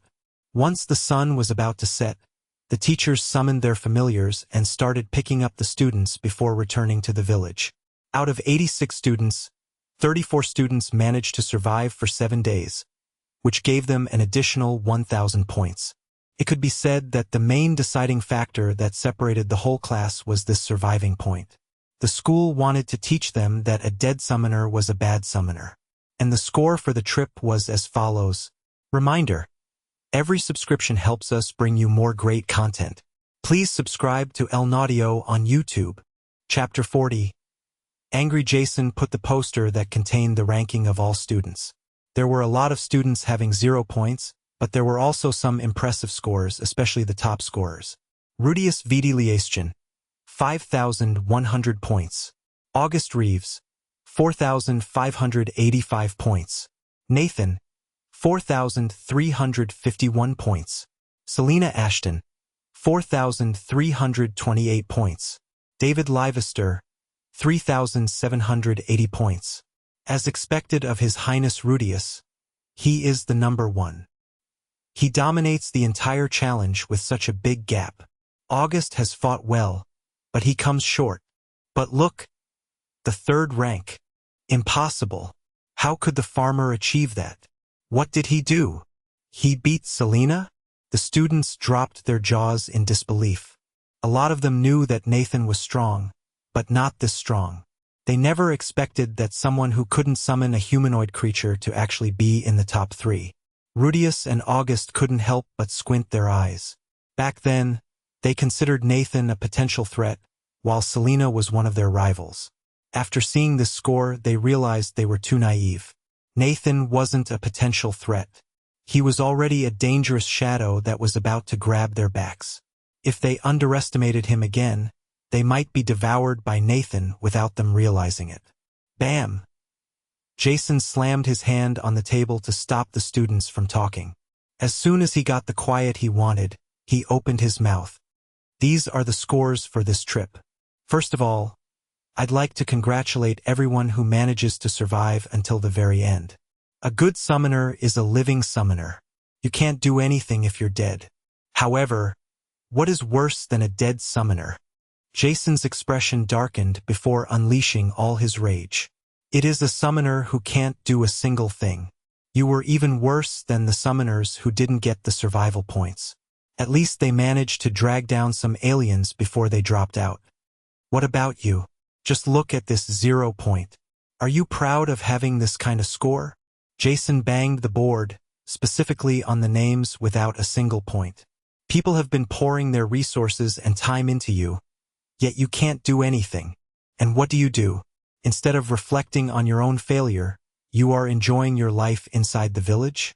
Complaining about how your place is better than the village. The students didn't dare to meet Jason's eyes. Jason stated, "You should have realized by now that the people sent to the front lines are unable to go against the aliens. Only we, summoners, have the ability to fight them. After looking at your pathetic results, I only have one thing to say. You might consider dropping out instead of wasting your time to become a summoner." Jason was truly angry. It was already dark outside, yet Jason didn't bother to wait until tomorrow to express his disappointment. Of course, Nathan and other students with good grades didn't think much about Jason's words. They already understood it and worked on it without Jason telling them. Jason said, Next week, the school will be giving you the chance to summon your second familiar. All students are no exception. In other words, you will have to summon another familiar with the current Aina you possess. If you think that is not enough, this will be the last time you're given a chance to drop out of school. Jason started handing paper to the students while explaining, you will write down the item you need for the ritual. For the next 7 days, you'll be focusing on swallowing the cores you've received and getting as many Aina as possible. Only after this 1-month period ends that you'll be able to go outside the academy to take on missions. Nathan took a look at the form. It was a simple form that wanted them to describe the item. They wanted to know what kind of familiar the students wanted to summon and would probably give them advice in case there were some mismatches so that the student didn't summon the wrong familiar. Selena looked at this form with a sad expression. Because she lost to Nathan, she couldn't get the information about Lilith. I already know what I want to summon. As for her, Nathan scratched the back of his head. He whispered, Selena. Selena's body shook. When she turned her head to him, Nathan noticed the tears forming on the corner of her eyes, making Nathan feel bad. He knew how much this bet meant for Selena. Even then, he had to win for his future. Of course, if Selena was too weak, he would definitely not be able to help him. That was why Nathan said with a smile, Fenrir seems to want to talk with you because he is curious about big figures that he might know. Selena was dumbfounded. Was it a pity? But she had no choice but to accept it since she really needed that information. Because I can't summon him here because of the rule, I'll have him sneak into your room. Just open your windows and tie something into the window to let him know which one is your room. Selena nodded furiously. In exchange for the knowledge about this world and the figures that had been summoned that he might know, Fenrir would tell her about Lilith. I understand. Selena couldn't waste this chance. Nathan smiled. Fenrir didn't know that he was still under contract to help him. Nathan could shove all the knowledge he had about the myths, and Fenrir had no choice but to do it. After all, if Nathan were the one telling her about Lilith, Selena would be suspicious as to where the information came from. One wrong word would make her realize that he was the one who had that information, not Fenrir. He just wanted to avoid that kind of scenario. Jason announced, You have 2 days to turn that form since the academy needs time to find those items. If you don't have any questions, you are allowed to leave. Get a good rest after this trip. Reminder, every subscription helps us bring you more great content. Please subscribe to El Naudio on YouTube. Chapter 41. Reporting to Vivian. Unfortunately, Nathan couldn't return to the dorm yet since Vivian called him to her office. In the dimly lit room, Vivian squinted her eyes with a judging gaze. Congratulations for the 3rd place. Nathan politely bowed to her. It's thanks to you, teacher. Of course, Alicia's lesson helped a lot. Is that so? Vivian paused for a moment. Now that you get a lot of cores, you should take this chance to swallow all of them for yourself, not for that wolf. By sacrificing more Aina, you will be able to summon a more powerful familiar. The reason why Vivian gave this advice was because she didn't know about the soul contract. It was the norm in this world to focus on getting a stronger familiar at the start rather than evolving a weak familiar. However, Nathan had a soul contract that could share the amount of Aina he had with his familiars. Fenrir was also the monstrous wolf of Asgard. He didn't know if his second familiar would be stronger than him or not. While it was true that he had someone in his mind, he still didn't know whether he would come or not. There was a high chance that getting a godlike familiar like Fenrir was just luck. That was why Nathan treated this summoning ritual as a test about his real ability. I understand, teacher. I'll swallow all the cores for myself. Good. What do you think about the trip? Have you learned a lot? Definitely. It's just, there is something I'd like to ask. Nathan raised a finger. I encountered an alien that was much different than most aliens I encountered in the forest. A mutant. Vivian squinted her eyes. Is that the name for such an alien? Nathan asked. Yes. Did you subjugate it? I did kill it, but I wasn't alone. Vivian's expression turned grim. She contemplated for a moment before saying, Well, I guess it's to be expected after hearing that wolf managed to kill the juvenile class alien. Why do you sound so surprised, teacher? Is a mutant dangerous? Vivian nodded. A normal alien has the chance to mutate due to the change in environment. Sometimes they gain something that they don't have, such as fins or even wings. Sometimes they gain extraordinary physical abilities, surpassing aliens of the same class. Nathan recounted his memory about the alien. In my case, the alien had a tail shaped like a blade. I saw an alien with a single, robust tail that looked like a bat, but it was pretty much the same as its peers. It was different for this blade-tailed alien. Its tail was extremely sharp. While its strength was stronger than its peers, it wasn't that dangerous.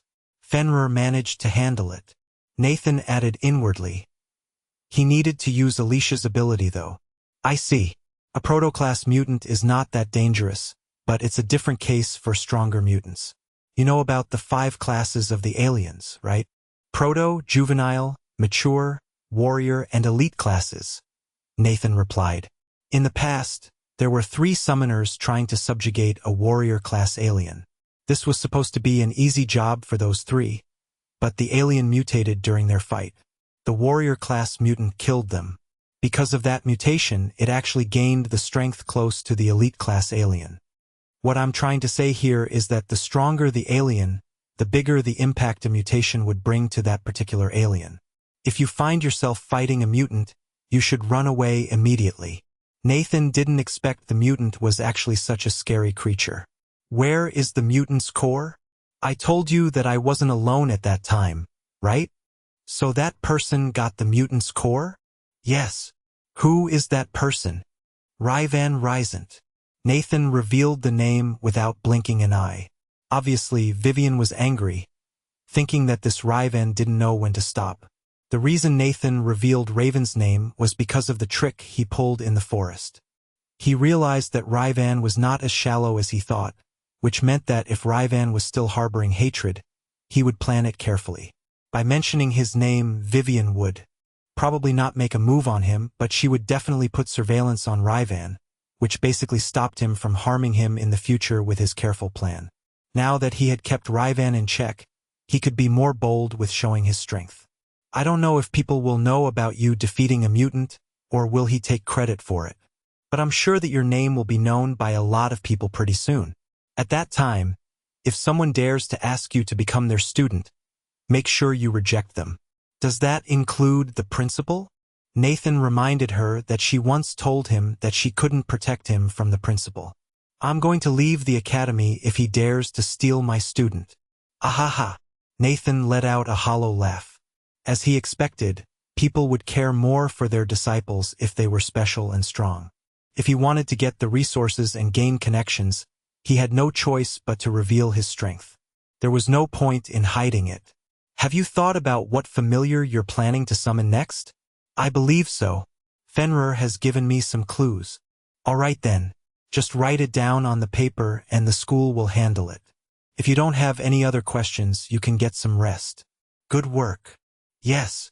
Nathan politely nodded and exited the room. After the sound of the lock clicked, Vivian leaned back, her expression melting. This is hard. You should have praised him, mistress. The young master is so pitiful that she doesn't get the praise despite achieving such a great thing. Vivian's eyebrows twitched as she looked away, saying, I don't want him to become complacent. Are you still unable to move on from that incident? Alicia shook her head helplessly. Vivian closed her eyes with a pained expression. I don't want him to experience the hopelessness and sadness that came after losing a familiar. It's better if he treated me as a cold teacher. Alicia couldn't reply, fully knowing what happened in the past. Reminder, if you're enjoying this story, I kindly invite you to subscribe to Elnaudio on YouTube. Thank you. Chapter 42. Information. Fenrir raised his head, looking at the open window with a handkerchief tied to the handle. He couldn't help but sigh. To think that this great Fenrir is reduced to a swindler. Nathan had been planning this all along. He knew that if he somehow won against Selena, he could use him as a courier to get closer to Selena. Tisk. Fenrir clicked his tongue before leaping into the room, finding Selena and Risa already waiting for him.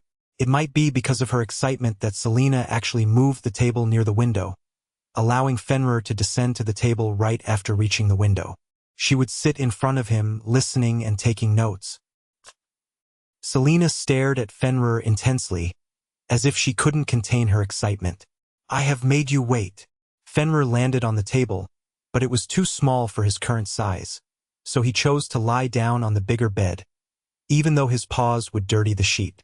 However, he acted as if it didn't matter because he carried the information Selena wanted. I heard you wanted to know more about Lilith. Yes. Selena nodded. I want to know everything, from her appearance to all the basic information. If possible, I'd like to know the thing that might link it to her. But do you have the Aina to actually summon her? That's... Selena looked away. Lilith was a vampire progenitor. Even his father summoned Dracula as his fifth familiar. Instead of summoning her right away, it's better if you summon the one related to her first. If it works, that means summoning her is possible once you have more Aina. Fenrir harumphed. The ones related to her? Selena thought Fenrir's suggestion made sense. What is this being related to her? I'll first talk about Lilith. When I fought against those vampires, I learned about her origin. She is traced back to the human ancestor, Adam. As his wife, Lilith refused to submit to Adam and left the Garden of Eden, later becoming a demoness. She was associated with seducing men in their sleep, causing nocturnal emission, or more like producing the demonic offspring or Lilitu. So if we're talking about a test, it's better to try summoning those lesser beings. A demoness? Seduction? Selena blinked her eyes a few times while inhaling deeply.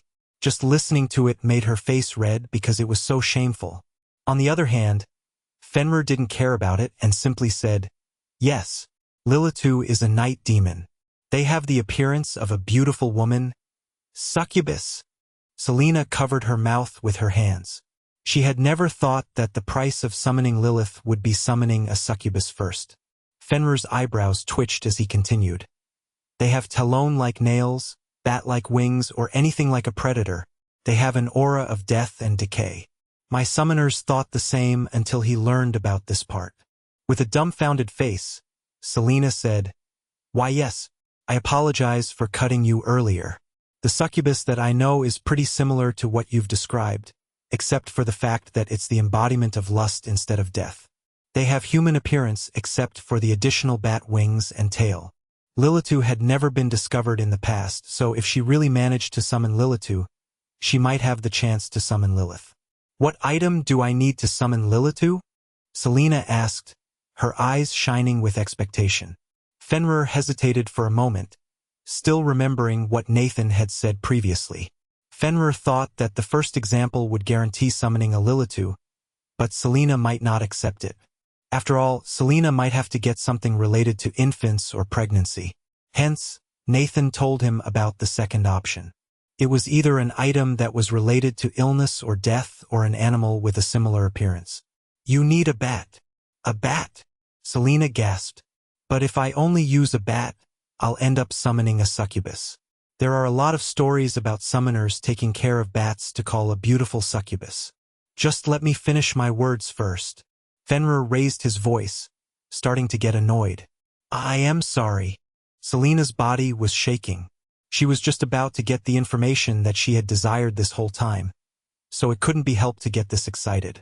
What you need is not a healthy or good bat. In fact, what you need is the worst bat. A dead bat that has disease and is probably in the process of decaying. Selena widened her eyes in shock. If one wanted to summon a succubus, they usually got a bat. The better its quality, the higher the succubus rank. Meanwhile, to summon a vampire, they needed to add blood to the offering. Only those with the quality could summon a vampire. That was why the Ashton family was a household with a long history. But for Lilitu, Selena had to add one more thing. The bat that she sacrificed must be dead because of illness or disease. If its body had begun to decay, it would be even better. She might be questioned by summoning this creature. In fact, she might even be considered a failure if she ended up summoning a succubus instead of a vampire or Lilitu. But if she didn't rely on this unorthodox method, she might not be able to summon a vampire progenitor. I understand. I'll prepare it. Selena nodded. Nathan had never harmed her. If she somehow summoned this, she would definitely repay Nathan in the future. And now it's your turn to answer my question. I have a list of names that I want to know whether they have been summoned to this world. 2 hours later, Fenrir had returned to Nathan's room as Nathan was writing down the item he wanted for the summoning ritual. Have you gotten the information yet? Nathan asked. Yeah. Considering they are gods on their own terms, they should be pretty famous if they're summoned. There are several names that have been summoned to this world. Fenrir glanced at the requested item. By the way, looking at you so knowledgeable about vampires, is there a divine beast related to vampires? Nathan thought for a moment. If we are talking about vampires, it should be a bat. There is a bat god. If I'm not wrong, its name is Kamesats. So you're going to summon this bat god? Why do you keep asking about divine beasts? Are you planning to jinx it? What am I going to do if I can only summon divine beasts? Nathan let out a long sigh. So you want to summon another god? I guess it's a female since you want a pole. A stripper god. Fenrir read the item's description while making his guess. Are you joking right now? It's not for a female god. Not a female? Fenrir gasped as he placed his paw on Nathan's forehead. Are you fine? You're not sick? Maybe you should get some sleep first. I'm gonna beat you up if you continue. Nathan's hand was twitching. So if not female, who is this god? Fenrir asked. I'm his biggest fan. To me, he is the most fun, and I bet the journey is going to be more interesting with him joining us. And he is also a good fighter. Ho? A strong one. Huh? I don't mind sparring with him. Fenrir grinned. Who is this guy? The great sage, Heaven's equal. Nathan proudly declared his title. Fenrir was surprised by such an awe-inspiring title. I hope MMFF. Nathan grabbed Fenrir's mouth as strong as possible, his forehead letting out a cold sweat. You stupid dog. Don't you dare to jinx it. I'm gonna beat you up today. Reminder. Thank you for your time. If you'd like to support us, please subscribe to Elnaudio on YouTube. Chapter 43. Summoning Ritual Mistress. The young master is currently holding the ritual ceremony in his class. Alicia reported with a worried expression. If you want to check on him, do it secretly. Vivian sighed. But Alicia gently rubbed her cheek, thinking this was not what she should do. It's fine. I will believe in him. I hope he likes that item. Alicia smiled wryly. Well, surely he likes it, right? You have even used your personal connection to ask for a quick order from Elder Randolph from the Blacksmith Association. The item he would have is the best among other candidates. I hope he can summon what he wants. If he summons another beast, it means he has confirmed that he will only be able to summon beasts for the rest of his life. After showing such a result, it can be said he is unique, and his worth will skyrocket afterwards. Ahaha. Alicia pointed at the door. In that case, I'll take my leave. Yeah. Tell me the result after he's done. Classroom. Jason had set up a magic circle for the summoning. It had a complicated pattern consisting of circles, stars, and wavy strokes. Unlike the first summoning ritual, the circle was expanded 3 times its size, covering almost the entire front part of the class. The color of the circles was red as if they were painted with blood. It looked like a normal drawing when it wasn't activated, but the students could sense an indescribable pressure faintly emitting from the circle. Jason stepped in the middle of the circle and said, It seems that 6 of you have decided to drop out of the academy. Nevertheless, it won't change the fact that you're going with the summoning ritual. Each of you has written down the items you wish to have, and the school has purchased all of them. Outside the room, there are many staff that will help carry the items into the room. I will allow students who want to go on the ritual first. Since we only have a ritual scheduled for today, you are free to leave once you are done with the summoning. If any of you don't have questions, we will begin the ritual right away. The class was silent. No one raised their hand, whether it was to ask questions or volunteer. If no one is going to raise their hand, I'll be picking you one by one in alphabetical order. Jason raised his head, looking at the class. Teacher. I'm willing to do the ritual first. August raised his hand. August Reeves, please come to the front. Jason nodded while exiting the circle. He checked the paper and said, your requested item is a red magician hat, correct? Yes, sir, August confirmed. Jason exited the room for a while before returning with a female staff. She brought an oversized pointed hat. As August described in his paper, the hat was red in color. August also took out a bag of dirt from his pocket. That's high-quality soil. Jason squinted his eyes, observing the soil. Yes, this soil is imported directly from the Holy Kingdom. It is known as the world's most fertile soil. August smiled. I see. I know what you are going to summon. Jason nodded in understanding. Feel free to check the item first before proceeding to the summoning. There is no need to check. The Phyrexia Academy has been doing this for so long, and there has been no question about its quality. I'll trust the Academy and begin the ritual immediately. Jason couldn't help but cross his arms, as August worded it in such a way that it would be the Academy's fault if he failed to summon what he wanted. However, he chose not to say anything. August smiled as he poured the dirt on the center before putting the witch hat on top of it. August then channeled his Aina into the summoning circle. The circle gradually emitted a gentle blue light, illuminating the room. O miracle of the world, divine being of summoning, please use my body as the beacon and grant the beloved being your passage.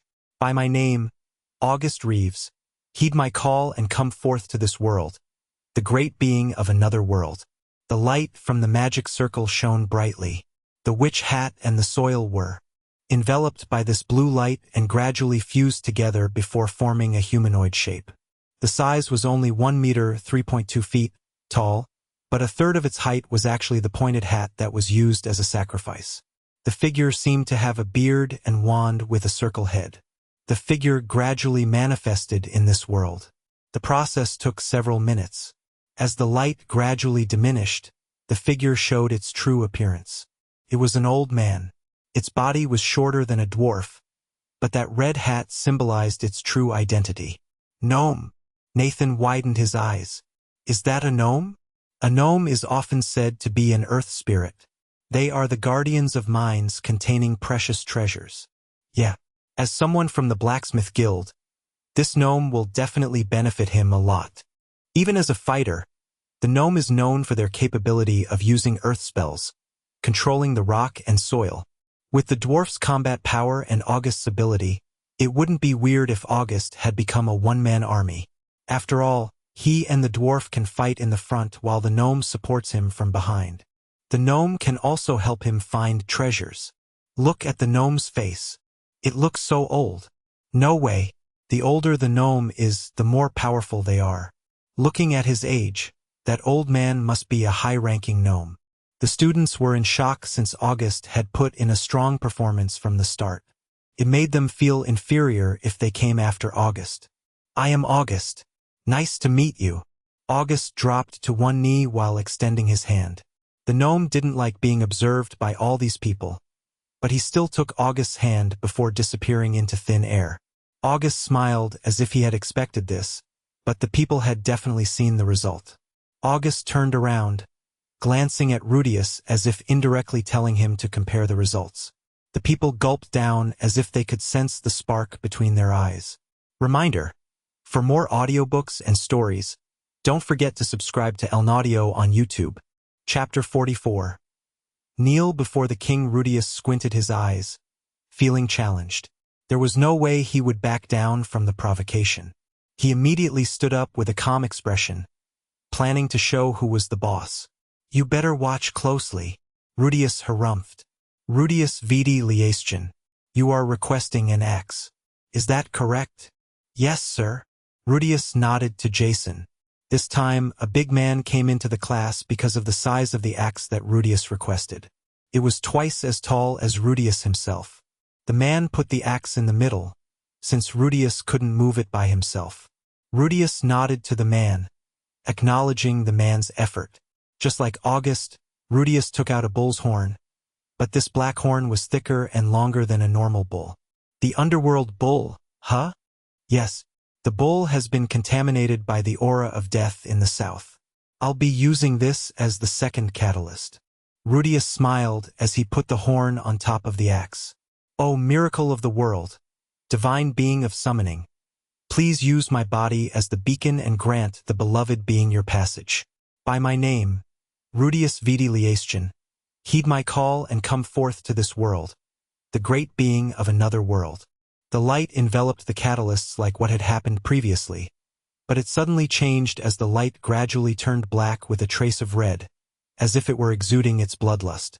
The Aina flickered in the air as people felt their hair rise and the glass started to shake. Jason furrowed his eyebrows, ready to use his own power to neutralize it if necessary. The red and black light gradually shaped a giant humanoid figure with an enormous pair of horns. Its height was comparable to the Cyclops Rudius had, almost touching the top of the ceiling. However, all of them could feel the immeasurable pressure it was exuding. Come forth. Rudius smirked as the light disappeared, revealing the demon's true form. A minotaur. But this is not a normal minotaur. It's exuding such a weird pressure. The students gasped, feeling scared just by looking at its body. Moo! The minotaur let out a roar. With a wave of his hand, Jason used his Aina to form a half-spherical barrier that blocked the shock wave, not wanting the windows to shatter. However, the students could definitely feel the strength the bull had. As expected of His Highness. To think that he is able to summon this powerful minotaur. August's gnome is good, but the minotaur is simply too powerful. Even Nathan was astounded by the minotaur's appearance, but for a different reason. When he saw those bloodshot eyes, Nathan remembered a certain myth. That figure had a similar feature to the minotaur but much more sinister. He couldn't help but mutter, "What's next? Is he gonna summon the Baphomet?" Jason didn't care about the minotaur. That is enough. You may recall your familiar. I hope that you don't interrupt with the ritual. My apologies. Rudius politely nodded as the minotaur disappeared. While walking back to his seat, Rudius looked at August with a smug smile. Jason maintained his composure and asked, "All right, anyone would like to try?" After such a display from Rudius, no one really wanted to try since they knew they would be compared to the minotaur. As Jason was about to call a name, a student suddenly raised his hand. "Teacher, I'm willing to try." "Sure, go on." "Landark. He is going to test his might against those two monsters?" Landark stood up and took a glimpse of Nathan before harumphing. Nathan tilted his head in confusion, asking inwardly, "Did I offend him or something?" "You are asking for a great wolf cub, right?" Jason asked. "Yes, teacher." The female staff returned, bringing a box that contained a wolf cub corpse. It seemed that they killed this cub not long ago. Landark took out a crescent moon pendant and put it on the wolf cub. Just like the others, he chanted the summoning call. Is he going to summon a werewolf? The werewolf is strong, but their strength depends on the items sacrificed for them. I guess we'll be able to see the famous werewolf. Landark's family is quite known for their hunter-type familiars. The students looked more relaxed, thinking that Landark was still within a realm they could reach, unlike August and Rudius. Because the sacrifice wasn't something special, the Aina didn't produce any amazing phenomena. It calmly formed a werewolf figure. However, the moment the light disappeared, it actually burst into all directions, as if the werewolf had control over the light and deliberately dispersed it. What? Did the werewolf just do that? Look at the werewolf's appearance. The werewolf had bulging muscles and sharp claws. Its gaze was cold like that of a predator, and there were two huge scars, one running from its forehead all the way to its right cheek, while the other stretched from the right shoulder to the stomach. Just from its appearance, they knew the werewolf had undergone hundreds of battles. Amazing! It might not be as strong as the gnome or the minotaur, but this werewolf is very strong. As expected, I guess there is a reason he is one of the top students in the class. Indeed, he is able to summon a werewolf at that level without an epic sacrifice. If he has one, I'm afraid the gap between him and those two won't be that far. Still, I wonder how strong that werewolf is compared to that wolf. Everyone immediately knew which wolf being mentioned in the conversation. It was obviously Fenrir. Ha ha ha ha. I have got a werewolf. A high-ranking werewolf. Did you see that? Landark pointed at Nathan. Nathan pointed at himself while looking back. He thought that the previous result had shown that he was a competent summoner, but why would someone provoke him out of nowhere? Seeing the confusion on Nathan's face, Selena whispered from a distance. He is Landark Waddell. He got 6th place last trip. 6th? Ah! Nathan finally understood why he had been provoking him this whole time. Yes, he thought you were lucky, and he was the one who deserved to get the 5th place. But because of you, he couldn't get that spot. Basically, he is just being a sore loser. I can understand that. I will probably act the same if you are taken by someone else. Just kidding. Nathan chuckled. Selena widened her eyes dumbfoundedly as if her brain had just stopped working for a second, not expecting Nathan to say those words. Meanwhile, Nathan sighed at Landark's action. He understood why he was a sore loser, but he should have done that to the current 5th place, not him. He didn't know why he targeted him personally, but there was one possible reason in his mind. Landark's bloodline focused on summoning werewolves, so he thought it was easy to pick a fight with him, since Fenrir was just a normal wolf. What are you sighing? I'm challenging you to a summoner's war. Landark pointed at Nathan. What can you even offer anyway? You must have used up a lot of resources and all of your cores, so you have nothing to offer. Nathan shook his head helplessly. Besides, the atmosphere suddenly turned tranquil for a second, as if the heavens wanted to hear it as well. A deep continued Nathan's words. What can a mere imitation do against me? Fenrir suddenly appeared next to Nathan. His appearance was already different from a month ago. The werewolf widened his eyes, his body shivering in fear. When he looked at Fenrir, his bloodline was instinctively telling him to kneel. It was hard to even resist the urge to look down. Only the werewolf, who shared a similar bloodline, would be able to see Fenrir's true nature. It was as if there was a monstrous wolf standing behind him, looking down at him with an absolute gaze. It felt like he couldn't say no if the other party wanted to devour him. Bang! That loud noise shattered the uneasiness in the room as they all saw the werewolf was actually kneeling, its body convulsing uncontrollably as if he were fearing for his life. Kneel before the king, said Nathan with a smug smile on his face. What werewolf? He was nothing compared to the king of wolves. Reminder: your presence is appreciated. Don't forget to subscribe to El Audio for more stories and updates. Chapter 45. Nathan's turn. Everyone couldn't help but widen his eyes. Some even dropped their jaws. Did they see it right? The werewolf was actually kneeling. Selena heard Nathan's mumble and couldn't help but repeat it in a low voice. Kneel before the king. Selena suddenly shuddered in realization. That was right. Fenrir knew all those awe-inspiring figures, so there was no way he was ordinary. But the big problem was how Nathan could actually summon such a beast in the beginning, and Fenrir didn't seem to be that strong either. Is it because Fenrir is a beast, not a humanoid, that he is able to change his situation according to his needs? Fenrir is matching up his strength to Nathan's. While Selena was trying to figure out the reason behind the summoning, the others were more focused on Fenrir's strength. August clenched his fists. Even though the werewolf wasn't stronger than his gnome, he would still have to fight against him pretty seriously. Yet Fenrir could suppress the werewolf by simply existing. How could this be? Meanwhile, Rudius approached it in a different way.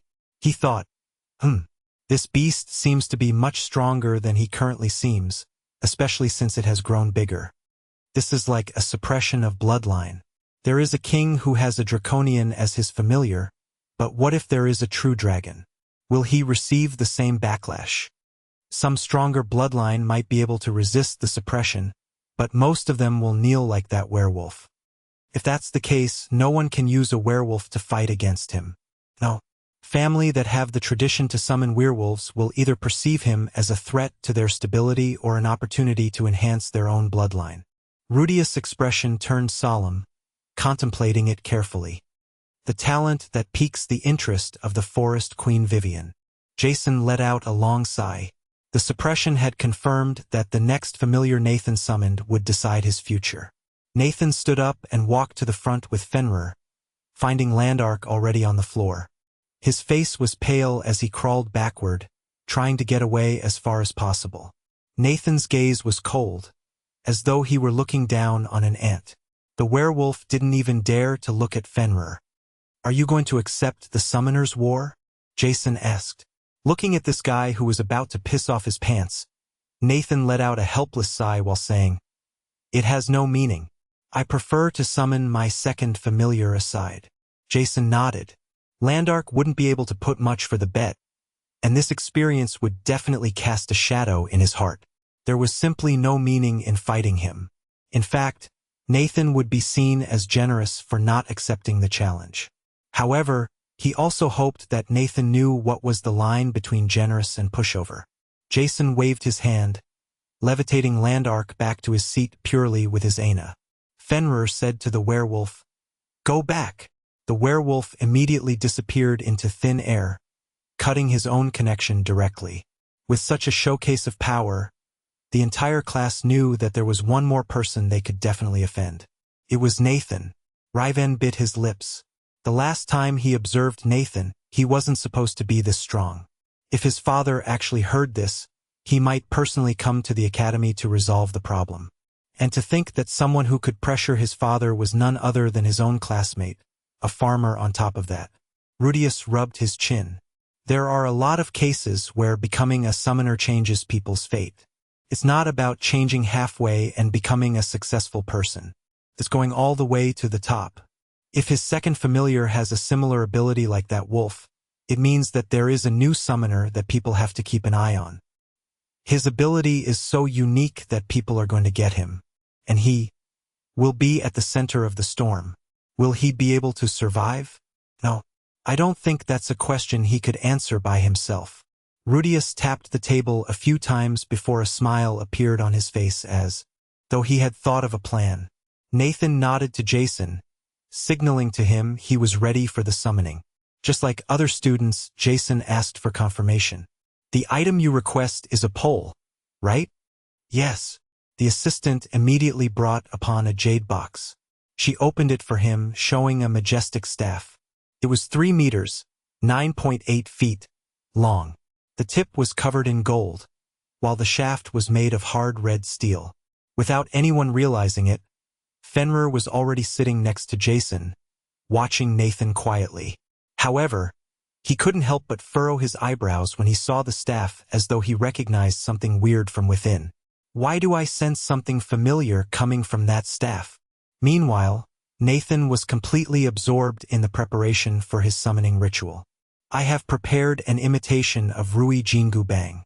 Besides, there are no beasts wielding a staff, so I can rule out the possibility of summoning a divine beast. My only target is Sun Wukong. And if I add this..." Nathan was a bit skeptical about using this fruit, since he didn't think the other party had eaten it in his legend. However, considering Sun Wukong's identity, he obviously had to add a banana. The students looked shocked because they thought Nathan would bring out an additional powerful item, but it turned out he got a banana. A normal banana. "Oh, miracle of the world, divine being of summoning, please use my body as the beacon and grant the beloved being your passage. By my name, Nathan, heed my call and come forth to this world, the great being of another world." Nathan chanted as the magic circle once again illuminated the room. "He, come, come, the mighty Sun Wukong. You will come, right? Right? Reminder, your presence is appreciated. Don't forget to subscribe to Elnaudio for more stories and updates." Chapter 46. Nathan's second familiar, unlike Rudius, who created turbulence, or August, who had a tranquil summoning, Nathan actually caused a temperature drop. The stick and banana floated into the air, with the banana specifically moving to the tip of the staff and expanding. Nathan widened his eyes in shock. Wait, wait, wait. Why is the banana expanding? It's not supposed to be about the shape. Do I have to bring a monkey instead? A banana should be enough, but why is it expanding as if it's... Nathan suddenly gulped down when he took another look at the shape the light formed. It was like a slap directly on his face from the great sage himself. Sun Wukong has a rebellious nature, unyielding spirit, and refusal to submit to I2Y. Nathan gasped. He might have miscalculated one thing. Even if he could summon Sun Wukong had to agree to respond to his call. In other words, Sun Wukong still had the option to refuse, which in fact aligned with his nature, as described in his legend. Yes, Nathan had miscalculated how accurate the legend could be in the summoning. Is it because there is someone who has summoned Sun Wukong in this world? Nathan muttered inwardly. He didn't want to believe that he failed to get his biggest idol, Sun Wukong, but it was because of his personality that he idolized him. There were mixed feelings. On the one hand, he was disappointed that he couldn't get Sun Wukong. On the other hand, he couldn't find fault in him. Instead of Rui Jingu Bang, the banana was stretched to the limit, forming a long shaft sitting on top of the tip of the staff. From the tips of the shaft dropped a small circle. It was hard to see, but there were thin lines connecting the tips, which made Nathan sure what item was reflected before him. No way. This is a scale? No. Is this the scale that weighs your heart? Nathan didn't know whether he should laugh or cry. The scale gradually fell to the ground and changed its shape once again, confirming the identity of the one he summoned. Ankh! Nathan closed his eyes, knowing the identity of the familiar he summoned. There was nothing he could do that would change the outcome. Last but not least, the Ankh formed a dog-shaped figure. It seems that you have summoned me, said the light as it disappeared, revealing the true appearance of the beasts. It wasn't a dog. It was a black jackal. The jackal was slightly smaller than Fenrir's current form, but it actually sent off a dreadful feeling. Looking at his eyes made the students feel like their souls were being sucked away. August and Rudius were leaning forward in disbelief.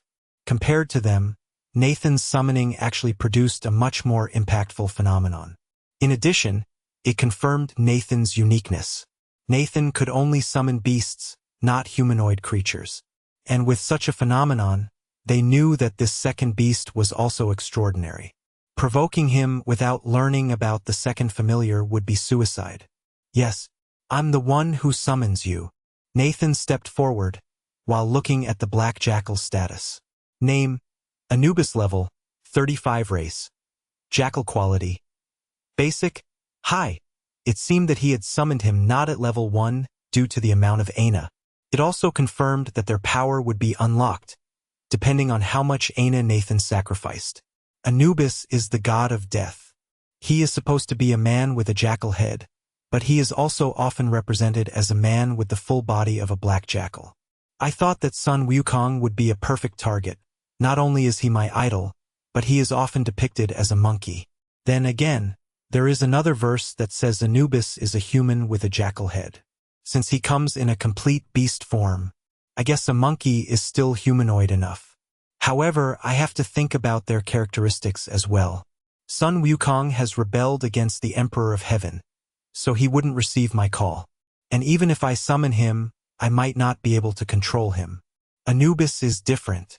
He oversaw mummification, weighed souls, guided the dead into the afterlife, defended against chaos, and punished those who violated the tombs. This world might be interesting for him, since he could see a different life cycle with his own eyes. Anubis walked toward Nathan and said, "There are probably a lot of things we need to discuss, but I'll take care of you." Nathan smiled. "Thank you." Anubis could return by himself, unlike Fenrir. Then again, Fenrir told him that he received a portion of knowledge when coming to this new world.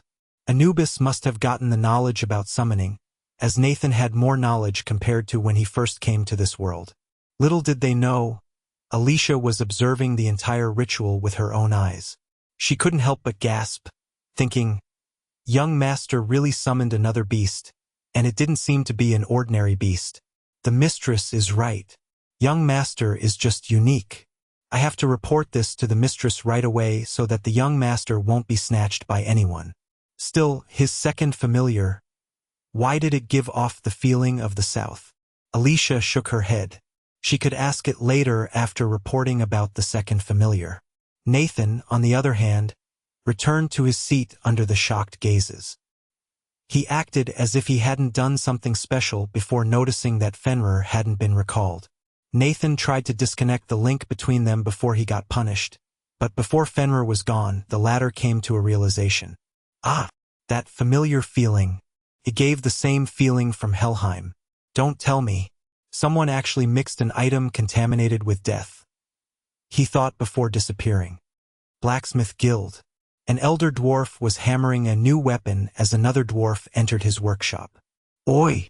The forest queen expressed her satisfaction with that staff. Is that so? Well, she saved me in the past, so with this, the debt has been repaid. I have even used my precious material from the land of death in the south. The elder dwarf smiled proudly. Reminder. Like what you hear. Please subscribe to El Naudio on YouTube and join our community. Chapter 47. Selena's Choice. Congratulations. It seems that you have summoned yet another beast familiar, said Selena. Thank you. Nathan nodded. While Anubis wasn't his original target, it didn't change the fact that Anubis could be considered a divine beast. It also confirmed that Nathan could only summon a divine beast. This way, he shouldn't have any expectation of summoning other familiars like vampire progenitor, archangels, and other humanoid familiars. The people in this world would be the ones having the chance to summon them. If he added the aliens into the mix, it felt like he would be the third faction because of his uniqueness. No one had ever summoned divine beings from their first familiar, let alone divine beasts. With his soul contract, he might become a one-man army. Of course, it would only happen in the future. He was still struggling against several proto-class aliens, so he couldn't really brag about his strength. Getting stronger. While it's true that soul contract will allow me to have an ability from my familiar, this is just me taking their ability. I need to learn the techniques from this world as well. Even though the burden wouldn't be too much if he had a lot of familiars, the amount of Aina in his body didn't allow him to summon those many divine beasts right now. Still, it would be nice to have 10 different abilities from 10 different familiars. Nathan glanced at Selena, asking, "Why don't you try summoning your second familiar right now?" Selena's body shuddered as she looked away. She didn't want to admit she was scared. She was scared to find herself failing to summon Lilitu. Nathan didn't say anything to respect her decision, but Selena changed her mind. All right, I will be next. Selena stood up. Aha! Nathan was startled but still said, "Good luck." He felt Selena had become easier to talk to. While she still rarely showed her emotion, Nathan could feel that she had opened up to him. Selena, on the other hand, used Nathan as a role model. As she walked down the stairs, she thought, I might have the will to endure and try, but I guess I should learn from him. While he is only a farmer, he shows his courage. While they look reckless on the surface, they are a well-calculated move. If I have a bit of his courage, I will definitely be able to make all my wishes a reality. Selena took a deep breath as she stopped right in front of the summoning circle. Selena Ashton, your requested item is... Jason scratched the back of his head, hesitant to say it. A decaying bat corpse with disease. Yes, teacher. Are you sure about this? I'm sure. Selena nodded with a solemn expression. All right then. Jason signaled the assistant to bring forth the item. The students were obviously weirded out when they heard about the requested item. A decaying corpse? With disease on top of that? They never thought that Selena would ask for such a disgusting item. They could understand if she wanted a bat, since she would be summoning a vampire. However, they were wrong. Those who understood Selena's lineage couldn't help but furrow their eyebrows, wondering what Selena was trying to do. As they were whispering to each other, the staff came with a box. She was wearing a mask and gloves to avoid getting afflicted by the disease. She used a tong to place the bat in the center of the magic circle, showing everyone the true appearance of the bat. People wanted to puke after they saw the bat. Half of its body had decayed, releasing a foul smell that made everyone, including Nathan, close their noses. The assistant even moved to the window and summoned a fire spirit that would produce a flame to reduce everything she used to nothing. No one wanted to get a disease after all. Selena smelled the foul odor, but she somehow remained calm, as if she had gotten used to such a disgusting, rotten smell. As soon as everyone left the summoning circle, she extended her hand while chanting the same thing. By my name, Selena Ashton, heed my call and come forth to this world, the great being of another world. The summoning was a success. The bat was enveloped by the light produced by the magic circle, isolating the bat as well as its foul smell. Selena's breathing became rough because her future was riding in this one summon. The light gradually shaped into a humanoid form, producing no phenomenon like the others.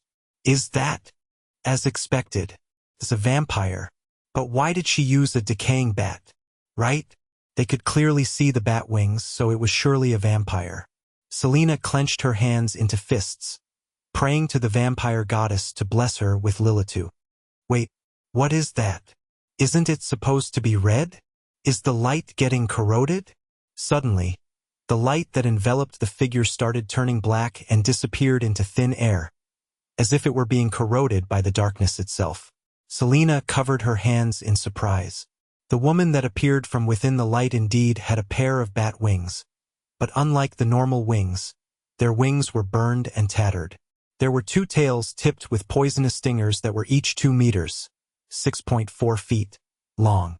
Her hands were long and sharp, like talons, and their feet were similar to hooves. Her appearance matched the description Fenrir gave, and Selena's eyes confirmed her race. Sasha, at your service. She politely bowed to her. What is that? It's not a vampire? A demon? But she is beautiful like a succubus. The students were speechless because they had never seen someone like her before. Even Jason couldn't contain his surprise. A new species? People gulped when Jason confirmed their suspicion. While her impact wasn't comparable to that of Nathan and the others, she actually summoned a new race. Tears were forming in the corner of Selena's eyes. There was no word to describe the joy in her heart. After all, this familiar had proven that the vampire progenitor that could change her fate existed.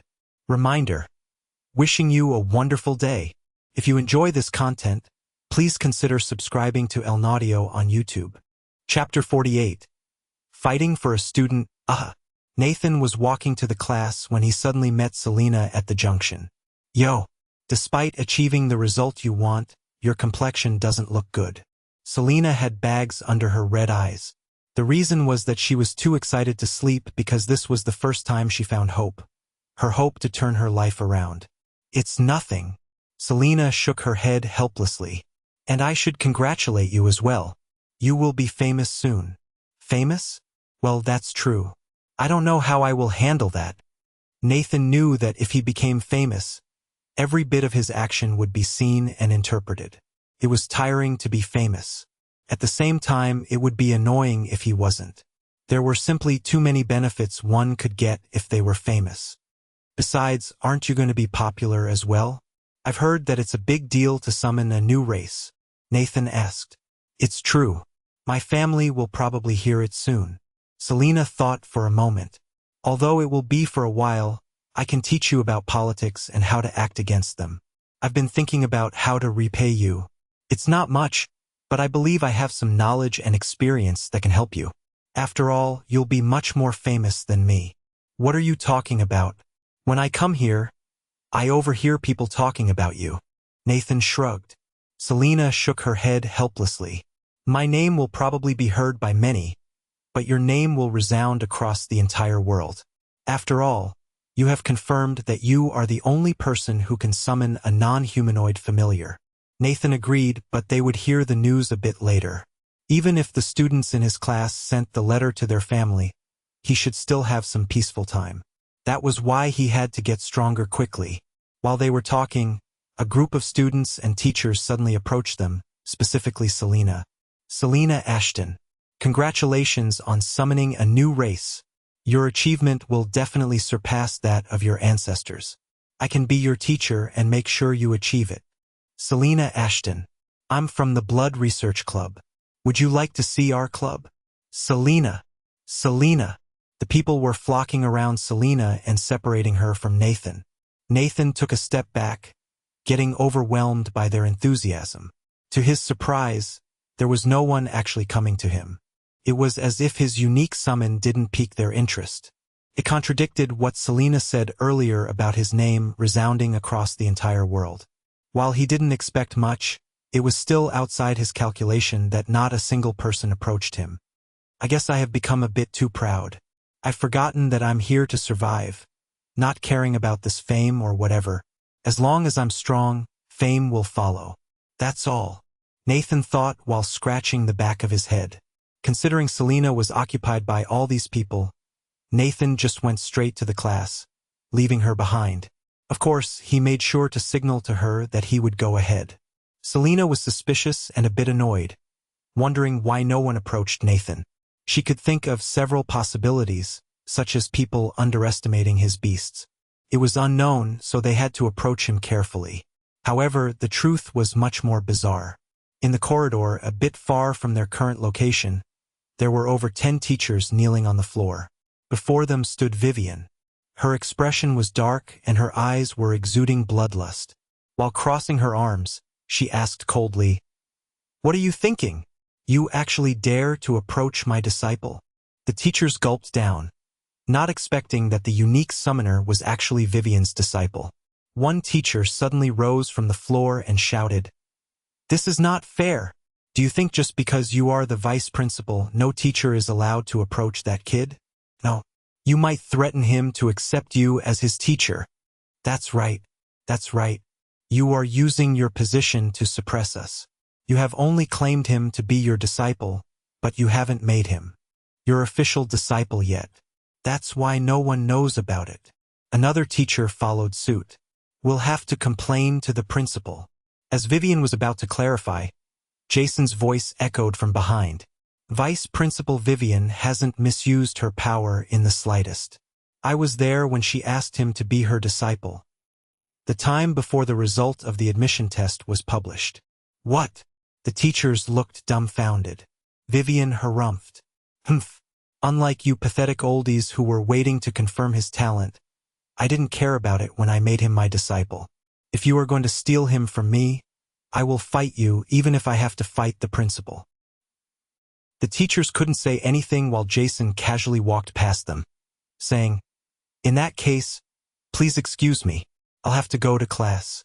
We are about to get into the second event after all."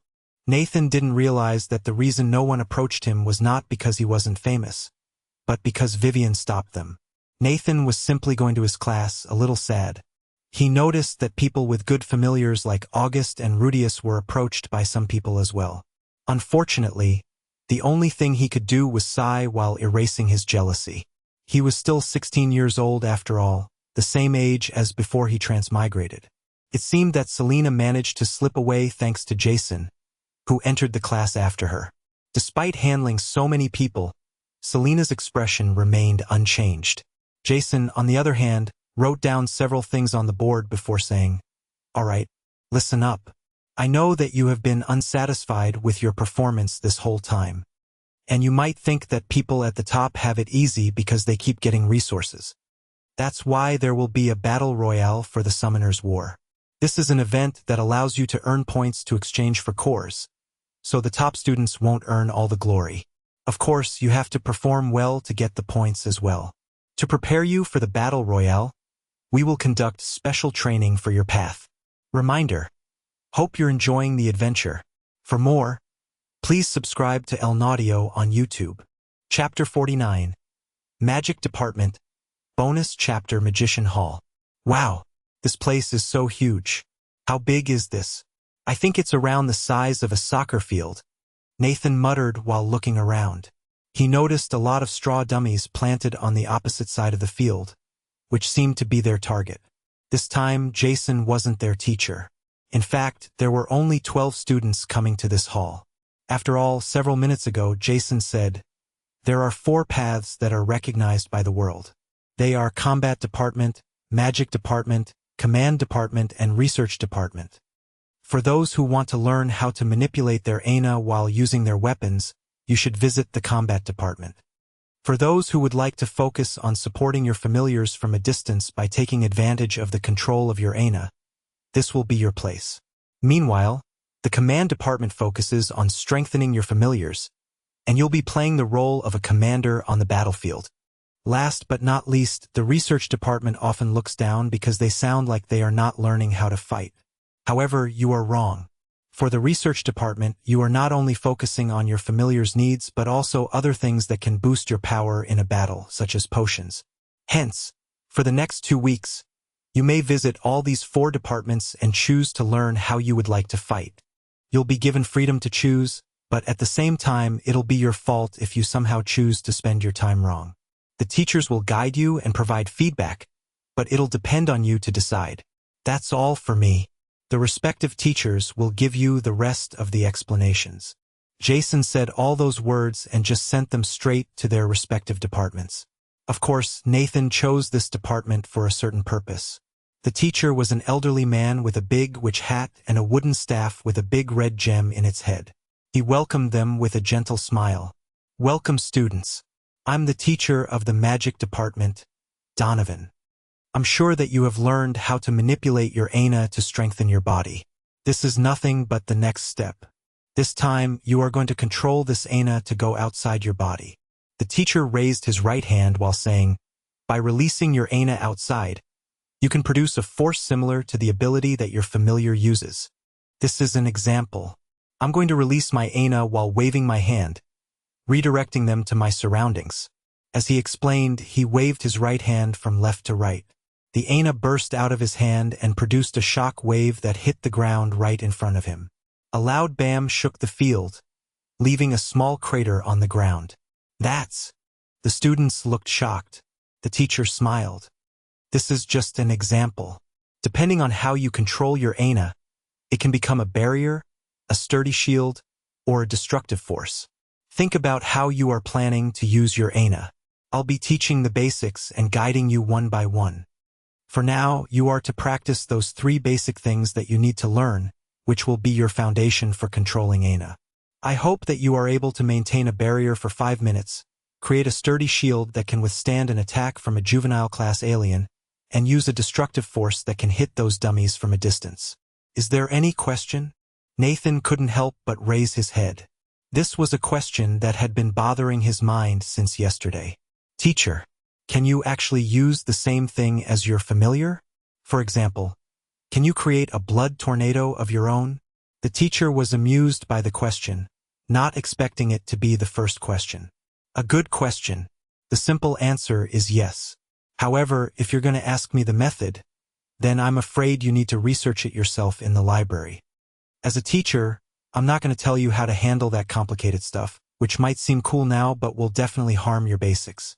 As your teacher, I suggest you learn these basics first because it'll also help you do such a complicated thing later in the future."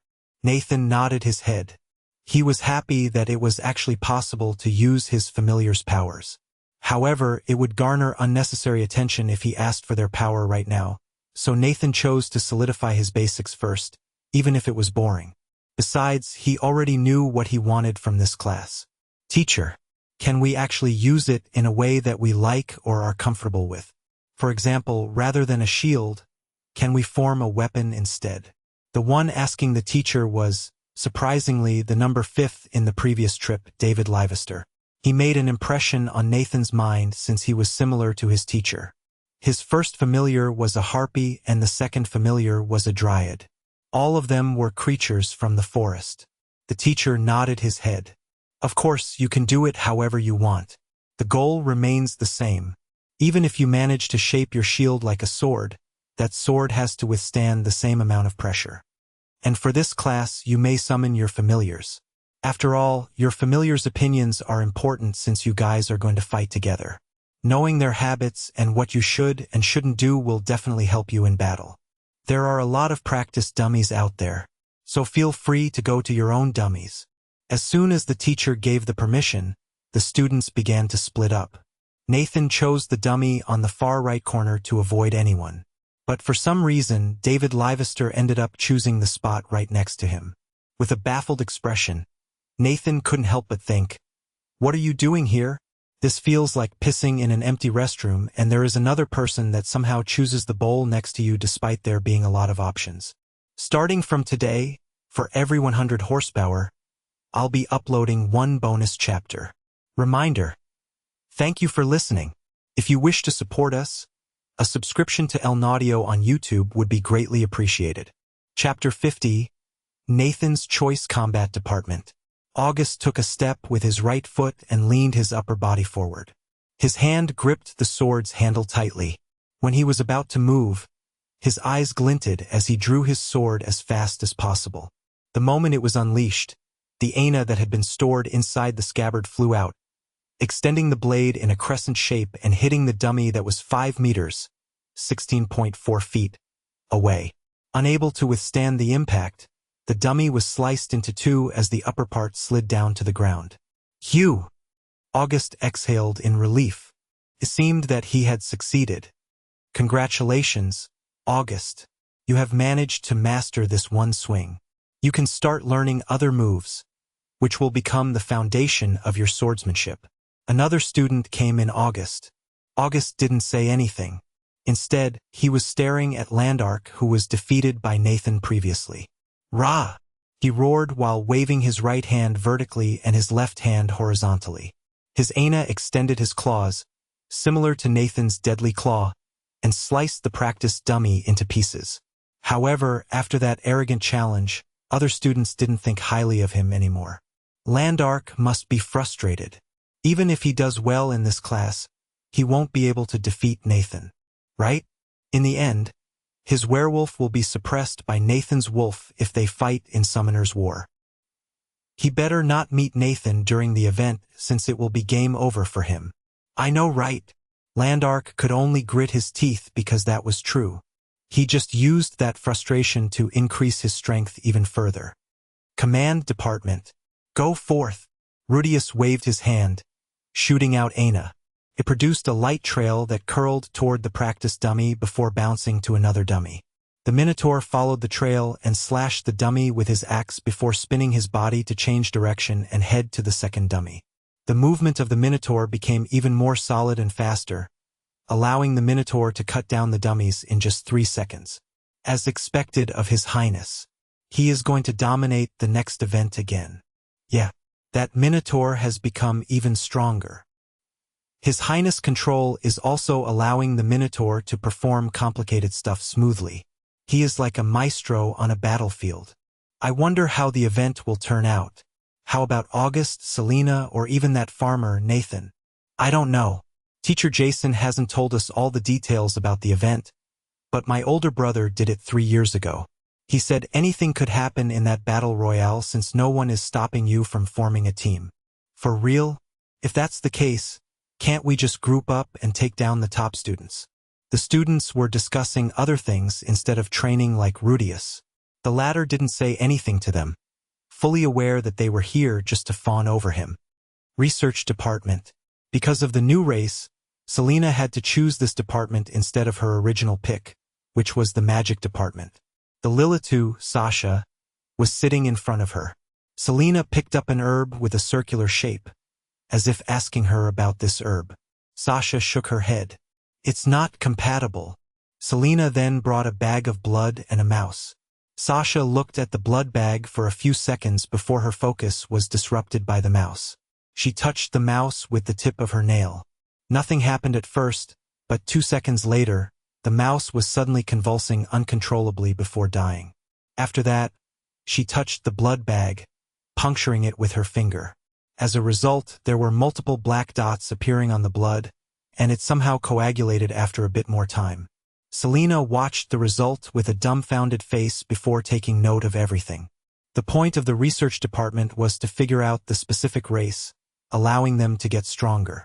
It could be said that they were making the familiar evolve one step at a time. Selena had to fully study Sasha so that she knew what to do in a battle. Her focus was disrupted the moment she overheard the students not far from her.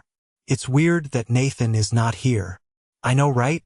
He is the only summoner who has beasts as his familiars. Surely he should understand them, right? Indeed, if he comes here, he will know what his familiar is all about. In fact, he might be able to discover why he is the only one having such an ability. I bet that there are a lot of teachers wanting to dissect him. Ha ha ha. Selena's eyebrows twitched. The longer she listened to them, the colder her expression became. At one point, bloodlust escaped from her eyes, but it was quickly dispelled by Sasha, who waved her hand in front of Selena as if telling her not to mind their words. Selena scratched the back of her head. She didn't know why their conversation annoyed her so much. She knew Nathan's personality and power. All those words and actions made her feel indebted to him. Even Sasha was proof of his kindness. Fenrir might be the one telling her about the Lilitu, but she doubted Fenrir would tell her about it unless Nathan begged him. Selena harumphed quietly and just focused on her own research. Magic department. Nathan was sitting with his familiars. Isn't that guy staring at us a lot? Fenrir asked casually. Who knows? He might be curious but not have the courage to ask, or maybe he is just here to observe us. Either way, it doesn't change my plan here. Nathan shrugged. Oh? You already know what you want? Anubis asked. Yep. I'm planning to learn long-range combat with my Aina. Nathan nodded with a smile. The moment I saw the power, I knew what I wanted. And that is, others have known summoners and Aina before they came to the academy. While I can learn it slowly, I still need to catch up. As a result, I can't pour too much time into this training, which is why I think of simplifying what I want to get double the result with half the effort. Are you going to spew another bullshit? Fenrir's eyebrows twitched, remembering how Vivian became his teacher after eating those bullshits. Ha ha ha. Nope. There is something that I don't need to learn as much as other weapons like a sword, a spear, or a bow, but it can become more deadly than those weapons. Nathan had a cheeky grin on his face. The weapon that dominated my current era. Ho? What is that, summoner? Anubis had taken an interest in this unique summoner, who somehow captivated Fenrir. Nathan raised his finger and said, Gun! Reminder. If you're enjoying the narration, a subscription to El Naudio would mean a lot to us.